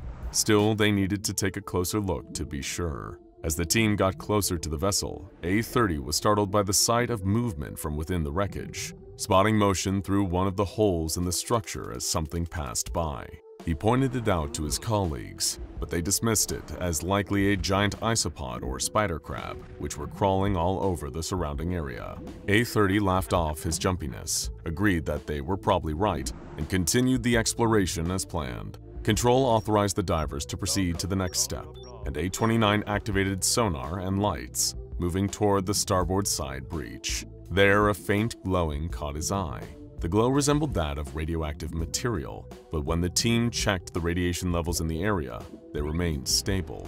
Whatever the source of the glow was, it wasn't radioactive. At this point, his neutron counter began to register something, and all of a sudden, a disembodied voice could be heard saying, "Vasily Yevgeny, can you hear me?" The voice was muffled, and though it could be heard over their communication channels, it emanated from somewhere in the wreckage, deep, deep underwater. As A-29 watched, a glowing shape emerge from the darkness. It was only an outline, the suggestion of a silhouette, but the shape was undeniably familiar. It looked like a person. The other divers quickly noted the apparition too and began to panic. Some checked their nitrogen levels, believing it to be some sort of nitrogen narcosis, while others pointed out that they couldn't all be suffering from nitrogen narcosis at the same time. The unknown voice continued speaking, saying, "Help me, it is getting hard to breathe." The divers debated what to do next, questioning whether what they were seeing was even real, when all at once, the humanoid figure vanished from sight. The divers attempted to shake off the startling encounter, and they resumed their duties, the investigation proceeding as normal. After a few moments of uneventful work, another interruption presented itself in the form of a 5-meter-long squid swimming around the wreckage. Its presence startled the divers at first, particularly those closest to the animal, but the others encouraged them to ignore it, citing the fact that there are no records of these squid attacking humans. So they did, continuing their work as the squids circled them with apparent curiosity. A-27 spotted an unusual shell below the wreckage, notably large and difficult to identify, and Control requested that they bring it up to the surface for further inspection by a marine biologist. The diver began attaching haul cables to the shell as the squid crept closer and closer. All of a sudden, A-26 screamed, and there was a sudden bloom of blood in the water. The squid, despite it being uncharacteristic behavior for its species, attacked the diver, biting him savagely. Prompted by cries for help from the diving team, Control began to reel A-26 back towards the surface, proceeding slowly to give him decompression time, and the squid took advantage of the slow retreat. It chased after the diver, grabbing hold of him and biting down again, tearing away at him as it gripped him in its tentacles. Still, Control continued reeling him in, hoping to free him from the squid's grasp as they yanked him to the surface. The other divers were ordered to get themselves out of there as fast as possible, an order they gladly obeyed. As they swam back to the surface, A-30 saw something else moving in the depths. He couldn't make out what it was, but the sight of it gave him a sick feeling of dread deep in the pit of his stomach. The 4 divers were recovered alive, along with the shell. Examination of the shell indicated that it resembled that of the extinct orthoconic nautiloids, but it was not fossilized. It was taken for further study, given the possible implication of extinct species anomalously manifesting in the vicinity of SCP-714. Diver A-26 lost a limb and was exposed to an unknown venom via bites from the attacking squid. His camera was destroyed in the process. As squid are not known to attack humans unprovoked, this behavior has been attributed to the influence of SCP-741, though the exact link between the two is yet to be determined. An anomalous pressure gradient surrounds the wreck with a radius of approximately 250 meters, starting around the center of the submarine. The pressure in this area is much greater than it should be, given the depth of the waters there. This unusually high pressure makes sonar analysis extremely difficult, as well as threatening the safety of any divers in the vicinity of the wreck. The few records that the Foundation has managed to obtain from the Russian and US governments indicate that the submarine was being used to transport some sort of secret cargo. Though the specifics of this cargo are still unknown, there is reason to believe that it differed from any type of nuclear or chemical weaponry.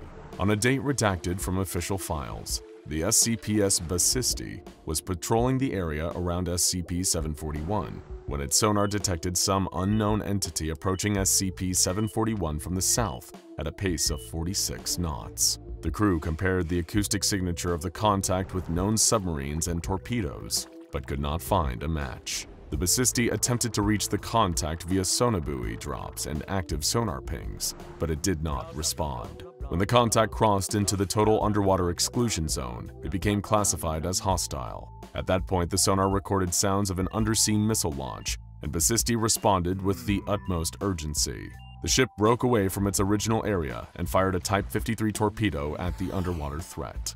15 seconds after the Basisti launched its torpedo, missiles of an unidentified configuration were seen breaking the water, flying at a height of 1.8 meters and a velocity of 0.92 Mach. The missiles did not emit any detectable radar, nor did they respond to any launch chaff or flares from the Basisti. Both of the missiles were engaged by Basisti's 3KN-5 Kinzhal surface-to-air missiles and Kashtan point defense systems, and were destroyed at 1,800 meters and 210 meters from impact, respectively. After the missiles were neutralized, the hostile vessel could be heard engaging in evasive maneuvers. At this point, there were 4 closely spaced explosions and the sound of a submarine disintegrating. The identity of the attacker, as well as its intention toward SCP-741, have not yet been determined. The incident resulted in the Foundation research team suggesting an expansion of the acoustic sensor net, as well as additional patrol and defense assets placed in the area. Additionally, they advised an acquisition of undersea retaliatory capability. The incident was classified Incident 1741-C. The sonar recordings from the SCP-S Basisti during Incident 1741-C were taken for further analysis by the research team. The in-depth review revealed anomalous acoustic signatures that did not match up with any known forms of propulsion, including magneto-hydrodynamic drive. Currently, the nature of the unidentified attacker remains a mystery, and it has not been attributed to any particular government or organization. Following the incident involving the SCP-S Basisti, an American intelligence agent reached out to the Foundation, offering further insight into the secretive government programs looking into SCP-741. He agreed to sit for an interview with a Foundation researcher assigned to the project, on the condition that his identity remain protected. The SCP researcher's name is absent from the official file as well. The two men sat in a Foundation interview room, and the interviewer asked his informant why he chose to come forward, given the US government had simply chosen to sit on this information for 30 years. You've seen those reports. Project Redacted. Now, we know that part too. How the directors didn't make the connection is beyond me. That and the stuff the Redacted pulled up? Yeah, the other part you don't hear about is what some of the research team died of. And the crewmen we buried? Just uniforms. Also, the nuclear device we recovered wasn't a missile or torpedo warhead. It was a demolition charge. Does that make any sense? After all those clues, I had to come forward. Why the directorate didn't is something I can't fully explain. This particular statement puzzled the Foundation researcher, raising questions he hadn't anticipated. Only uniforms? Did this mean that the sub had been unmanned? The informant replied, No, not unmanned. There were no bodies, but personal effects were everywhere, along with uniforms. There was some blood, human. Before you ask, on one of the torpedoes and a bit of skin where somebody probably crushed his hand loading the thing. Just no bodies left. When I first looked into all this, I had no clue what the hell had gone on down there, but I started putting things together. The Foundation agent began to speculate based on the mounting evidence. Could it have been a Soviet weapons program? A deadly biological agent of some kind? No, it wasn't that. I thought maybe it could have been, so I dialed up some of my contacts at Biopreparant. Us spies wind up owing each other favors after a while, and they denied it vehemently. Not your usual cover-up baloney either. They clearly stated that whatever the sub was carrying, it wasn't theirs.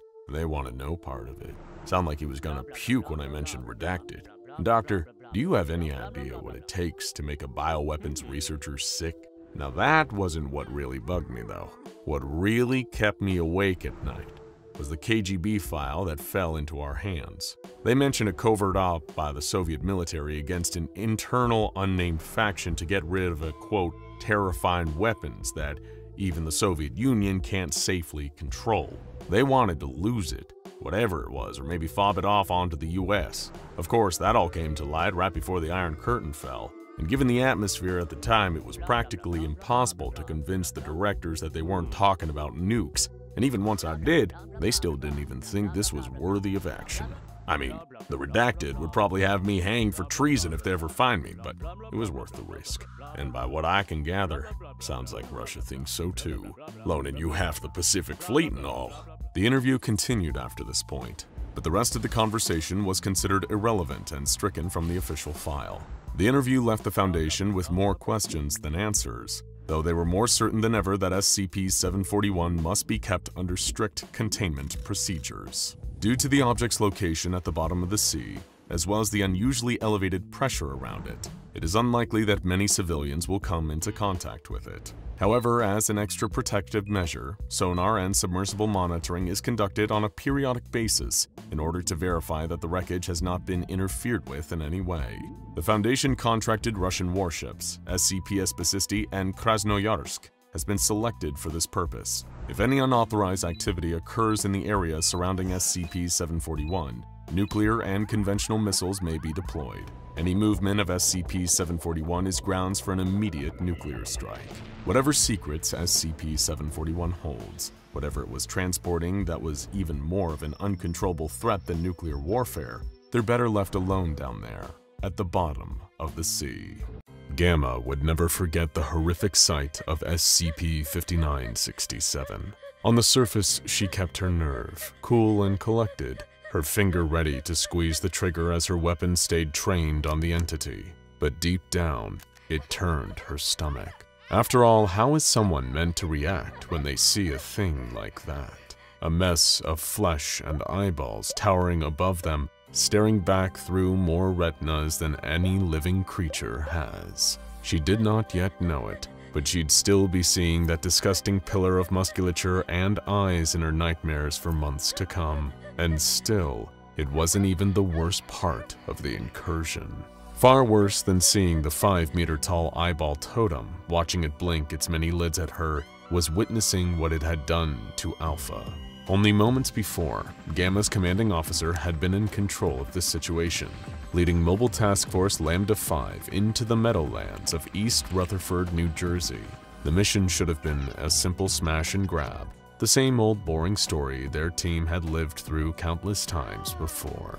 Pick up a high-value target, the leader of yet another cult practicing an anomalous religion, and bring him in for questioning. Gamma never could have expected that things would go this badly. The task force had arrived to discover Caesar Winters, the leader of a sect of Fifths operating in New Jersey. When Lambda-5 discovered him, Winters and his followers, locals who were all members of a group known as the Commune, were standing in a circle around an instance of SCP-5967. Standing at around 5 meters in height, SCP-5967s were piles comprised of mostly musculature and organs that resembled eyeballs, human eyeballs. Despite lacking a mouth, vocal cords, or any other conventional methods of speech, these pillars could still very much communicate verbally, although they had little to say besides spouting phrases and principles associated with the Fifthist ideology. Almost immediately, the plan to capture Winters had gone awry. It was almost like he expected the Foundation to arrive, like he knew they were coming. As the members of MTF Lambda-5 moved in, keeping Winters in their sights, the anomalous cult leader somehow turned the gaze of SCP-5967 onto Alpha. The team's field commander ordered Delta to open fire, taking out Caesar Winters in a single shot, but only for a moment. Another of the commune members kneeled over and began convulsing. A wound formed at the person's neck, and from it emerged Caesar Winters' face. It grew into a full-sized head, replacing that of the commune member, giving Winters a brand new body in moments. On Alpha's orders to stop Winters from hopping to more bodies, Gamma and the others in their team fired on the other cultists. Everyone was terminated. 15 seconds was all it took. Then they moved towards SCP-5967, and everything went wrong. The bodies started to convulse violently, as if some unseen hand was shaking them around like ragdolls. Gamma watched as they began to levitate, hoisted by their necks and floating towards the mobile task force. Not one of them knew what to do, keeping their rifles up and trained on the corpses. Each one folded in on itself, becoming compressed masses of muscle embedded with eyes. That was when the team lost Alpha. Something was happening to their leader. She had dropped her weapon and fallen to her knees. Immediately, Gamma moved in to help her commander, trying to pull her back to her feet, but Alpha was resisting, transfixed by SCP-5967. It's her. She is lost deep in the cosmos and is angry with us for not helping her find her way back. She will kill us all, lest we lie in our brains and see her for who she truly is. Gamma watched as her team leaders rushed towards the Pillar of Eyes and licked it. The floating orbs of flesh and eyes that had once been people suddenly hurtled towards the members of MTF Lambda 5 at high speed. Gamma dove clear at the vital moment, performing a tactical role and managing to narrowly avoid being struck. Beta wasn't so lucky. Ready to retaliate, Gamma raises a weapon to fire at the floating remains, only to hear Alpha ordering her to stop. She had stopped licking SCP-5967, but whatever influence had compromised the Mobile Task Force leader hadn't relinquished its hold over her. She grinned unnervingly as her eyes rolled back into her head. Don't you hear her voice? She is angry, but I can save you.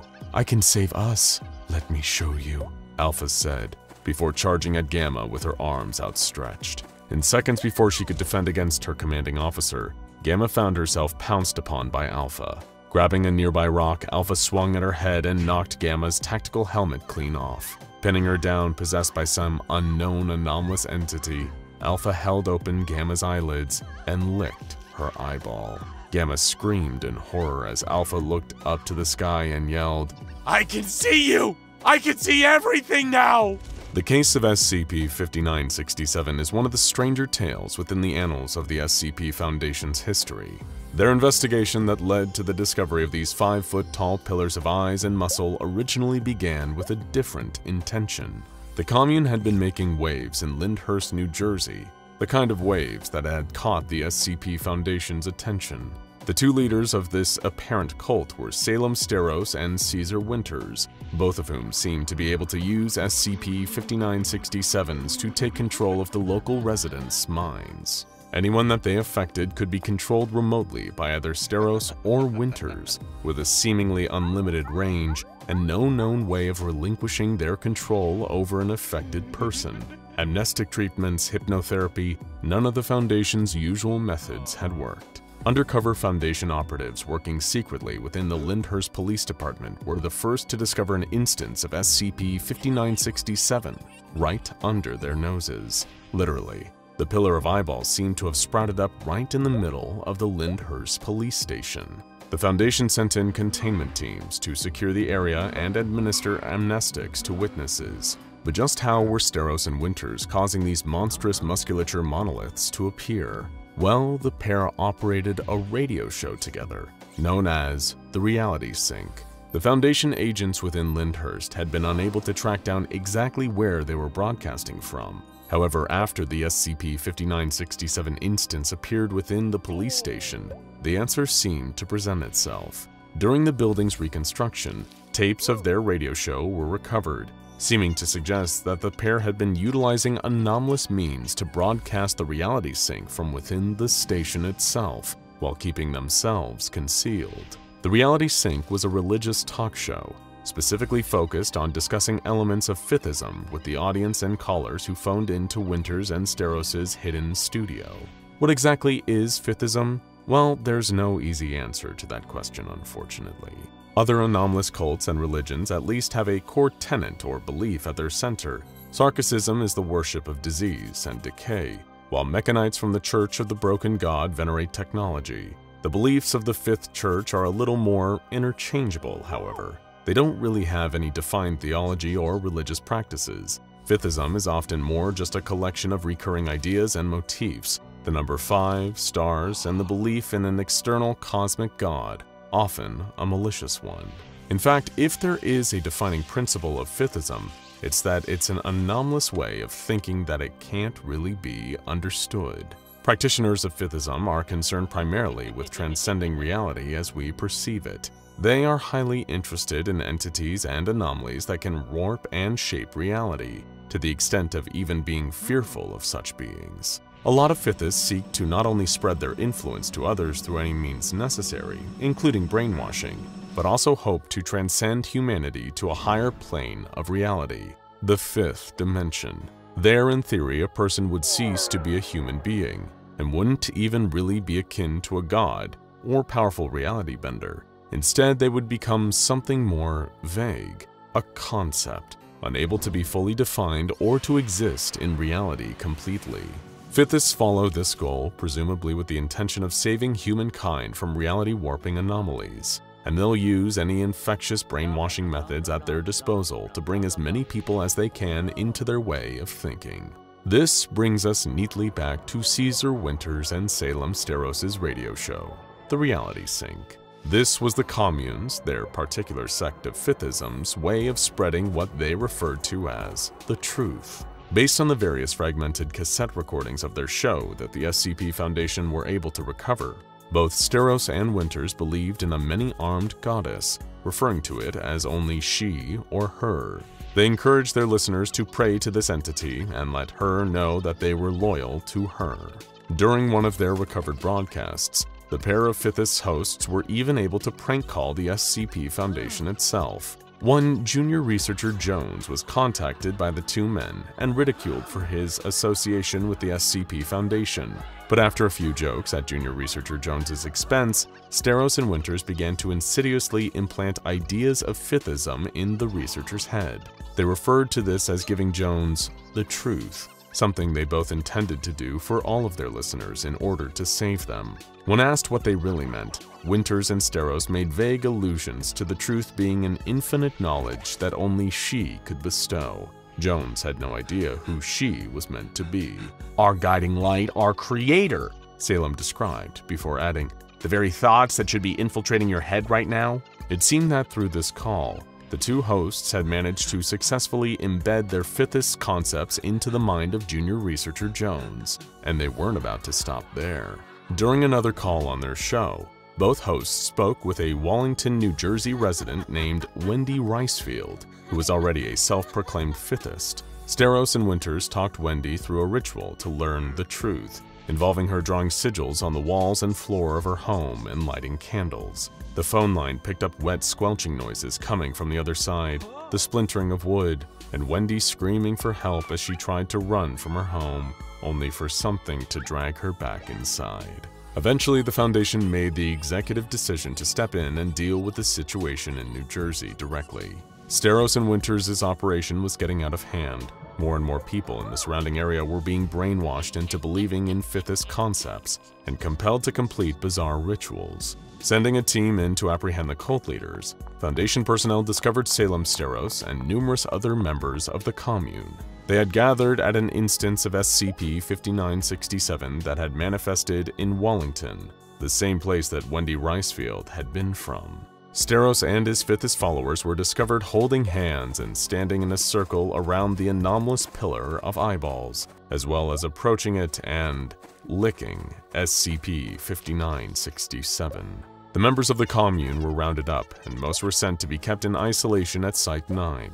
However, Salem Steros was brought to Site 83 for questioning. Junior researcher Umar Hadid conducted an interview as to the exact nature of the goddess Her that Steros and Winters often referred to, and the anomalous rituals the pair had been involved with. Salem was less than cooperative. He demanded to be set free in the interest of saving people by spreading the truth with Caesar. However, he did reveal some key information about Her. According to Steros' claims, she was a goddess actively meddling with reality and influencing human actions. He told Hadid that if he killed the junior researcher right there, it would be because she willed it. Sometime before, both Salem and his cult co-leader Caesar had been stargazing in the Meadowlands, a remote field in East Rutherford. That's when they had allegedly heard her voice and being told the truth. This reality-warping goddess was intending to return home, but that way was broken. So according to Steros, she needed their help. This was the reason he and Winters began creating instances of SCP-5967. The eyeball pillars apparently acted as beacons, like a GPS signal allowing her to come back. The pair and the rest of the commune were attempting to prove their loyalty to her, in the hopes that they would potentially be allowed to transcend reality, in accordance with the Fifthist Principle. Salem Steros was remained into SCP Foundation custody and kept detained in a containment suite surrounded by 3 Scranton reality anchors. Shortly after, the members of MTF Lambda 5 were dispatched, heading to the location Steros had inadvertently revealed during his interrogation.